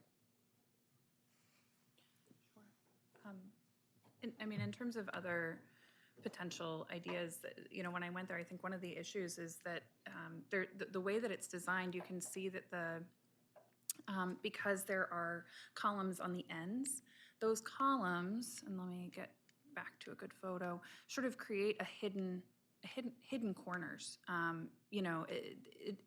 While they are set back, like they are pretty visible because of the line of sight. And I think one thought, so you can see, come on, there we go. You can see sort of these, these corners, like these sort of almost sort of triangular, the visibility here is really limited. And you can see that that's sort of where there's detritus. And in addition, on the St. Paul Street, similar conditions where it's really, it appears to me, and I don't know, but just based on seeing, the efflorescence and the damage, and there's a box, like it seems to me like these right here is really, that's where things are really hidden. People can hide behind there. So you can't change. Yeah, and the opposite side of the portico over here. So it's sort of those corners. And so I guess one thought, is not potted plants, but like, are there ways to sort of close that off to make that not a place to hide? Is there a way to sort of prevent that from being a hidden space? Could additional video cameras be that are on all the time instead of motion sensor? I think that that's why I'm saying, like, I'm just sort of spitballing here, but I think that there may be some other potential options, but I don't feel like I'm, the best. I'm not an urban, I am an urban planner, but, I'm not a specialist in septet, but I feel like there might be some other options. And I know that, for instance, some places, and I looked into this, it's debatable how useful it is or isn't, but I know, for instance, the Royal Farms on 36th Street in Hamden plays classical music to keep people from loitering there. And of course, I walk around there and I'm like, oh, this is so lovely. That music is not there for me. And so thinking about that, if something, and I'm not saying it even needs to be a high volume, like, because it is set so far back from the street. If it's just loud enough that it's annoying if you're in the portico, potentially that could be an option. So those are just some ideas that I spitball, but I think it's also, I think that the applicant can speak to the grant. I'm not clear if the grant is just for gating or if it's for security more generally. And they got the grant for gating. So I don't know if an alteration of the proposal would be allowable under the grant that they received from the state. So that's another consideration that I can't speak to. So I don't know if they want to speak to that. And if you do, you need to come up and speak to it in the mic for the record. My preacher voice would carry, but for the record, I'm Reverend Debbie Scott, still at Lovely Lane. And yes, this is specifically, when you look at the list, and I've got the published list if anybody would like to look at it, of those who have been granted this money, probably 70% of them are religious churches, synagogues, mosques, who are dealing with ongoing security risks. And that's why the gates are the concern. Just a quick question. It seems like there's also a lot of areas around the rear of the building too. Or do you have issues there too? No. Really? I will tell you from my experience, it is the bus stop at the corner of 22nd and St. Paul that has helped all those who are going to their clinics in the neighborhood. Again, we've consulted with police. They are recommending these, saying that, again, we have done everything. They told us to put the no trespass signs up. We did that. They've asked us to call them every time we see someone. We do. We've got logs of that. And it's not touching it. Sure. Well, maybe then a second question back to Laura. You had talked about, so if it's not all around the site, but maybe it's only around those areas, it seems like the building has areas where it's almost like you can almost define the front and sides of the building, with at the masonry wall. Mm-hmm. And I've seen, I guess historically, I think I've seen, fencing Mm-hmm. that's ornate and it's relative, historically relative, that could fence around those areas. Mm-hmm. So you're not touching the portico, Right. but you are encasing those areas. I know that's probably going to be a taller order cost-wise, but is that something more of historically That's something- acceptable versus? That is something I considered, and that is something that would comply more with our guidelines as well. In our section on landscapes, that would absolutely be considered. I think one issue that I considered with that is, certainly cost, but also the fact that, and this is something that we'd have to sort out, but, the entrances, you're talking 30 feet of 30 feet wide steps onto St. Paul, and it's even more than that. I guess it's comparable onto 22nd Street.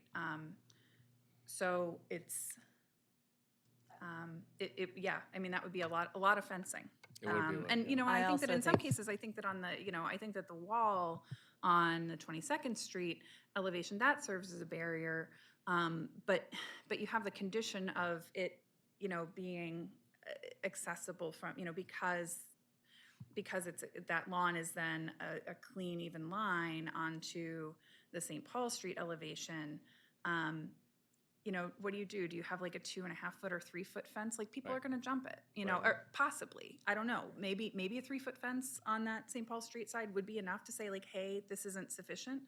But it's just the conditions are so difficult. Like how would you, the issue of adding a fence around the entirety of it that's tall enough to prevent access, but isn't then also so tall enough that it also looks defensive as well. So that's something that I just was sort of noodling with, but I that could possibly be something that could better meet our guidelines, but it might just be hard because of the topography. And I was Understood, going to say, understood. we explored that with the architects.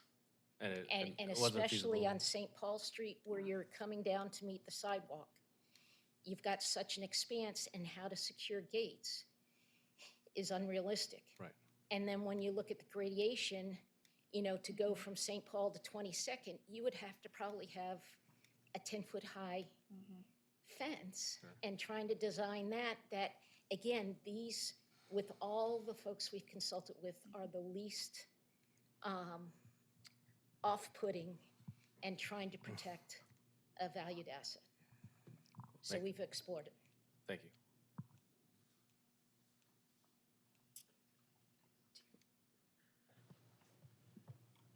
Any other questions, comments, commissioners?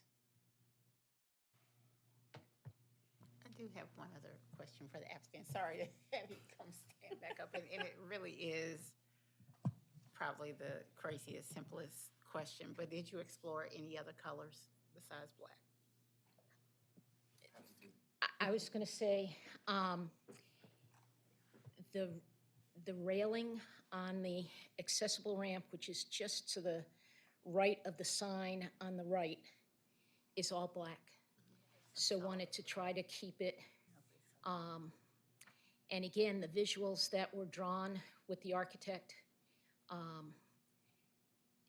the circles, and Lauren didn't show, but again, all of the windows on that lower level, the arches over the doors have those same circles. I think the thought was to stick with black. Yep, sorry. It's not just for hearing in the room, it's Yes, that the recording is our record of the Sure. hearing, so. Michael Rouse. The thought was with black would be the closest to look like wrought iron, which would have been a historic material to match what was going on. We can't afford bronze, so, Well, yeah, no. Now, the reason, what I guess I'll say what I'm struggling with is, you've had to make tough decisions in that I respect that you already looked at what if we did a fence around the periphery and, how much would it cost and how much fencing would it be? But even with certain colors that recede, they don't recede once you get to a certain amount. And that's what I'm struggling with. And so I do, appreciate and, you know, empathize considerably with, you know, what is happening. And so that's where I'm, you know, really, I will say just simply struggling, because there is life, and unfortunately, you all are experiencing life, and it's good and bad. But then there are aesthetics, which is what we're talking about in design in this particular hearing. So I'm just kind of waffling in my brain. So that was the reason for the question.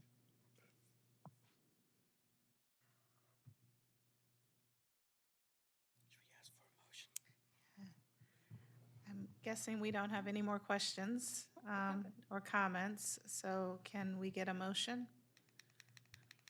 I don't know if I have a motion, but I had just a. See the staff recommendation. Yes, I'm getting there.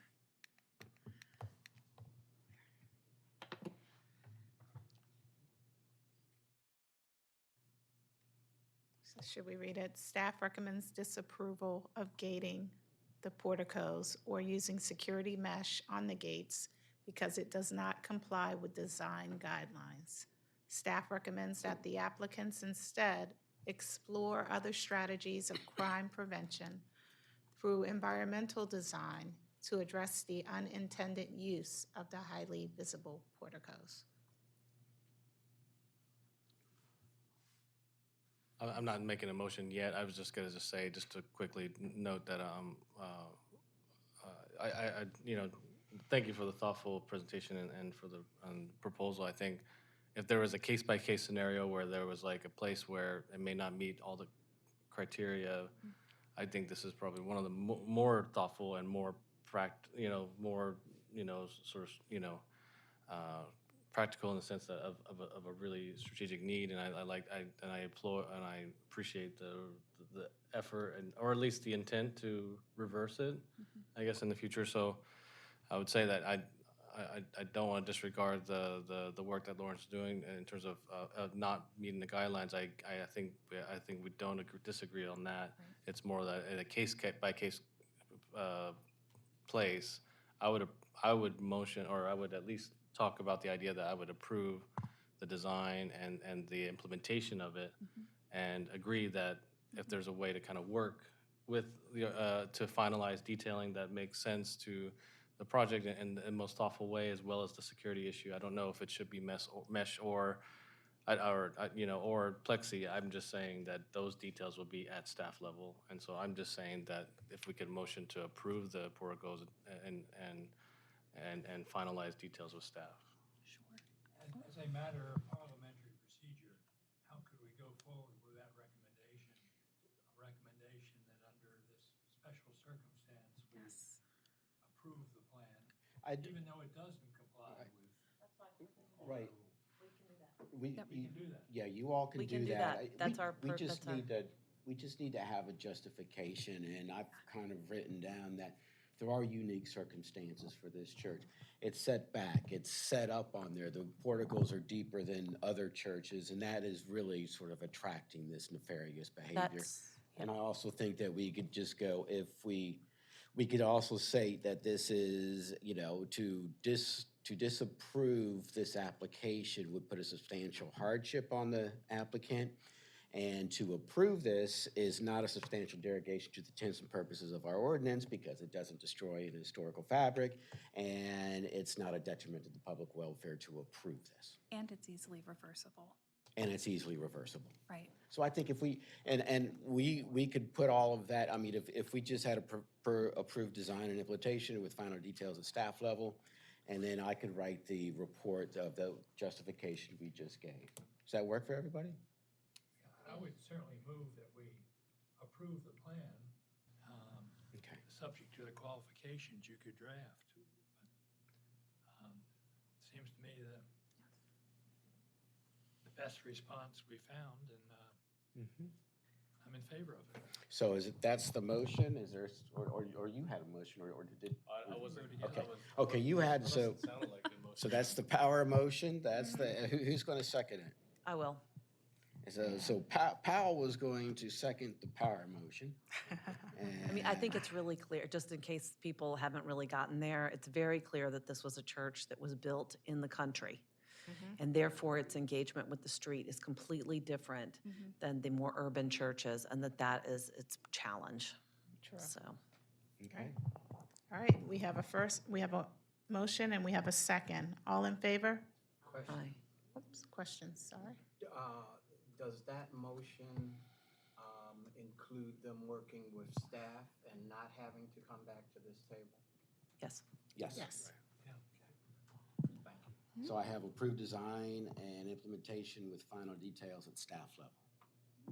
To deal with the special circumstances. Yes. She won't call for the vote again. Yeah, I will call for the vote again. So commissioners, we have a motion from Commissioner Power. Is that right? That's not right. Yeah, that's right. Okay. And a second from Commissioner Powell. All in favor, say aye. Aye. Opposed? Hearing none? Approved. Thank you. We got one more. All good things are worth the wait. Thank you all. Yeah, one more. And Stacy. We need to get Commissioner Good. Yeah, here she comes. I'm sorry? I'm coming. Sorry, I know it's the last one. I just also taking the Real quick, it's the last one, and I came from Arizona. Yeah.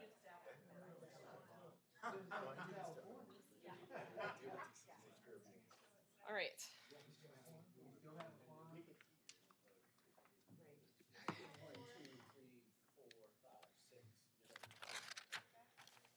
I can come back in. Yeah, so I'm going to be super, super quick if everybody's ready, because this is a final review. I'll be as quick as I can be.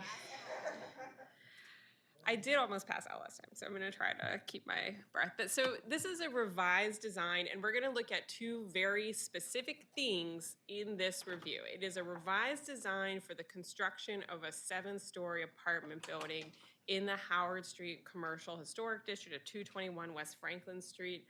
I'm the staff. Franklin LLC is the applicant, and CI Design's the architect. It's in the Howard Street Commercial Historic District. This is a part of Howard Street that you might recognize Howard Row here, which was recently rehabbed in the 400 block of North Howard Street. This is part of the historic district, but we're looking at a site at the north end of the historic district, right at Franklin and Howard Street. It is catty corner from the property, the project we approved connected to the historic Mayfair Theater, that new construction there.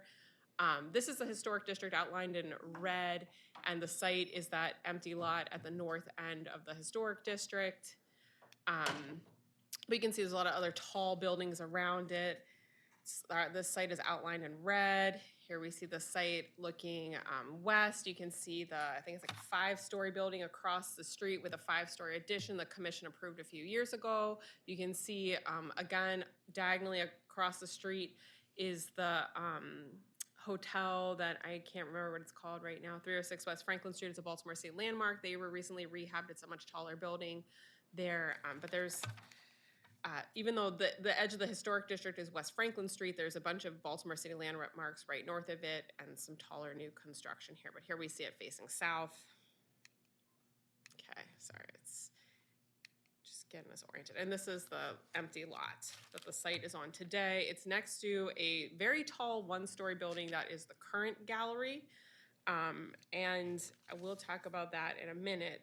But so this is situated again in the historic retail core of Baltimore City. The Howard Street Commercial District is again that modestly scaled commercial architecture. This site is located at North Howard and Franklin Street. It's an empty lot.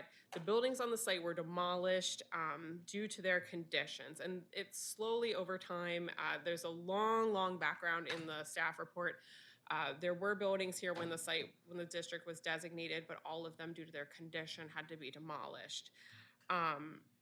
So this project has evolved a lot different, and we have a new development team, not new, several years old now. We've changed development teams through the course of this project. But across the street, there's this 5-story Chicago-style St. James apartment building. And just outside the district, there's the Congress Hotel or Hotel Kernan.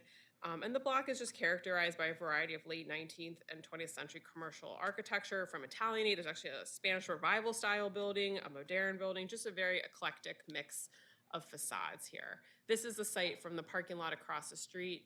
So you can see the Mayfair Theater to your far right, the Congress Hotel, the St. James building, which is kind of in the center, and the red arrow is pointing towards the lot. This is the St. James and the addition that to that building that the commission approved a couple of years ago. It's right across the street. This is the current gallery. It's the very tall 1-story building right next to it. All right, and this is the lot today. So as I said, there's a very long background to it, but the last buildings were demolished they weren't demolished in July of 2023, but 2020. But on July 23rd, 2020, HCD, Housing and Community Development, posted a notice that this building needed to be demolished. The contractor, the owner of the site, undertook the demolition, but there was a notice that date that was posted on the site. And then in October 13th of 2020, the CHAP Commission approved the height, scale, and massing of a new 5-story building to be built on the site. In November, the commission then it came back for final details, and the commission gave approval for a 5-story masonry building to be constructed on this site. In November of 2021, the team submitted an updated design that proposed the elimination of some of the brick from the building, and the applicants worked with the staff to finalize the details on that design, and they were issued an authorization to proceed to construct that building with 4 stories of brick on the corner of Howard and Franklin and 3 stories along West Franklin Street in August of 2022. In March of this year, the development team came to the staff and said they couldn't use the basement for apartments. They had intended to dig a basement, but due to their location next to that 1-story building, they were concerned about digging a basement. They can't use the basement. And so they requested to build 2 additional stories on top of the proposed 5-story building. So, and that also included the modification. They wanted to remove more of the brick from the building to make that project work financially. So the request is 2 things: to increase the height of the approved building from 5 stories to 7 stories, and to eliminate additional masonry from the facade of the building and replace it with a hardy panel.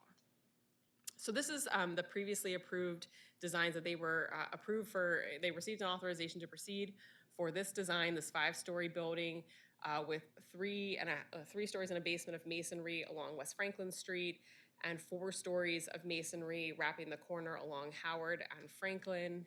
We'll see, this is the Howard Street facade here. It was 4 stories of masonry with these masonry piers and a cornice, and then 2 stories of hardy panel above that. And this was the back, the masonry wrapped around the back of the building. The back of the building is Tyson Street, which is an alley here. So that was the approved design that they had received an authorization to proceed for, and were, I think, approved for building permits.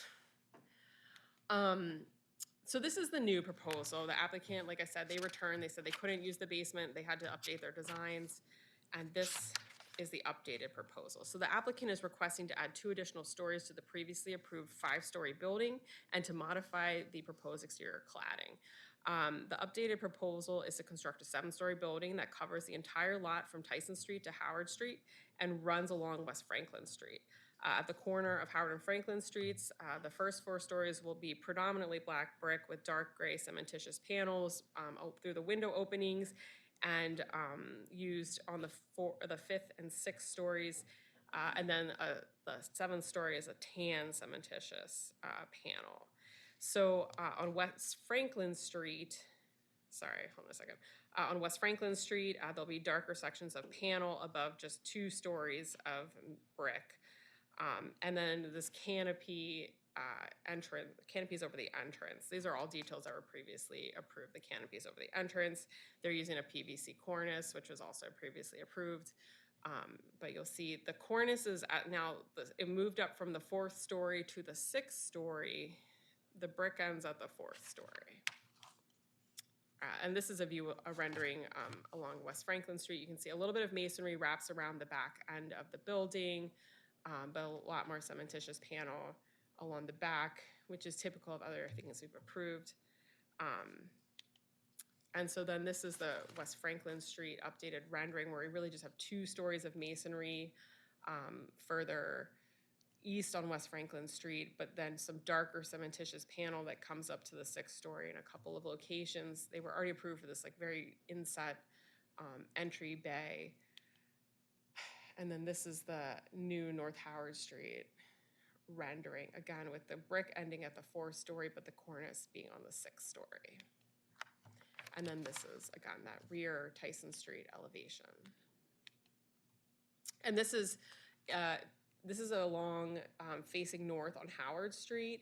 So because it's on a party wall, the building is right on the next lot. There's going to be no windows on that. And I did have a conversation with the folks who own the building next door, the current gallery, and their only concern was there being windows, and they don't want there to be windows, and I shared the plans with them, and I haven't received additional feedback. Their main concern was that they would be able to continue to have privacy in their courtyard space behind there, and that no one could like look into it, and that they could project things potentially onto that wall.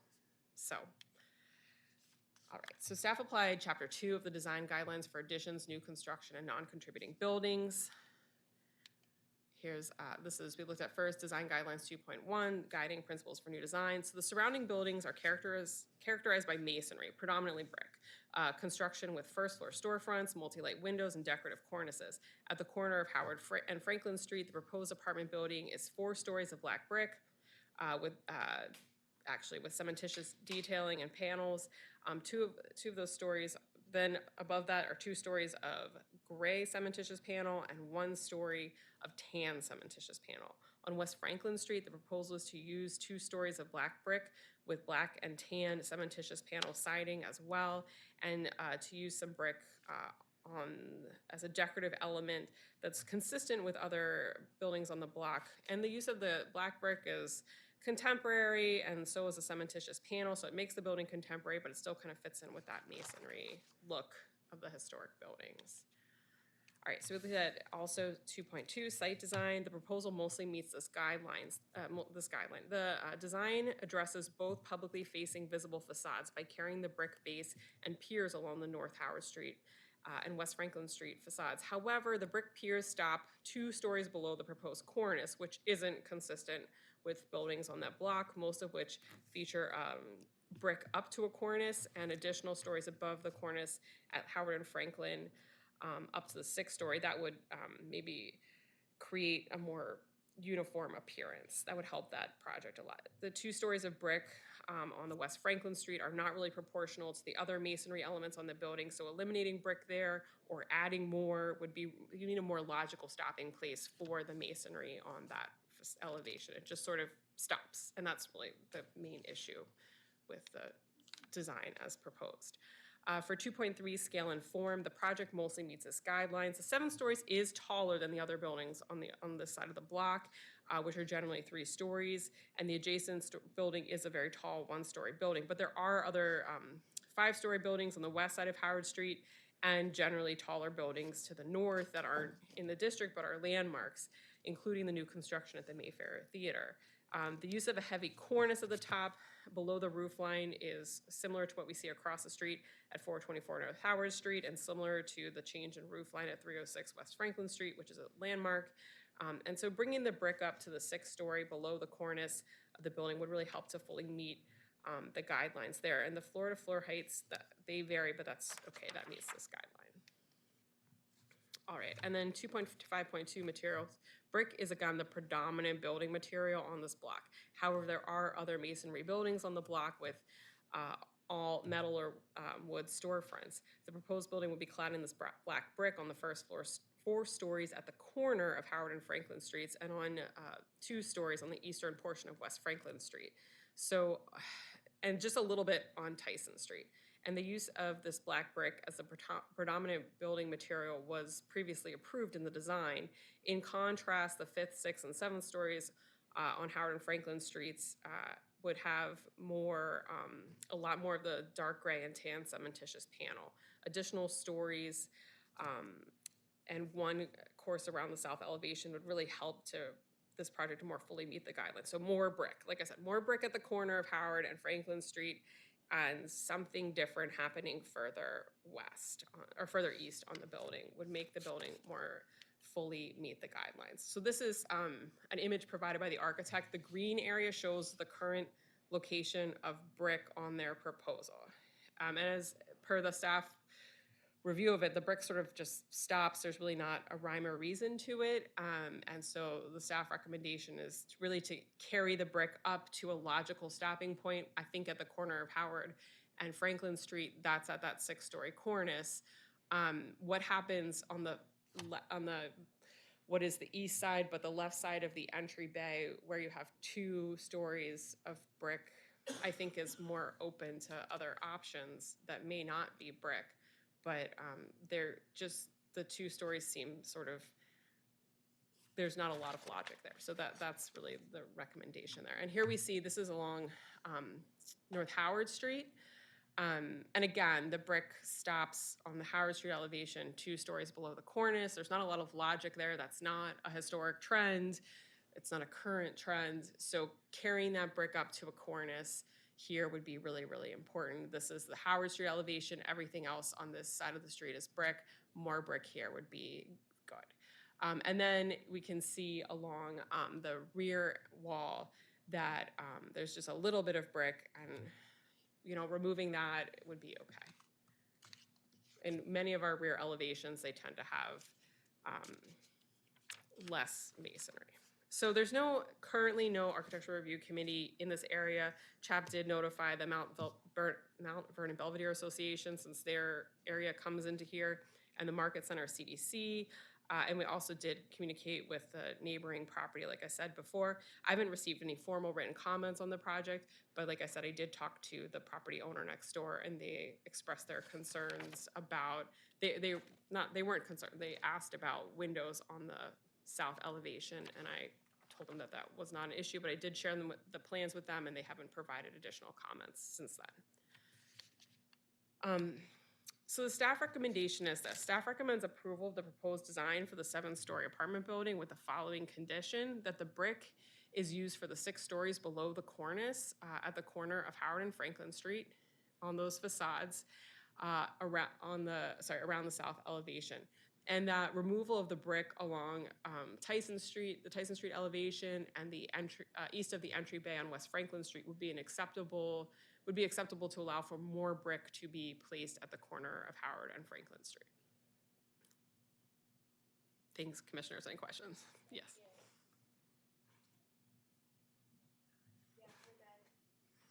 Oh, here we have some more microphones over here. There's some more here. Yeah, we have one. So we all. Sorry, yeah, I guess they have a limited life. The limited battery span, and Okay. we outlived that lifespan. Great, thank you so much for the presentation. I know, right? Commissioner Good, please. I have a quick question. Can you go back to the one that has the green stuff on it? There. This okay. one? So looking at the rendering, and I'm gonna point for the sake of quickness. It looks like this part here is actually brick as well, but it's not highlighted on here. The architect is here and could Yeah, probably that's what. answer Can you that. clarify? Come on up. Do we have questions for me, or can the architect come up and answer questions that you might have about the design? I think the architect, please, sir. I got it. Sujit Misra Please, from Sujit. Yeah. CI Design. I'm an architect. Thank you. Yeah, that part is brick as well. Okay, because I feel like that doesn't give it a little bit more of a termination than just kind of the plasters coming up and being like, "Beep." That was my question. Are there any other questions for the architect? Is the architect or anybody else speaking? We don't have anyone who has signed up, but the sheet's been in here for a couple of hours. So is there anyone here who would like to testify on behalf of this? I mean, I'm here for answering any questions. Okay, I have a question too. Okay. I just was trying to understand what was going on here. What, what is the construction classification of this project? Right now, we're looking for a 2-story podium and the 5-story wood frame building. So it will be 1A and type 3A. The reason I ask is because it seems like that adding 2 stories onto this is about increasing unit count for the lot development, and Right. that's a cost driver. And I've run this analysis on projects similarly before and find it's very nebulous. I mean, it's very tough to ascertain whether it's penciling or not penciling. So I was just curious about that. I mean, I think in general, I have a very big problem with the fact that we are talking about final approval and adding 2 stories to something that already had height, scale, and massing set to it, and putting 7 here without the backup for understanding what 7 means in this district, particularly on this site. So that's why I'm asking this. I'm just kind of really stuck at, this is not how big the brick, how much green is on this diagram. This is really the proportion, this is a height, scale, and massing hearing, and so I have a hard time considering this application through this lens at this juncture. So I guess, is that a question of staff or? Well, I just wanted to understand why, I just wanted to have you understand why I'm asking this, the questions about construction classification. If anybody can shed any light on why we are here today discussing such a radical departure from height, scale, and massing, I would love to hear it. Staff? The applicant is here as well, but in staff's opinion, it wasn't a substantial, it was the same design, only increased higher, but we didn't consider doing a height, scale, and massing because we'd come so far. It wasn't an intentional, it was just that's where we landed on it, but it just felt like the design was being raised up. I'm Larry Jennings, and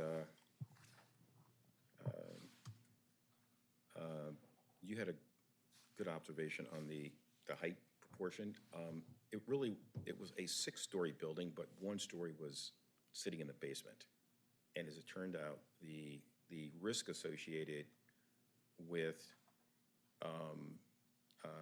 constructing a basement, I'm not a structural engineer, but there were some issues that were expressed by the neighbor that were also reinforced by the structural engineer. So effectively, what we were doing was basically, I mean, the building was 6 stories. It was just one story was hidden. We had units in the basement as well. We had if you look at the previous design, there were units in the basement.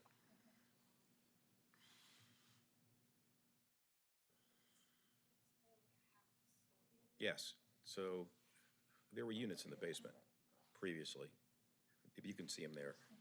So there were units in the basement. And what happened is we sort of moved it out of the ground, 1 story, and then once we were adding 1 level of podium, we went to another level. We had to move a lot of things out of the basement, I mean, as well. So that's basically what drove it from being, it was a 6-story building with 1 story sort of in the ground, and now we have a 7-story building.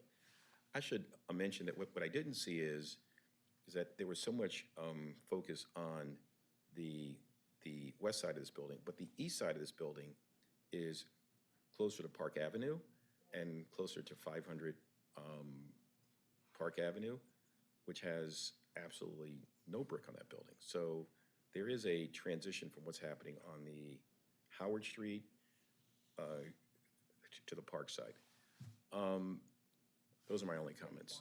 Can I ask you kind of a theoretical question? Why does the building need a cornice at all?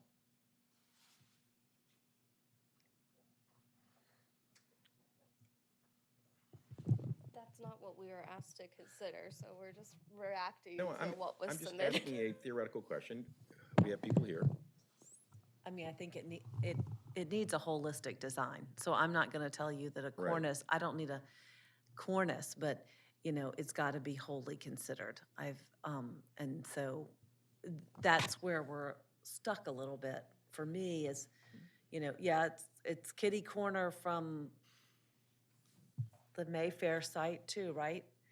And that's got a whole different thing going on. It's just that I'm sitting here trying to construct the context. I'm not trying to be an obstructionist to your proposal and hearing the reality of the basement and the cost associated with below-grade construction versus popping another story on the top. That's a no-brainer.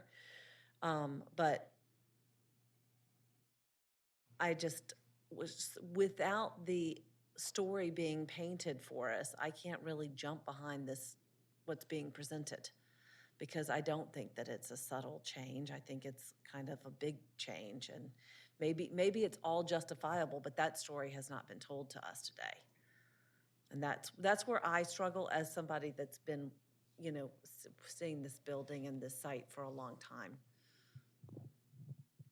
I don't think I'm struggling as much as Commissioner Powell. But the one thing that I don't see that would be helpful is basically a little bit more of even diagrammatic comparison of the proposed new height versus the other buildings, because, you know, doing our best to kind of compare photos and looking at it, it's just a little difficult to put it in the context. We see that there are a lot of other taller buildings, but it's hard to tell kind of a comparison because stories can be all different sizes. Well, we and have it's the got to be under dimension. 85, I think there's an 85-foot height restriction on wood construction, even on a two-story podium. So it's and there will have to be exterior fire-rated walls, and we're talking fully sprinkled. So, I mean, there's a lot of right there that I don't see the evidence of that in here. I can't find a height on the new presentation drawings. I can only find height on the previous scheme. They were 20 feet lower, so I'm guessing we're going to 10-foot floor to floors. But this is me conjecturing, and that's not what we should be doing. We should be getting the full story. So that's all. Do we have more discussion or? My only other comment would be on the whole kind of brick situation. I agree with Commissioner Powell in that it's just kind of a holistic design. So it's not necessarily cornice or no cornice. It's making the termination of the masonry make sense. So, you know, whether that means you move the cornice down or the brick up or do something else, I mean, I think there's a lot of options. But right now, it's just kind of a disconnect. I do think it makes sense to kind of step down the masonry as you go around the corner to react to having that situation. That doesn't bother me. But my biggest question is about the height, the new height in comparison to the other structures. I mean, clearly there's a lot of other tall buildings, but what is really kind of the difference between the previous proposal and this proposal compared to the other tall buildings? That's my main question.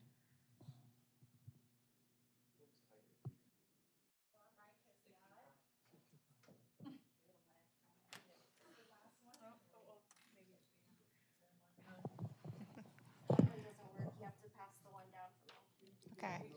That one, it has a red light. Yeah, I got it. So the question is, Commissioners, do we have enough information to provide a response or a vote today? And then we also have to articulate exactly what we're looking for. I would suggest that they come back for height, scale, and massing. And I don't say that lightly, but I just, you know, or come back with that analysis inside of an application, but that has not been done in this application. But, right, this is an amendment to a project that was approved of adding those 2 stories. But, so you wanted them to come back to a concept review? Or would you like them to come back with more information about the height scale and massing? If and they then want to go roll it full- into one presentation, that's fine, but we can't. We approved a 5-story building, and now it is 7. And that may be completely justified, but that story was not presented to us today. And we need to see the analysis on the adjacent properties, and then holistically, the facade response should not be, it feels a little forced. So I would say that they should come back with a presentation that addresses the analysis to support their 7-story building and a facades, tell the facade design from the same perspective. If proportions of materials are restricted in driving the cost pro forma, then make a composition that works within those proportions and for your pro forma that tells a compelling story. So is that your motion? Were you making a motion? Yeah, that's a motion. Did you get that motion? I can back it up. Okay, so I would say come back to commission with analysis for the revised or current height, scale, and massing.